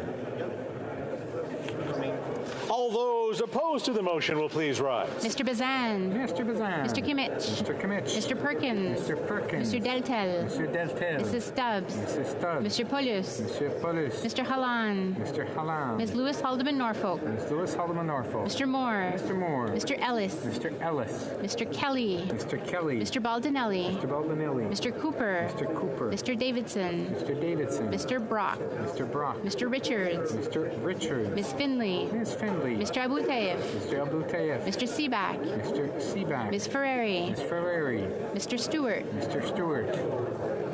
Mr. Doherty. Mr. Doherty. Mrs. Goodridge. Mrs. Goodridge. Mr. Lawrence. Mr. Lawrence. Mr. Godin. Mr. Godin. Mr. Melillo. Mr. Melillo. Mr. Tucker. Mr. Tucker. Ms. Cledoux. Ms. Cledoux. Mrs. Cramp-Nyman. Mrs. Cramp-Nyman. Mrs. Roberts. Mrs. Roberts. Mr. Patzer. Mr. Patzer. Mrs. Gallant. Mrs. Gallant. Mr. Muse. Mr. Muse. Mr. Lawrence. Mr.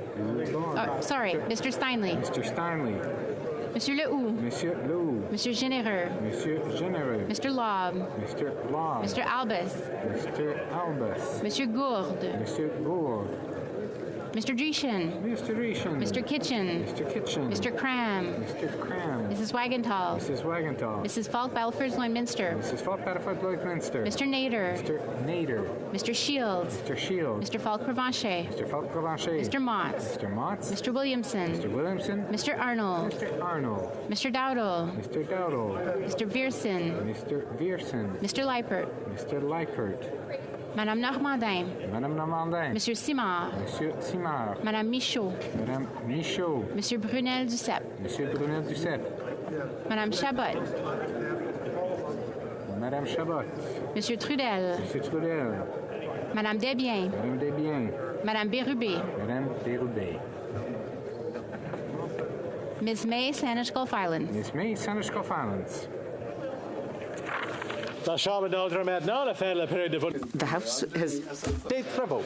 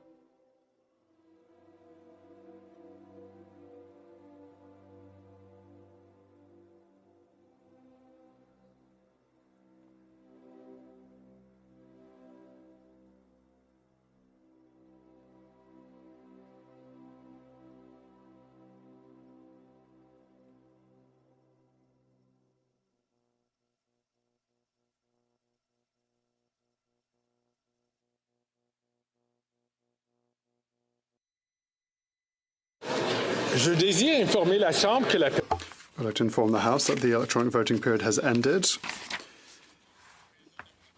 If members are not able to vote for technical reasons, they may now use the raise hand function and the chair will recognise them. The Honourable Member Halifax West. My app did not work, Mr. Speaker. I vote yay. Madame Diaz, yay pour. The table will now compile the results of the vote. Yeas pour 172, 172. Nays contre 146, 146. Je déclare la motion. I declare the motion carried. I see that the Honourable Parliamentary Secretary is rising on his feet. If you were to canvass the House, I suspect you would find unanimous consent to allow the full 17 member statements today before question period. All those opposed to the Honourable Member moving the motion will please say nay. Agreed. The House has heard the terms of the motion. All those opposed to the motion will please say nay. Adopté. Statements by members. Déclaration des députés. L'honorable député. The Honourable Member for Halifax.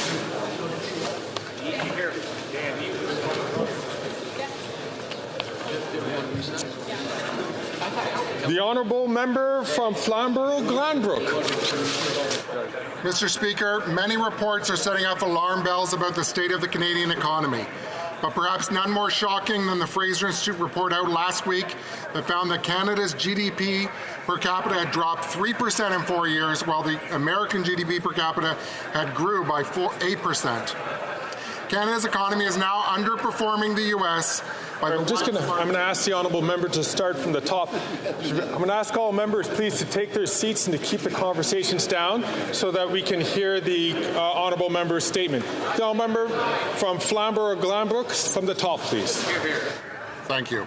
Many reports are setting off alarm bells about the state of the Canadian economy, but perhaps none more shocking than the Fraser Institute report out last week that showed that Canada's GDP per capita had dropped 3% in 4 years, while American GDP per capita had grown by 8%. Canada's economy is now underperforming the U.S. by the widest margin since 1965, the worst per capita income drop in the G7 in the last 5 years. These are the consequences of inflationary spending, taxes, and deficits from this Liberal NDP government. Sadly, Mr. Speaker, none of this is a surprise to the people of Flamborough-Glanbrook because they're living it every day. And what angers them even more is it doesn't have to be this way in Canada. Generations have sought Canada for opportunity, hope, and freedom, and yet this Prime Minister has destroyed that. He is definitely not worth the cost. Only common sense Conservatives will fix the budget and axe the tax so Canadians can bring home powerful paychecks. Now the Honourable Member from Halifax. Thank you, Mr. Speaker. You know, music is an essential part of the human experience. It fills our lives with joy and comfort, and fundamentally, music unites us. And so today, I make this overture to congratulate Symphony Nova Scotia on their 40th anniversary. Throughout the years, Symphony Nova Scotia has embraced the full spectrum of genres, from classical to baroque to pop to jazz to spectacular collaborations with some of Canada's biggest stars. The Symphony also plays a vital role in nurturing creativity through educational initiatives, mentorship, and community programs. Their diverse and versatile repertoire and the skill with which they perform it has captivated our hearts for generations. So today, for its long-standing commitment to the cultural traditions that have shaped Nova Scotia over the last 40 years, we applaud Symphony Nova Scotia not from the music hall seats back home, but right here from the benches of the Parliament of Canada. Happy anniversary to the Symphony Nova Scotia, and may the next 40 years reprise the accomplishments and excitement of the last 40 years. The Honourable Member from Willowdale. Mr. Speaker, I rise today to pay respects to the Honourable James Scott Peterson, my extraordinary predecessor as the Member of Parliament for Willowdale, who sadly passed away on May 10th. Jim Peterson was a distinguished lawyer, philanthropist, parliamentarian, and minister who won 6 federal elections and served as the Member of Parliament for Willowdale for 23 years. Yet what made him so incredibly memorable was not only his enviable number of years as a tireless parliamentarian, but his immense intellect and his exceptionally big heart. A larger-than-life personality, Jim was an inspiration to myself and many of the most discerning individuals that follow Canadian politics. On behalf of the many residents of Willowdale, I'd like to offer my condolences to his wife, Heather, his family, and his many, many friends. Thank you, Mr. Speaker. Wonderful statement. Wonderful. Thank you very much. The Honourable Member for Beauport, Côte de Beaupré, Île d'Orléans, Charlevoix. When a country's statutory holidays are not celebrated for the same reasons everywhere, you have to ask yourself why.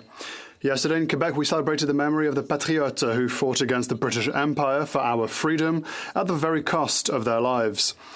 Meanwhile, in Canada, some were celebrating the crown of the same British Empire that hanged them, and which, to this day, has never apologized for this act of colonial violence. Chevalier de Lorimier and his brothers-in-arms were on the right side of history, however, and what followed proved them right. In amongst other things, they demanded a government that was responsible and accountable to the people of Quebec. Quebec remembers its martyrs, and Canada continues to celebrate their executioners. When such a division exists within a country, it's because there are two countries. While this weekend saw the memory of the patriots scorned, let us remember that the best way to honour their sacrifice is to win. The patriots' fight is our fight. Our victory will be their victory. The Honourable Member for Orléans. Mr. Speaker, it is with a sense of pride and accomplishment that I share with this House that on the 2nd of May, the Minister for Official Languages travelled to Orléans to announce a federal government investment to the tune of $36 million for the construction of the new MIFO Centre. Since 1979, MIFO, a pillar of the Francophone community, has touched the lives of more than 100,000 Francophones.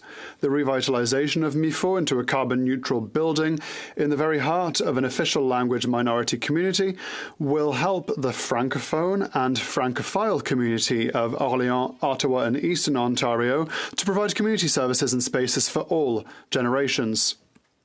Thank you to the local leaders and to my colleagues in the National Capital Region for all of your support.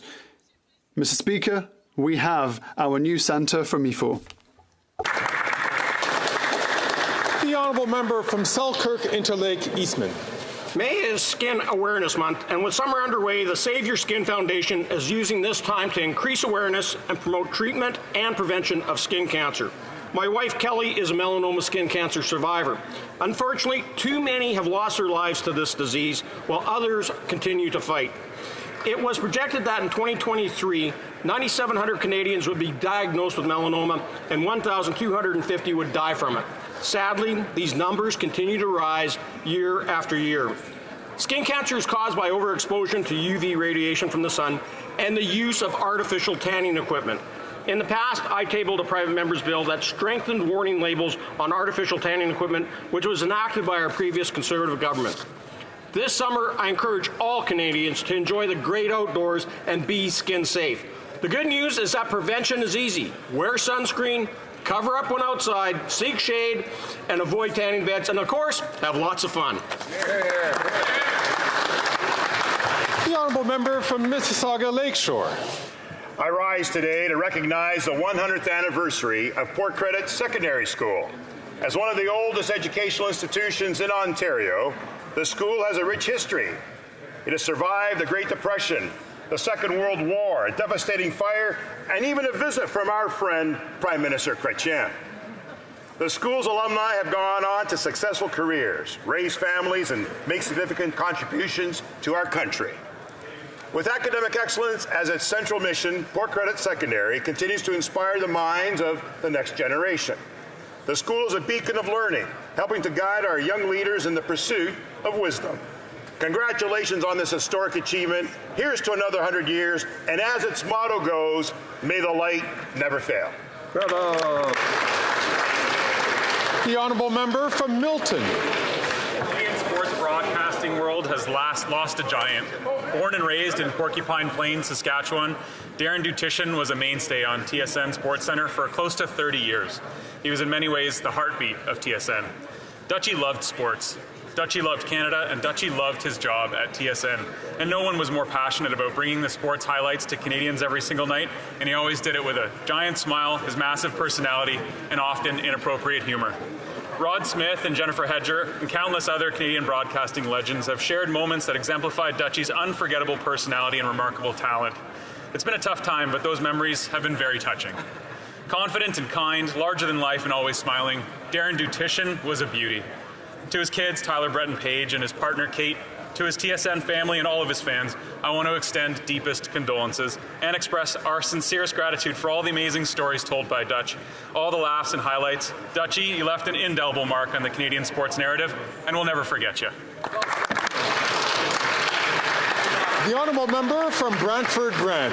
After 9 years, this Liberal government is not worth the cost or the corruption. While Canadians struggle with a cost of living crisis, the Liberals dish out billions to government contractors for their Arrive scam. Last week revealed more corruption. Another lavish dinner between GC Strategies, the two-person IT company, paid $20 million for doing no work, and government officials. The head of this two-person operation had their house raided by the RCMP in their investigation into the Arrive scam. On top of this Liberal mismanagement and waste, we learned that the former CBSA chief, John Osowski, was given a one-day contract for $500 so that he could access documents to prepare him for a committee appearance. All the while, he was working for a consulting firm that does business with the Government of Canada, another glaring conflict of interest and waste of taxpayer money. This incompetent Liberal government is a burden Canadians cannot afford. Conservatives will use every measure possible to bring home accountability for Canadian tax dollars and put a stop to corruption. Then I have Deputy, the honourable member from London West. Thank you, Mr. Speaker. I rise today to celebrate the rich heritage, diversity, and resilience of the African continent ahead of the Africa Day on May 25th. As a member of this private community, I understand the importance of fostering strong ties between Canada and Africa. Africa Day serves as a reminder for our shared history and the ongoing journey towards unity, progress, and prosperity for all African nations, and as well as the African diaspora, including the 1.3 million African Canadians. It is a day to honor the struggles and the sacrifices of those who fought for liberation, justice, and equality, both in Africa and in communities across our country. Canada's relationship with Africa is essential for promoting peace, sustainable development, and mutual prosperity. Through collaborations, areas such as trade, diplomacy, and life-saving healthcare investments, including Gavi and IDA, Canada and African nations can work together to address common challenges and seize the opportunities for growth and innovation. Together, we can build bridges of understanding and cooperation that benefit both our nations and contribute to a brighter future for all. Thank you, Mr. Speaker. The honourable member from Caribou, Prince George. Mr. Speaker, our nation is gripped in an opioid crisis, with over 42,000 Canadians dying from overdose since 2016. Yet this Prime Minister still allowed hard drugs like cocaine, meth, and heroin to be used in public spaces in my province of British Columbia. Our once safe hospitals are being destroyed by these radical drug policies.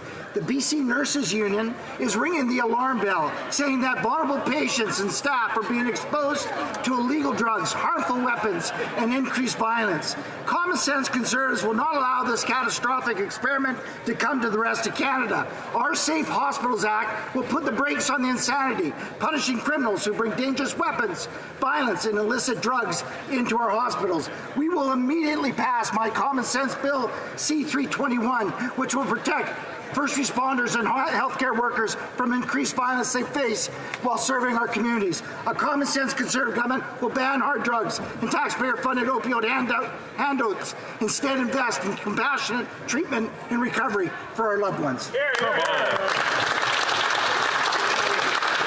Then I have the honourable member for Charlesbourg-Haute-Saint-Charles. Many Quebec families have had to cancel their summer vacation because Liberal taxes with block assistance have made it unaffordable. Some people find it hard to buy food, so they can't even start thinking about going on vacation. The Prime Minister is going on vacation, a luxury vacation, but at the same time, Quebecers are having to cancel theirs. We are asking the Prime Minister to offer respite to Quebecers by removing all new taxes, including the carbon tax. so that people can just go on holiday. This would allow families to save hundreds of dollars. For those and Quebecers who want to visit the Maritimes or Ontario, the Conservatives will cut taxes for everyone in the next elections. Will the Prime Minister adopt this measure to offer a summer boost for Quebec families? The Honourable Member for Argenteuil-la-Petite-Nation.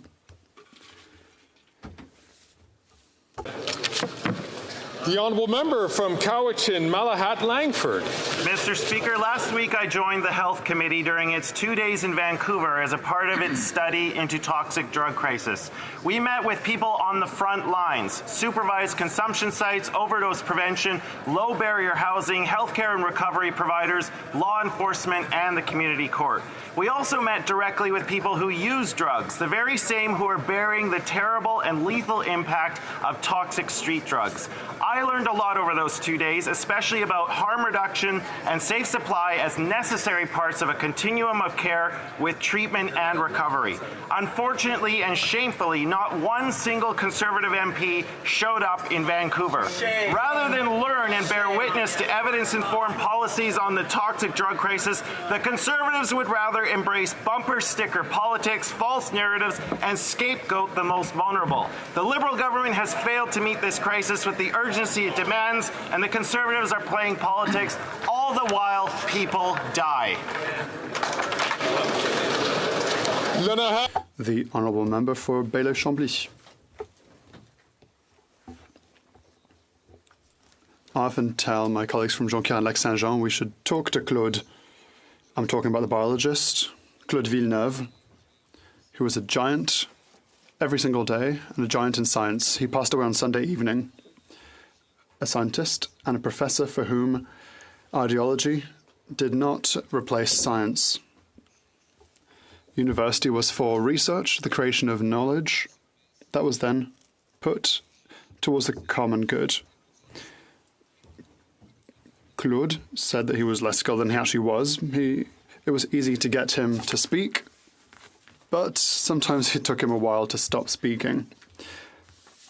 In 2003, he founded the Chair in Eco Consultancy. He started the Carbon Boreal system. The international scene is losing a researcher whose tools were even incorporated into the UN in 2017.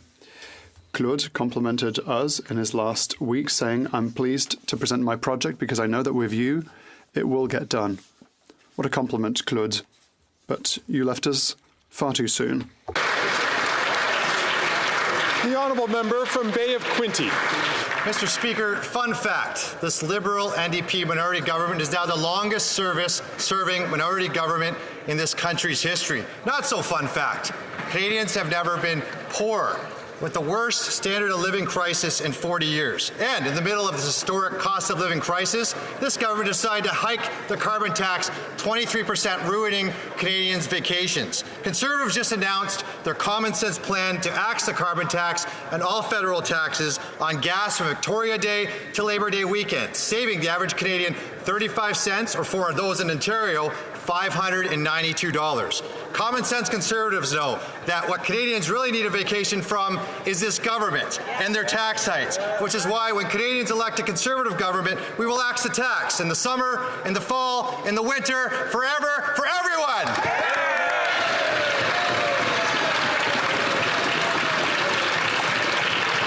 The Honourable Member from Malpeque. Thank you, Mr. Speaker. I'm pleased to rise and recognize Nick Green, a constituent of Malpeque and an island beef producer that is in Ottawa today with Maritime Beef Producers for their annual Hill Day. Last year, Nick and his operation Kingsview Farms earned the Maritime Beef Council's 2023 Environmental Stewardship Award for his commitment to sustainability in agriculture. Nick is a third generation on the family farm, which was first established in the early 1900s. When he fully took over the operation in 2019, he set out to improve efficiency while benefiting from the environment and reducing input costs. Through a series of operational changes that relied on conservation and regenerative farming practices, like a closely managed rotational grazing system and late spring calving, Nick has managed to achieve his goals. He's now on track to achieve a 75% reduction in fertilizer and chemical costs and 50% reduction in diesel fuel costs by 2025. Nick, congratulations, and thanks for being a leader in your industry. Oral questions. Questions à l'honorable. The Honourable Leader of the Opposition. After 9 years of this Prime Minister, they're not worth the cost. Taxes and inflationary deficits are piling up, and even worse, the Bloc and the Liberals want to radically hike taxes on gasoline and diesel. When 25 countries have cut gas taxes and Western provinces have cut tax and were able to bring down prices at the pumps and lower inflation in terms of other provinces, how come the PM cannot follow my common sense plan to eliminate taxes until Labor Day? The Honourable Deputy Prime Minister, Minister of Finance. Mr. Speaker, I'm so happy that the Conservative leader raised the question of inflation, because it gives me the opportunity today to share great news with Canadians. It's that our inflation rate dropped to 2.7%. This is the lowest level in 3 years, and it's thanks to our responsible plan for the budget. The Honourable Leader of the Opposition. Learned the terrible news that inflation is 35% above target. Again, and after 8 years, this Prime Minister is not worth the cost of debt interest. And they can't do basic math over there. The 0.7 is actually a third higher than the 2% target. They're patting themselves on the back when they realize that Canadians can't afford to eat, heat, and house themselves. So why don't they, instead of quadrupling the carbon tax on the backs of Canadians, why don't they follow our common sense plan to suspend all gas and diesel tax until Labor Day? The Honourable Deputy Prime Minister and Minister of Finance. Mr. Speaker, the Conservative leader has quite proudly and publicly called for the Governor of the Bank of Canada to be fired. But maybe it's the Conservative leader who should lose his job, because he just revealed his astonishing ignorance of the Bank of Canada's inflation target. The Bank of Canada has a target of between 1% and 3%, and for 4 months in a row, inflation in Canada has been within that target. The Honourable Leader of the Opposition. The minister doesn't even know that the target is 2%, and perhaps one of the reasons why she's missing the target because she doesn't know what it is. It's the same thing with interest rates that we're paying on national debt. They've said that doubling national debt is an issue because the interest rates were so low. That's why I suggested setting the rate with 10 or 30 years with bond rates when the rates were so low, like we do with mortgages. But the incompetent minister did not do this, and now we're going to pay more interest on the $400 billion that will be renewed this year. Why? The Honourable Minister of Finance. Mr. Speaker, the reality is that the Conservative leader is very incompetent. The only thing that he plans to do, is to criticize Canada and Canadians, to criticize our wonderful country. The reality is that the inflation rate is down to 2.7%. This is very successful for our country, and all members should be happy with this. Thank you. The Honourable Leader of the Opposition. Not only does the incompetent finance minister not know the inflation target, she doesn't know that you lock in low rates when you have the chance. Remember, the Prime Minister was saying, don't worry, we can double the national debt because interest rates are low. Yep. Glenn, problem is, I told him at the time that they should lock in those rates for 10 years or 30 years with long-term bonds. It turns out they didn't do that, and now $400 billion of that debt will roll over into these higher rates, forcing Canadians to spend more on interest than on health care. Why did he hire the worst mortgage broker in the world to be our finance minister?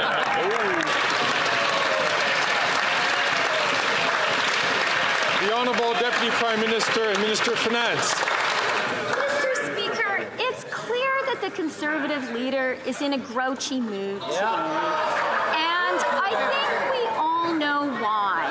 The only thing he knows how to do is talk down Canada.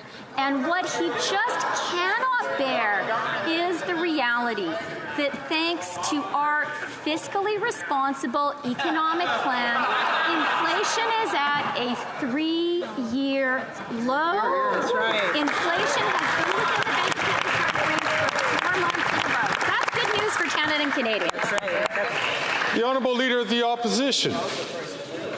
Think that you pay down debt by borrowing more, that you stop inflation by printing money, and that you fight the drug overdose crisis by legalizing hard drugs. So at least they're consistent in their irrationality, Mr. Speaker. But now they've been forced to backtrack right before the election on their legalization of hard drugs because Canadians are revolting against the policy. Today we have a motion that will be voted in the House to permanently ban hard drugs. Will this government vote for that motion, or will they admit that they plan to legalize drugs again after the next election?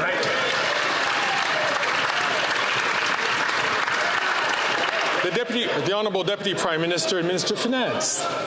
Mr. Speaker, the Conservative leader is wearing more makeup than I am today. Now, I think it's wonderful.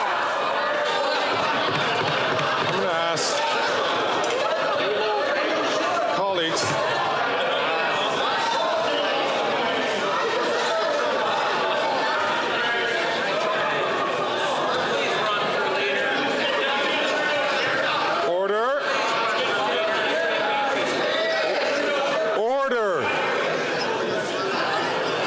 The Honourable Deputy Prime Minister and Minister of Finance to withdraw that comment. We don't comment on the appearances of members.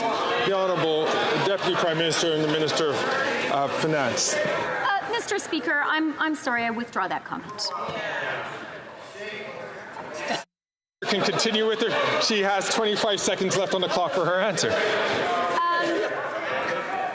The fact is, Mr. Speaker, the Conservative leader is phony all the way through. He is phony when it comes to his concern about the economy. All he can do is talk our country down. And he is phony when he talks about his concern about the opioids crisis. He tries to score cheap partisan points. It's just not right, Mr. Speaker. That's right.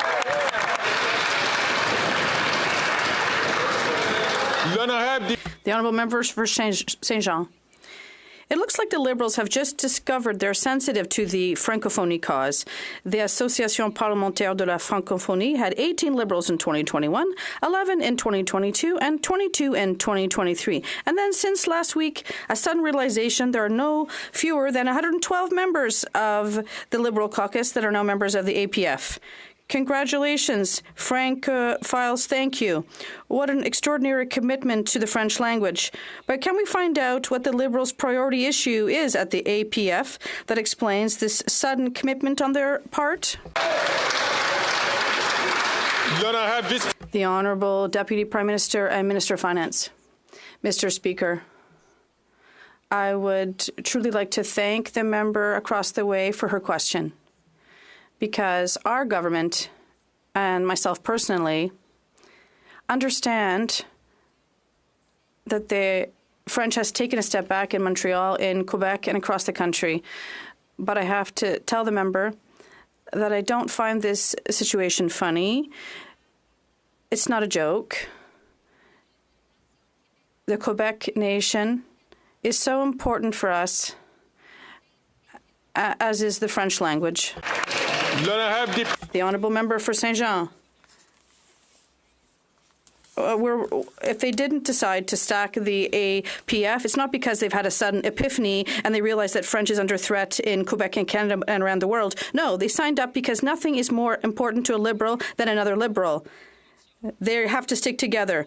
They're there because they need to stave their friend from Glengarry, Prescott, Russell, and then we'll never see them again. It might be a good idea for this government to work in the interests of the French language as hard as it works in the interests of the Liberals.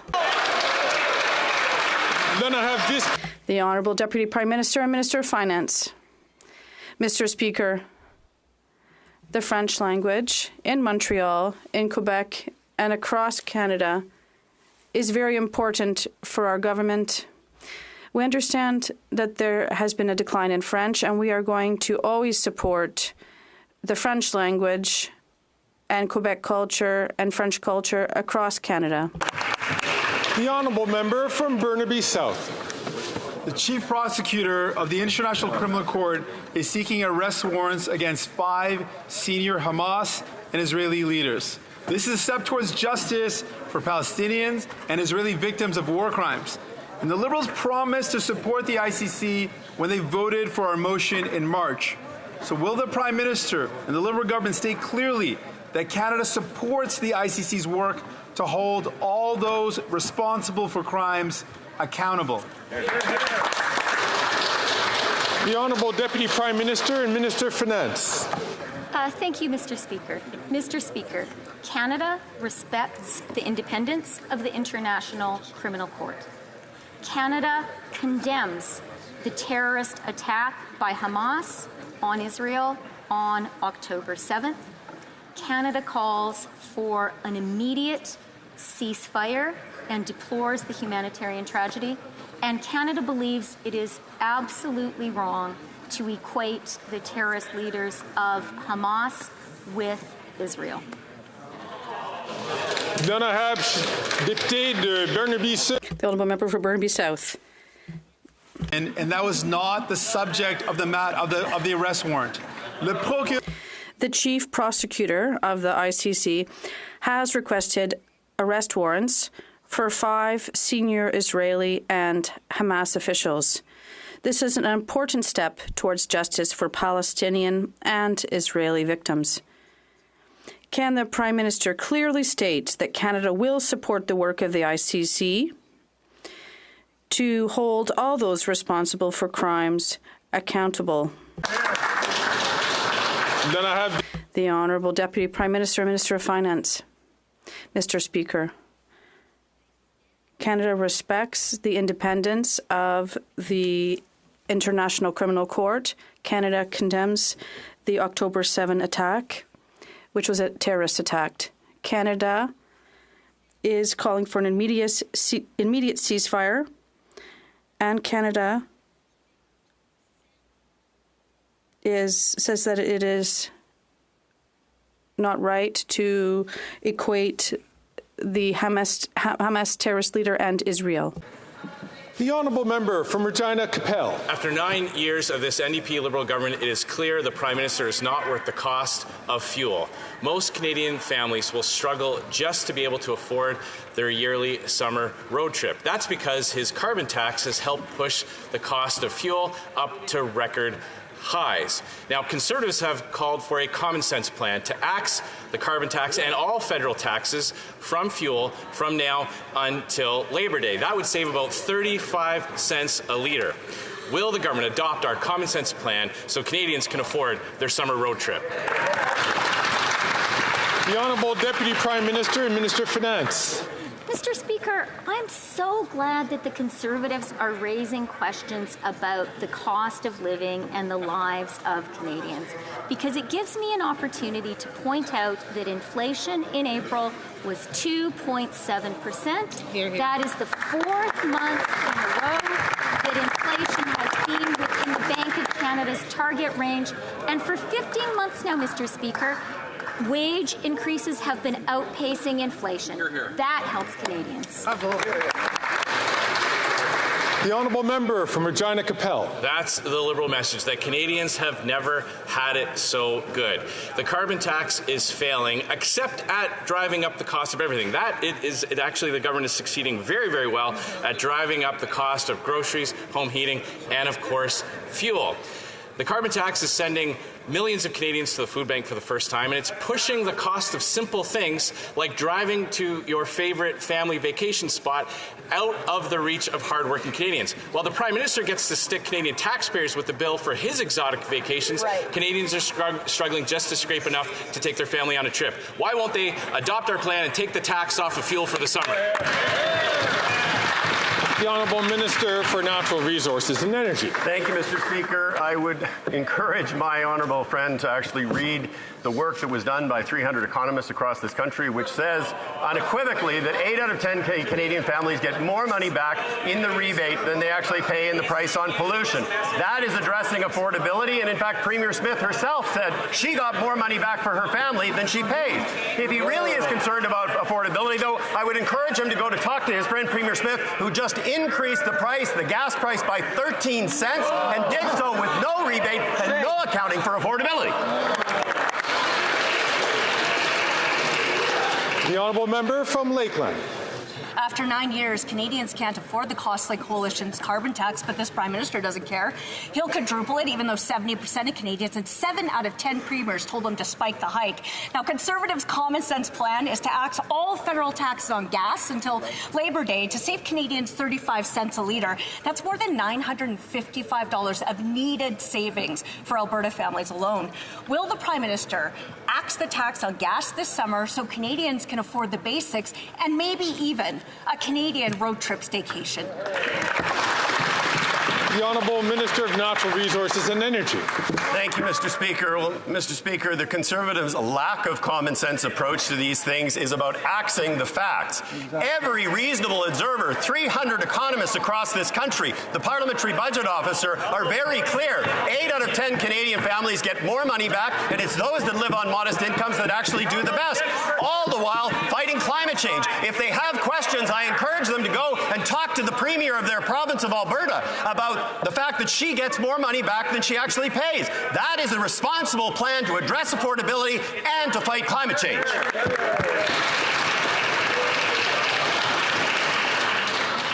The Honourable Member from Lakeland. Well, after 9 years, it's clear that everyone but these out-of-touch elite NDP Liberals knows the carbon tax isn't worth the cost. Page 4 of last year's Budget Officer report says, quote, maybe you should listen, taking into consideration fiscal and economic impacts, most households will see a net loss. The NDP Liberals' inflationary tax and spend agenda makes everything more expensive and hurts vulnerable Canadians. The most common sense Conservatives will axe the tax for all for good, but since fuel prices have surged over 50% under him, will the PM at least axe the tax on Canadian summer road trips? The Honourable Minister for Energy and Natural Resources. Mr. Speaker, it is very clear. 300 economists across this country agree. 8 out of 10 Canadians get more money back in the rebate. It is an approach that addresses affordability, does so in a manner that actually addresses climate change. Mr. Speaker, I would encourage my honourable colleague across the way to talk to her Premier, who has said it is a price on pollution that actually gives her family more money back, and she should go and have a conversation with Premier Smith, who just raised the price on gasoline by 13 cents with no rebate and no plan to address the climate crisis. The Honourable Member from Central Okanagan, Similkameen, Nicola. Mr. Speaker, our jet-setting Prime Minister has begun his summery luxury tour early, blowing through Philadelphia with his usual all-expenses-paid 5-star hotels and all the food and alcohol his entourage can take. After 9 years of this NDP Liberal government, most Canadians can hardly afford a summer road trip. Will he adopt our common-sense plan to put $682 in the pockets of British Columbians and give them a shot at a summer road trip, or is he planning on putting himself first? The Honourable Minister for Natural Resources and Energy. Mr. Speaker, thank you very much. Once again, I would encourage my honourable colleagues across the way to stop misleading people with respect to the price on pollution. They need to look and read the letter that was written by 300 economists across this country that say the carbon price is the most economically efficient way to address climate in a manner that actually addresses affordability for Canadians. I would encourage them to go to talk to their friend Premier Smith, who said exactly that. Her family got more money back than they actually paid in the price on pollution. And I would encourage them, if they're concerned about the price of gas, go talk to Premier Smith and ask her to reduce it by 13 cents that she just raised it with no rebate whatsoever. The honourable member from Central Okanagan, Similkameen, Nicola. That rhetoric won't put money in the back pocket of British Columbians. And while the cost of this jet-setting Prime Minister summer luxury tours and vacation soars, his carbon taxes and gas taxes are driving Canadians nose first into the ground. This Prime Minister is not worth the cost. Canadians are struggling to afford a simple road trip. Our Conservative common sense plan to give $682 back to the people of British Columbia. Will the Prime Minister agree that his carbon tax is a road trip wrecker and axe the tax on gas this summer? The Honourable Deputy Prime Minister and Minister of Finance. Mr. Speaker, I am really astonished by the gall of these Conservatives who have the temerity to talk about the road trips of regular Canadians when they racked up $426,283 of the money of Canadians traveling to their own convention. The member for Central Okanagan was one of the Conservatives who charged regular Canadians to go to his convention. That is not right, Mr. Speaker.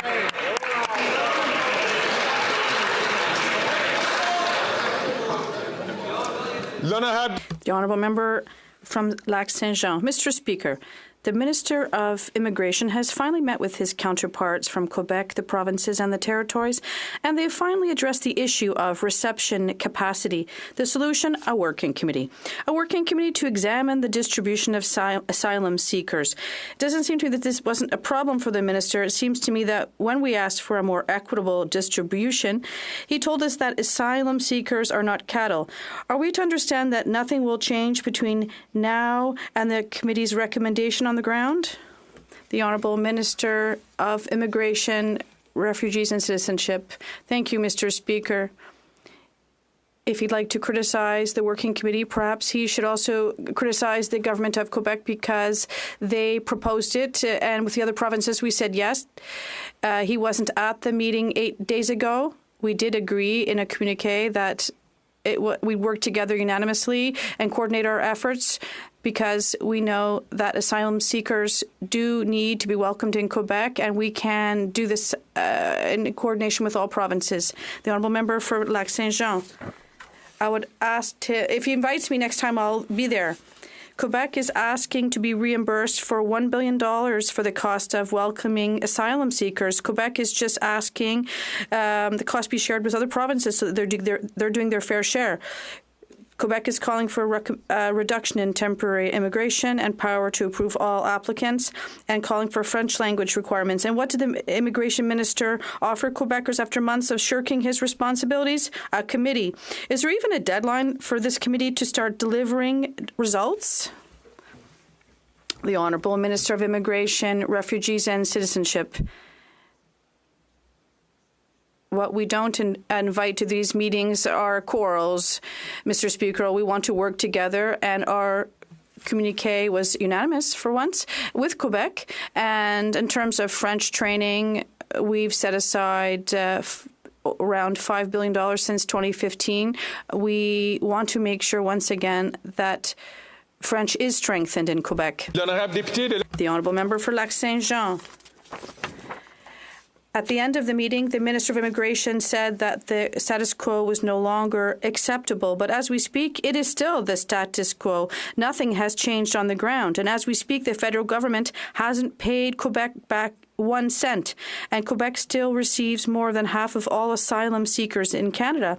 This committee mustn't be allowed to become a toy to buy time until the election. It needed results yesterday, and it's even more urgent today. So when are results due?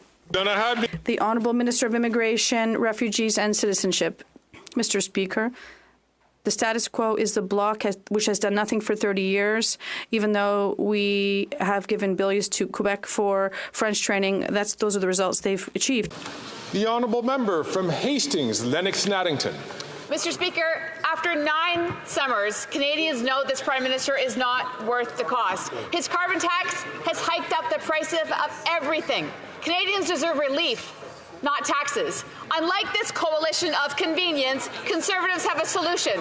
Cancel all federal tax on gas from now until Labor Day, keeping nearly $600 in the bank accounts of Ontarians to spend on basic needs and maybe even visit with family. Mr. Speaker, would it be too much to ask for the Prime Minister to lend a helping hand to Canadians and take the tax off their summer road trips? Yeah. The Honourable Minister for Housing, Infrastructure and Communities. Mr. Speaker, I'm curious the honourable members actually approach Conservative premiers across Canada who maintain their own taxes on fuel. Mr. Speaker, in particular, in the province of Alberta, Danielle Smith has increased the price of fuel by 13 cents and offers no rebate. I expect she knows very well that the majority of families receive more than they actually pay in a fuel tax, but facts don't seem to matter to a party who is committed to eroding all of the environmental protections that exist in this country and have virtually no plans to invest in the things that are going to help working-class families address the cost of living. We're in search of solutions, not fights. I wish they'd at least come armed with facts. The Honourable Member from South Shore St. Margaret's. Conservatives are calling on the NDP Liberals to axe the carbon tax and all federal taxes on gas from Victoria Day to Labor Day. For Nova Scotians, this represents $542 of savings per family this summer. After 9 years, we know the Prime Minister will jet off to surf in Tofino this summer at taxpayers' expenses while Nova Scotians can't afford a summer road trip. That's right. Will the Prime Minister do a surfing cutback to help Canadians by taking the tax off the summer road trip? The Honourable Minister of Health. Well, I know the Conservatives are excited. They think they found a new bumper sticker to put. But what would they say to that family? Not only are they taking away their carbon rebate, they also would be taking away child care. They'd be taking away their dental care. They'd be taking away their diabetes medication. So what they'd say in exchange for taking all of those things away from vulnerable people is to say that a false, empty promise. And that's what we have on the other side. Empty rhetoric and really attacking vulnerable people at a time when they most need help. Mr. Speaker, we will continue to stand with those who need help. The Honourable Member from Brandon-Souris. Speaker, after 9 years, Canadians can't afford this NDP Liberal government's carbon tax that they just increased by 23%. That's why Conservatives announced a common sense plan to axe the carbon tax and all federal taxes on gas from Victoria Day to Labor Day. Great idea. It's a 35-cent per litre saving, Mr. Speaker. In Manitoba, this would represent over $600 in savings for each family during this summer. So will the Prime Minister lend a helping hand to Canadians and take the tax off their summer road trip? The Honourable Minister for Families. Thank you, Mr. Speaker. I was actually just in Manitoba last week where we were announcing supports for Canadian families, Mr. Speaker. More investments in creating more childcare spaces to relieve the burden for families. These are programs that we continue to invest in. The Canada Child Benefit, the dental plan, excuse me, Mr. Speaker. Investments in Canadians, well, we see the Conservatives continue to vote against, Mr. Speaker. The Honourable Member from King Vaughan. After 9 years of this NDP Liberal government, people can't afford to live or die. Funeral costs are now out of reach for Canadians in Ontario. The increase in unclaimed bodies is 488% since 2013. This Prime Minister is not worth the cost. Seniors are already struggling with affordability crisis. They have built this country and now they can't afford to bid their loved ones farewell. When will this Prime Minister show some compassion and stop the out-of-control spending so people can live and die with dignity? The Honourable Minister for Health. Well, Mr. Speaker, for somebody to live with dignity, they need access to dental care. For somebody to live with dignity, they need access to their diabetes medication. For somebody to live with dignity, they need access to the medicine and support and health care that we're making sure we deliver each and every day. And for the party opposite, the Conservatives, to say the solution to global inflation and the crisis that people are seeing all over the world is to slash supports to vulnerable peoples, to attack the very supports that lift them up in the darkest times that we've faced in generations. We say no. We will continue to be there for Canadians and make sure they get what they need. L'honorable député de Rosemont. The Honourable Member for Rosemont-la-Petite-Patrie. Mr. Speaker, over the last 3 years, the cost of the grocery basket has gone up by 21%. Food banks are incredibly full, but the Liberals and Conservatives are doing nothing. The CEO of Metro is a Conservative donor. We know who the leader of the opposition is really working for, and the Liberals are giving millions of dollars to Loblaw and Costco. People are hungry, and meanwhile, the CEOs are getting the VIP treatment. Enough is enough. Will the Liberals support our motion to ensure that CEOs pay their fair share? Yes or no? The Honourable Deputy Prime Minister and Minister of Finance. Mr. Speaker, we have an economic plan for fairness for each generation and for each Canadian. Mr. Speaker, we know that in order to fund that plan in a fiscally accountable manner, we need to ask the wealthiest to pay a little more. And that's what our government is doing. So my question is for the Conservatives who oppose our plan.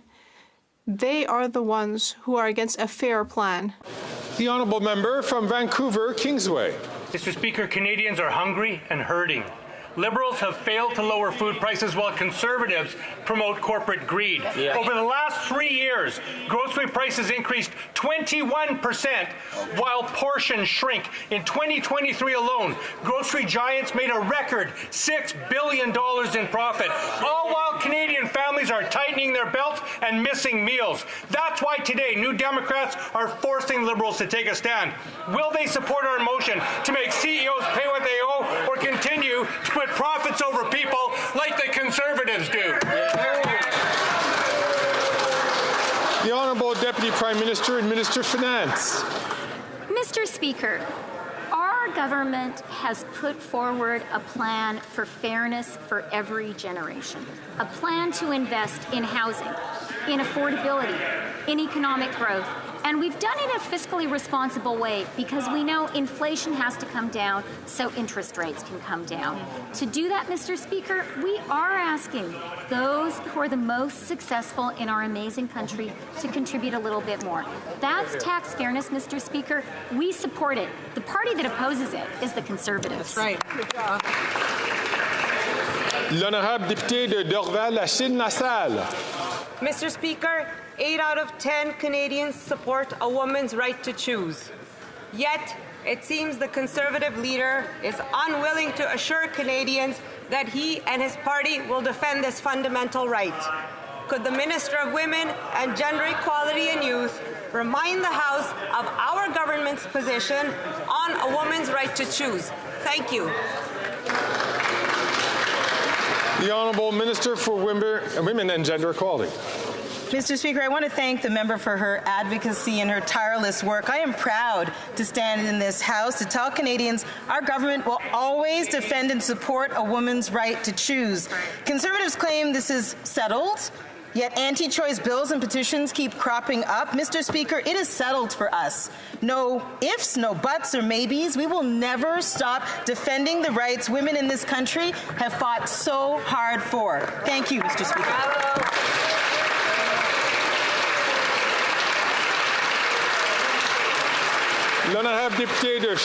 The Honourable Member for Charlebourg-Haute-Saint-Charles. Well, Mr. Speaker, July 1st is going to be a disaster for people looking for housing in Quebec. We know that new housing construction has gone down in Montreal for both collective and individual housing year over year. We see that this Prime Minister's strategy is just another in a long list of failures. Will the Prime Minister do something about the obstacles that are preventing new home construction in Quebec? The Honourable Minister of Housing, Infrastructure and Communities. Thank you, Mr. Speaker. It's interesting because the colleague who asked the question does not have a plan to address the situation. We have a plan to make the necessary investments to construct housing. For example, Mr. Speaker, we've signed an agreement with Quebec to build 8,000 new units of affordable housing. The leader of the opposition, when he was housing minister, was only able to build 6 units across the entire country. They're going to cut the programs for housing. Thanks. We're going to make the investments. There is not a clearer contrast. L'honorable député de Charlebourg. The Honourable Member for Charlebourg-Saint-Charles. Mr. Speaker, what the minister should remember is that over the last 9 years, this government, with its friends in the Bloc Québécois, created the conditions that has made the cost of living so high today, along with interest rates and inflation. $500 billion in inflationary spending was voted for by this government and the Bloc Québécois. And that's why Canadians and Quebecers today don't have enough housing or just can't access it because it's too expensive. So can I get an intelligent answer to my question? The Honourable Minister of Public Services and Procurement. Thank you, Mr. Speaker. We see that sometimes memory can be quite short.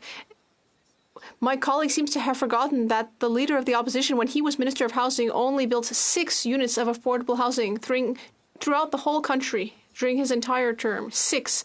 Whereas just in Charlebourg-Saint-Charles, my colleagues writing 222 units of affordable housing were built over the last few months, thanks to the financial support of the Quebec and federal governments.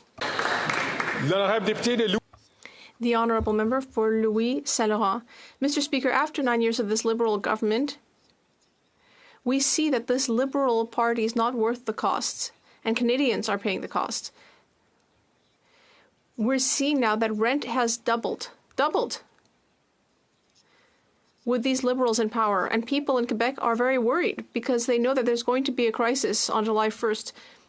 In Le Soleil, Nicole Dion, the coordinator of a housing organization, is saying that starting in mid-May, people are starting to panic because they may not be able to find housing and will end up in the streets. What does this government have to say to people who won't be able to find decent housing? The Honourable Minister of Public Services and Procurement. Thank you, Mr. Speaker. Madame Dion is quite right. And she would be very shocked to hear that the Leader of the Opposition only created 6 units of affordable housing when he was Minister of Housing throughout the country during his entire term. Not 6 just for Quebec. 6 units of affordable housing throughout the entire country.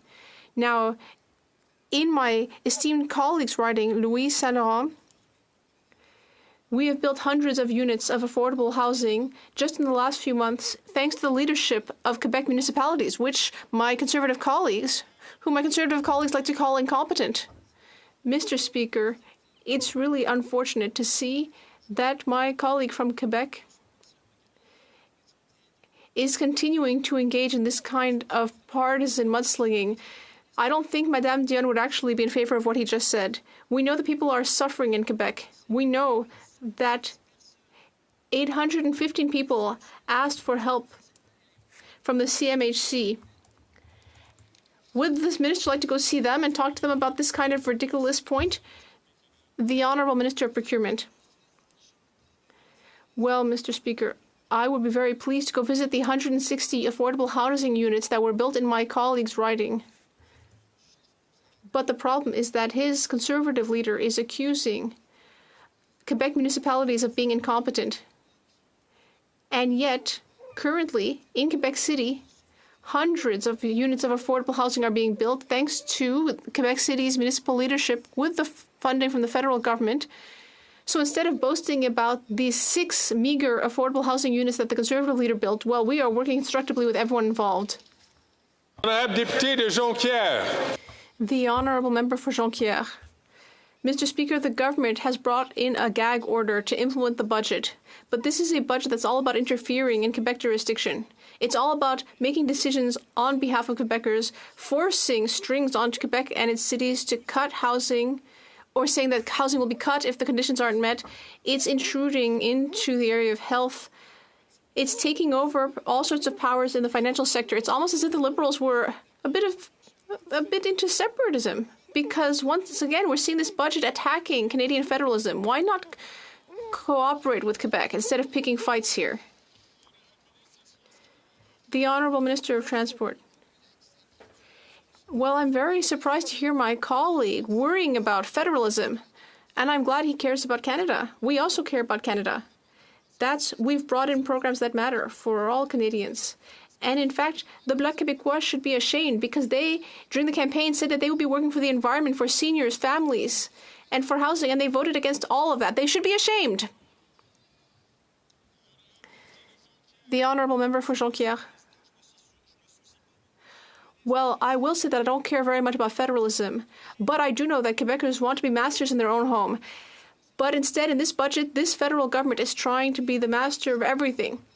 The Liberals are trying to step in instead and do things that the provinces ought to deal with. But meanwhile, no one is keeping an eye on the federal government's jurisdiction. For example, no one is helping people between 65 and 75 who are not getting an increase in OAS. No one is helping with EI. No one is dealing with asylum. No one is helping in key sectors like forestry or aerospace. So instead of trying to just do everything on behalf of the provinces, why don't the Liberals actually deal with their own business? The Honourable Minister of Transport. Mr. Speaker, I'll tell you who's taking care of our seniors, the Liberal government. I'll tell you who's helping with housing, the Liberal government. Who's taking care of our youth? The Liberal government. Who's taking care of climate change and the environment? This Liberal government, Mr. Speaker. Meanwhile, the Bloc Québécois does one thing and one thing only. Pig fights, Mr. Speaker.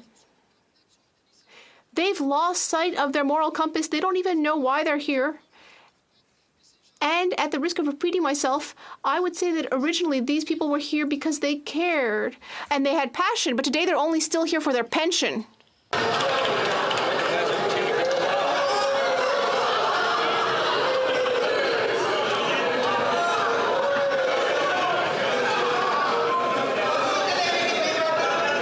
À l'ordre, j'invite tous les collègues. I would invite all of our colleagues to be very prudent in how they use language. South Surrey, White Rock. After 9 years of this NDP Liberal Prime Minister and his extremist agenda, once safe BC hospitals are now infested with chaos, drugs, and weapons. The BC Nurses Union confirms staff are exposed to fentanyl and meth smoke, even in maternity units. This is wacko. That's why I will introduce the Safe Hospitals Act that will toughen penalties for criminals who bring in weapons and ban the minister for allowing open hard drug use in hospitals. Will the Prime Minister support our common sense Conservative plan, yes or no? The Honourable Minister of Health. Well, in the first order, Mr. Speaker, if we're going to have safe hospitals, we have to provide science-based, evidence-based information and not support misinformation, because too often in our hospitals it is actually misinformation that is fueling much of the aggression that our doctors and nurses is facing. And secondly, I would say to the member opposite, the Health Committee going and listening to people on the ground in British Columbia and hearing directly from those affected by this toxic drug crisis. Why were the Conservatives not there? Why did they not send anybody to listen? Why are they not actually on the ground listening to those people who are suffering in this crisis? It's time to act on solutions and evidence, Mr. Speaker. The Honourable Member from South Surrey, White Rock. Well, Mr. Speaker, it'll be news to the BC Nurses Union that they're spreading disinformation. Here's the reality. Nurses should never be exposed to fentanyl smoke in their workplace. Patients should not have to worry about dangerous weapons when they're vulnerable, seeking treatment in hospitals. After 9 years, I can't believe I even have to ask this. Does the Prime Minister support tougher sentences for criminals who bring weapons into hospitals? And will he make it permanently illegal to smoke meth in hospital rooms next to newborn babies? Yes or no? The Honourable Minister of Health. Mr. Speaker, of course, the only thing that separates the member opposite and her concern for victims and for families is that I and my colleagues here on this side of the House want to use evidence-based solutions to make sure that we respond to the crisis with things that are working.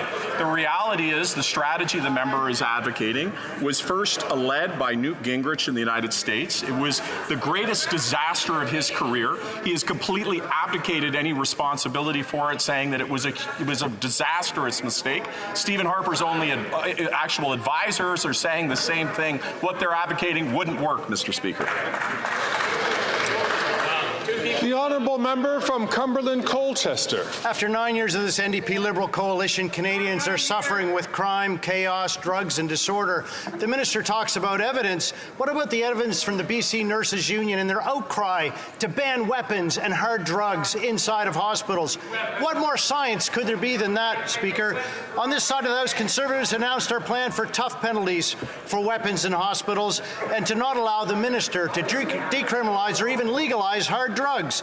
Why do we have to ask again, will the Prime Minister make it illegal to smoke crack and meth in a hospital next to a baby? The Honourable Minister for Mental Health and Addictions. Mr. Speaker, I find it disappointing that the member across actually did not join the recent visit by the Health Committee to BC to speak to experts on the ground. Actual member of the committee, Mr. Speaker. Mr. Speaker, on this side of the House, we follow science, we follow medical experts, we follow best evidence-based practices in order to save lives. The war on drugs didn't work then, it will not work now. We need compassion, evidence, and science to guide us through this. L'honorable député de Sudbury. The honourable member for Sudbury. Mr. Speaker, the Conservatives voted against our Medicare legislation, which describes our government's plan to provide Canadians with free medication. This bill represents an important step forward to ensure that Canadians all have access to free reproductive choices and that no one will have to ration insulin anymore. Can the Minister of Health tell us about the positive effects of this bill for Canadians? The Honourable Minister of Health. Thank you, Mr. Speaker.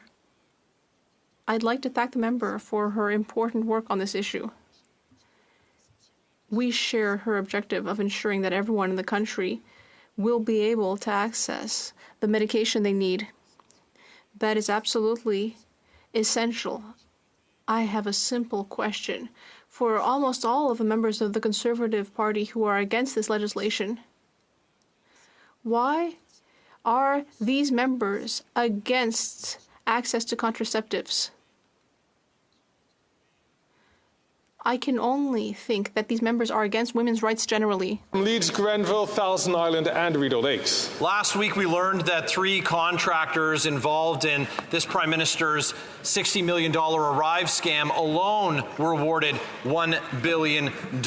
After 9 years, we know that this Prime Minister isn't worth that cost. But let's also talk about the corruption. One of those contractors who received $20 million in IT contracts but did no IT work had their doors kicked in by the RCMP. But what we also learned is that they were wining and dining senior officials from this very government. So we know that it cost $60 million. How many boozy dinners were involved in this $60 million scandal?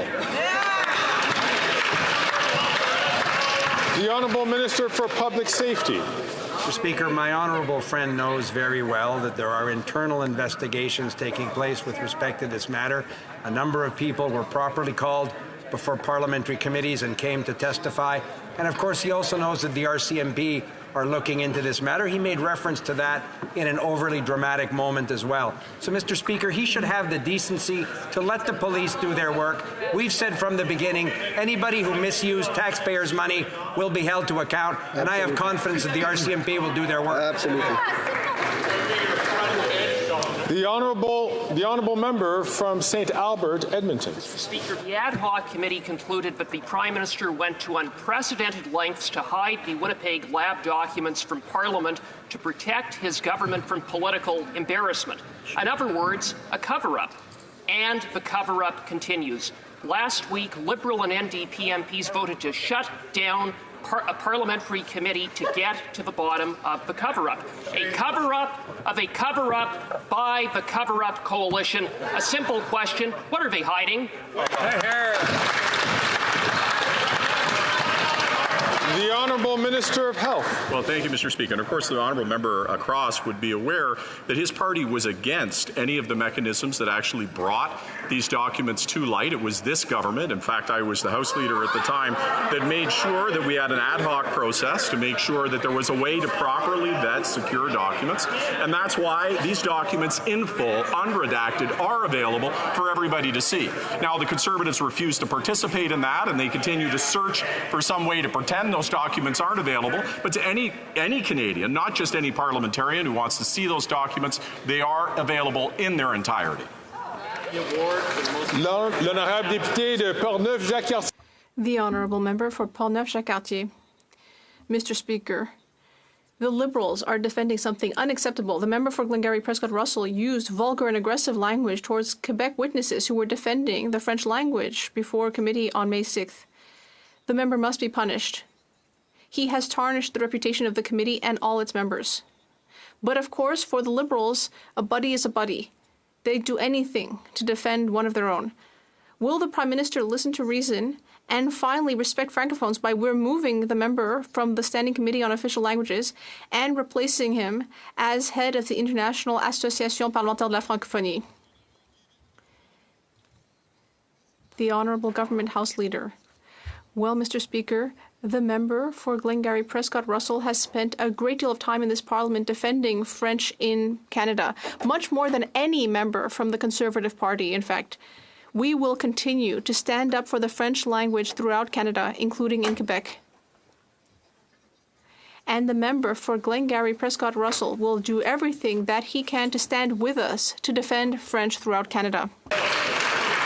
Très content que le ministre s'est repris. Yes, thank you for correcting yourself, Minister. Mr. Speaker, Canadians are worried that the right to choose, along with sexual and reproductive health care, are no longer guaranteed. Our government has made critical investments in protecting and strengthening sexual and reproductive rights in Canada.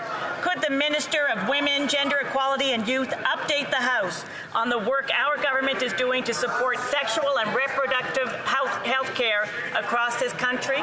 Very important. The Honourable Minister for Gender Equality and Youth. Speaker, I appreciate the member and the question. Strengthening sexual reproductive health care is essential to ensure that women can make their own decisions when it comes to their health. It's why we're making contraceptives free to 9 million women across Canada. It's why the Menstrual Equity Fund was created, which has lifted nearly 3 million people out of period poverty. It's why we invested $45 million into the Sexual and Reproductive Health Fund to organizations providing essential services. Investments like these, Mr. Speaker, are a true step forward to lasting gender equality. The Honourable Member from Edmonton Griesbach. Trinkets and beads, Mr. Speaker, that's what Obsidian Oil, an American company, has been willing to offer the Woodland Cree First Nation. Their drillings have caused earthquakes and polluted the land. Worse yet, now that Treaty 8 First Nations are exercising their treaty rights, the company has called on the RCMP to imprison Woodland Cree leaders. Wow. It's a shameful display of colonial tactics that have plagued Indigenous communities for generations. Will the Liberals uphold the treaty and support the Woodland Cree against this greedy company? The Honourable Minister for Crown Indigenous Relations. Mr. Speaker, self-determination over Indigenous land is so critical to our path towards reconciliation. We will be working with the Woodland Cree as well as my colleague opposite towards a resolution to this very important issue, Mr. Speaker. Thank you.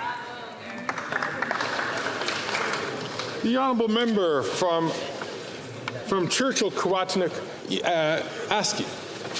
Mr. Speaker, major wildfires hit early this year here in northern Manitoba because of drought, because of climate change. Thankfully, evacuees in Cranberry, Portage, and elsewhere are back home. But in addition to thousands of hectares, the fire destroyed fiber optic and telecom lines and left major centres like Flin Flon stranded without vital internet and cell service for days.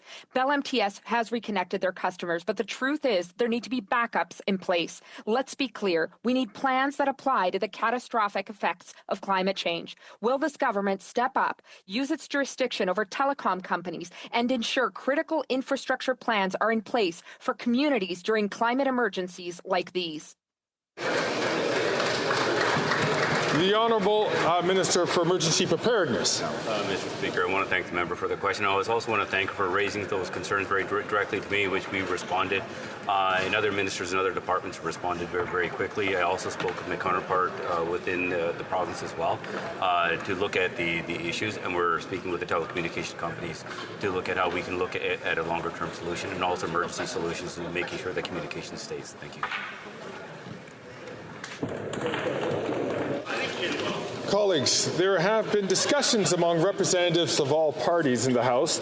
I understand we will now proceed to tributes with respect to the passing of the Honourable John Allen Fraser, former Speaker of the House. I'd like to first recognize the Honourable Government House Leader.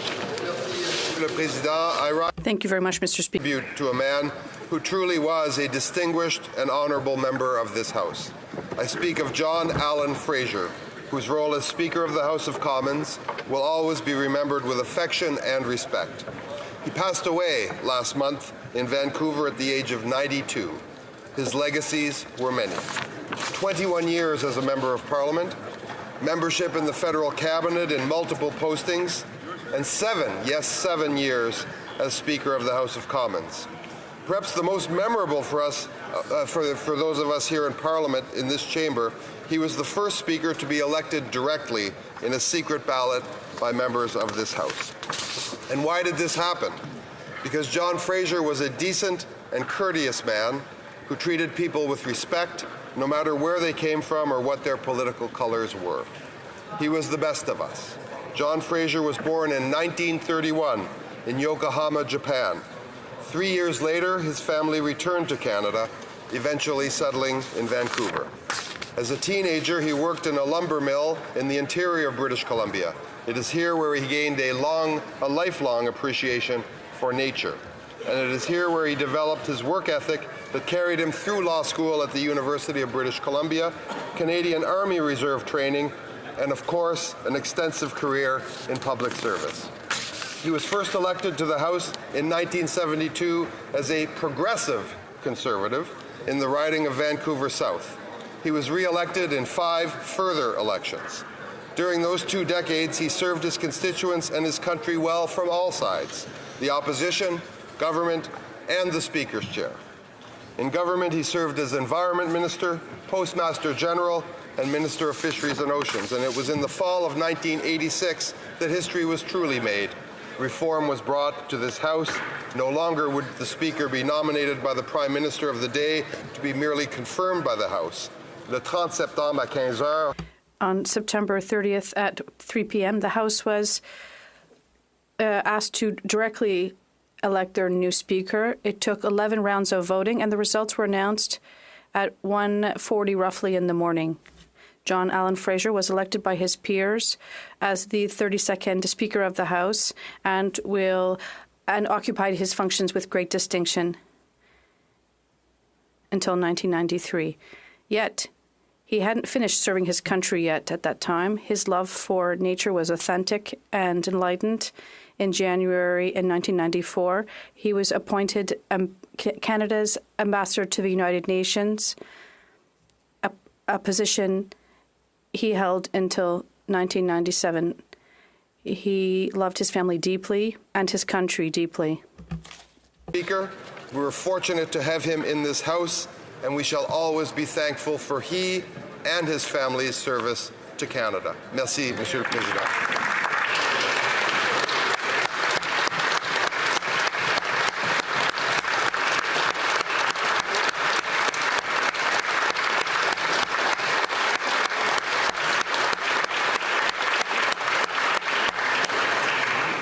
The Honourable Member from South Surrey, White Rock. Thank you, Mr. Speaker. It is an honour and privilege to rise and pay tribute to a proud British Columbian and a great Canadian and my friend. The Honourable John Allen Fraser passed away last month on April 7th at the age of 92. He was born in Yokohama, Japan, and his family returned to Canada in 1934, settling in Vancouver when he was a small child. As a young man, he worked in a lumber mill in the BC interior, sparking a lifelong appreciation for nature and the outdoors. On a personal note, I'll talk about that in a moment. He also developed a strong work ethic that would benefit his distinguished career in public service. John completed Canadian Army Reserve training and attended law school at UBC. In 1972, he was elected to Parliament as the Conservative voice of Vancouver South, a role he would retain for 21 years.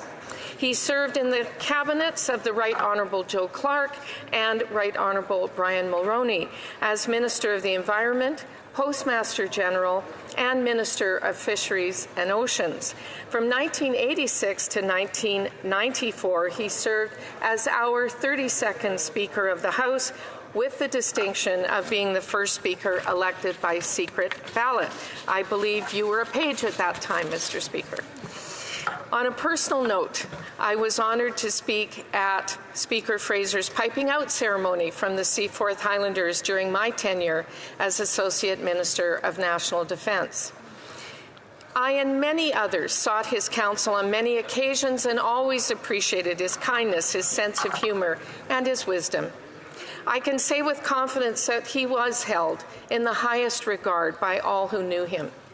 Through a mutual love of skiing, John met Kate Finley in Whistler, beginning a love story that lasted 59 years. I'll note again that Kate is not a family member of mine, but is part of the Wright clan, and John, too, was always proud of his Scottish heritage. He loved to wear a kilt.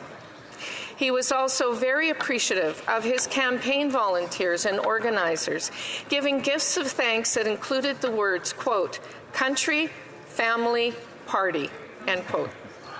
On behalf of a grateful nation, I once again thank Speaker Fraser for his service and contributions to our province and our country. A celebration of life will be held in Vancouver next Friday, May 31st. My thoughts continue to be with his many friends, his wonderful 3 daughters, Sheena, Anna, and Mary, and their children, as they and many friends mourn his loss. He will be greatly missed. Thank you.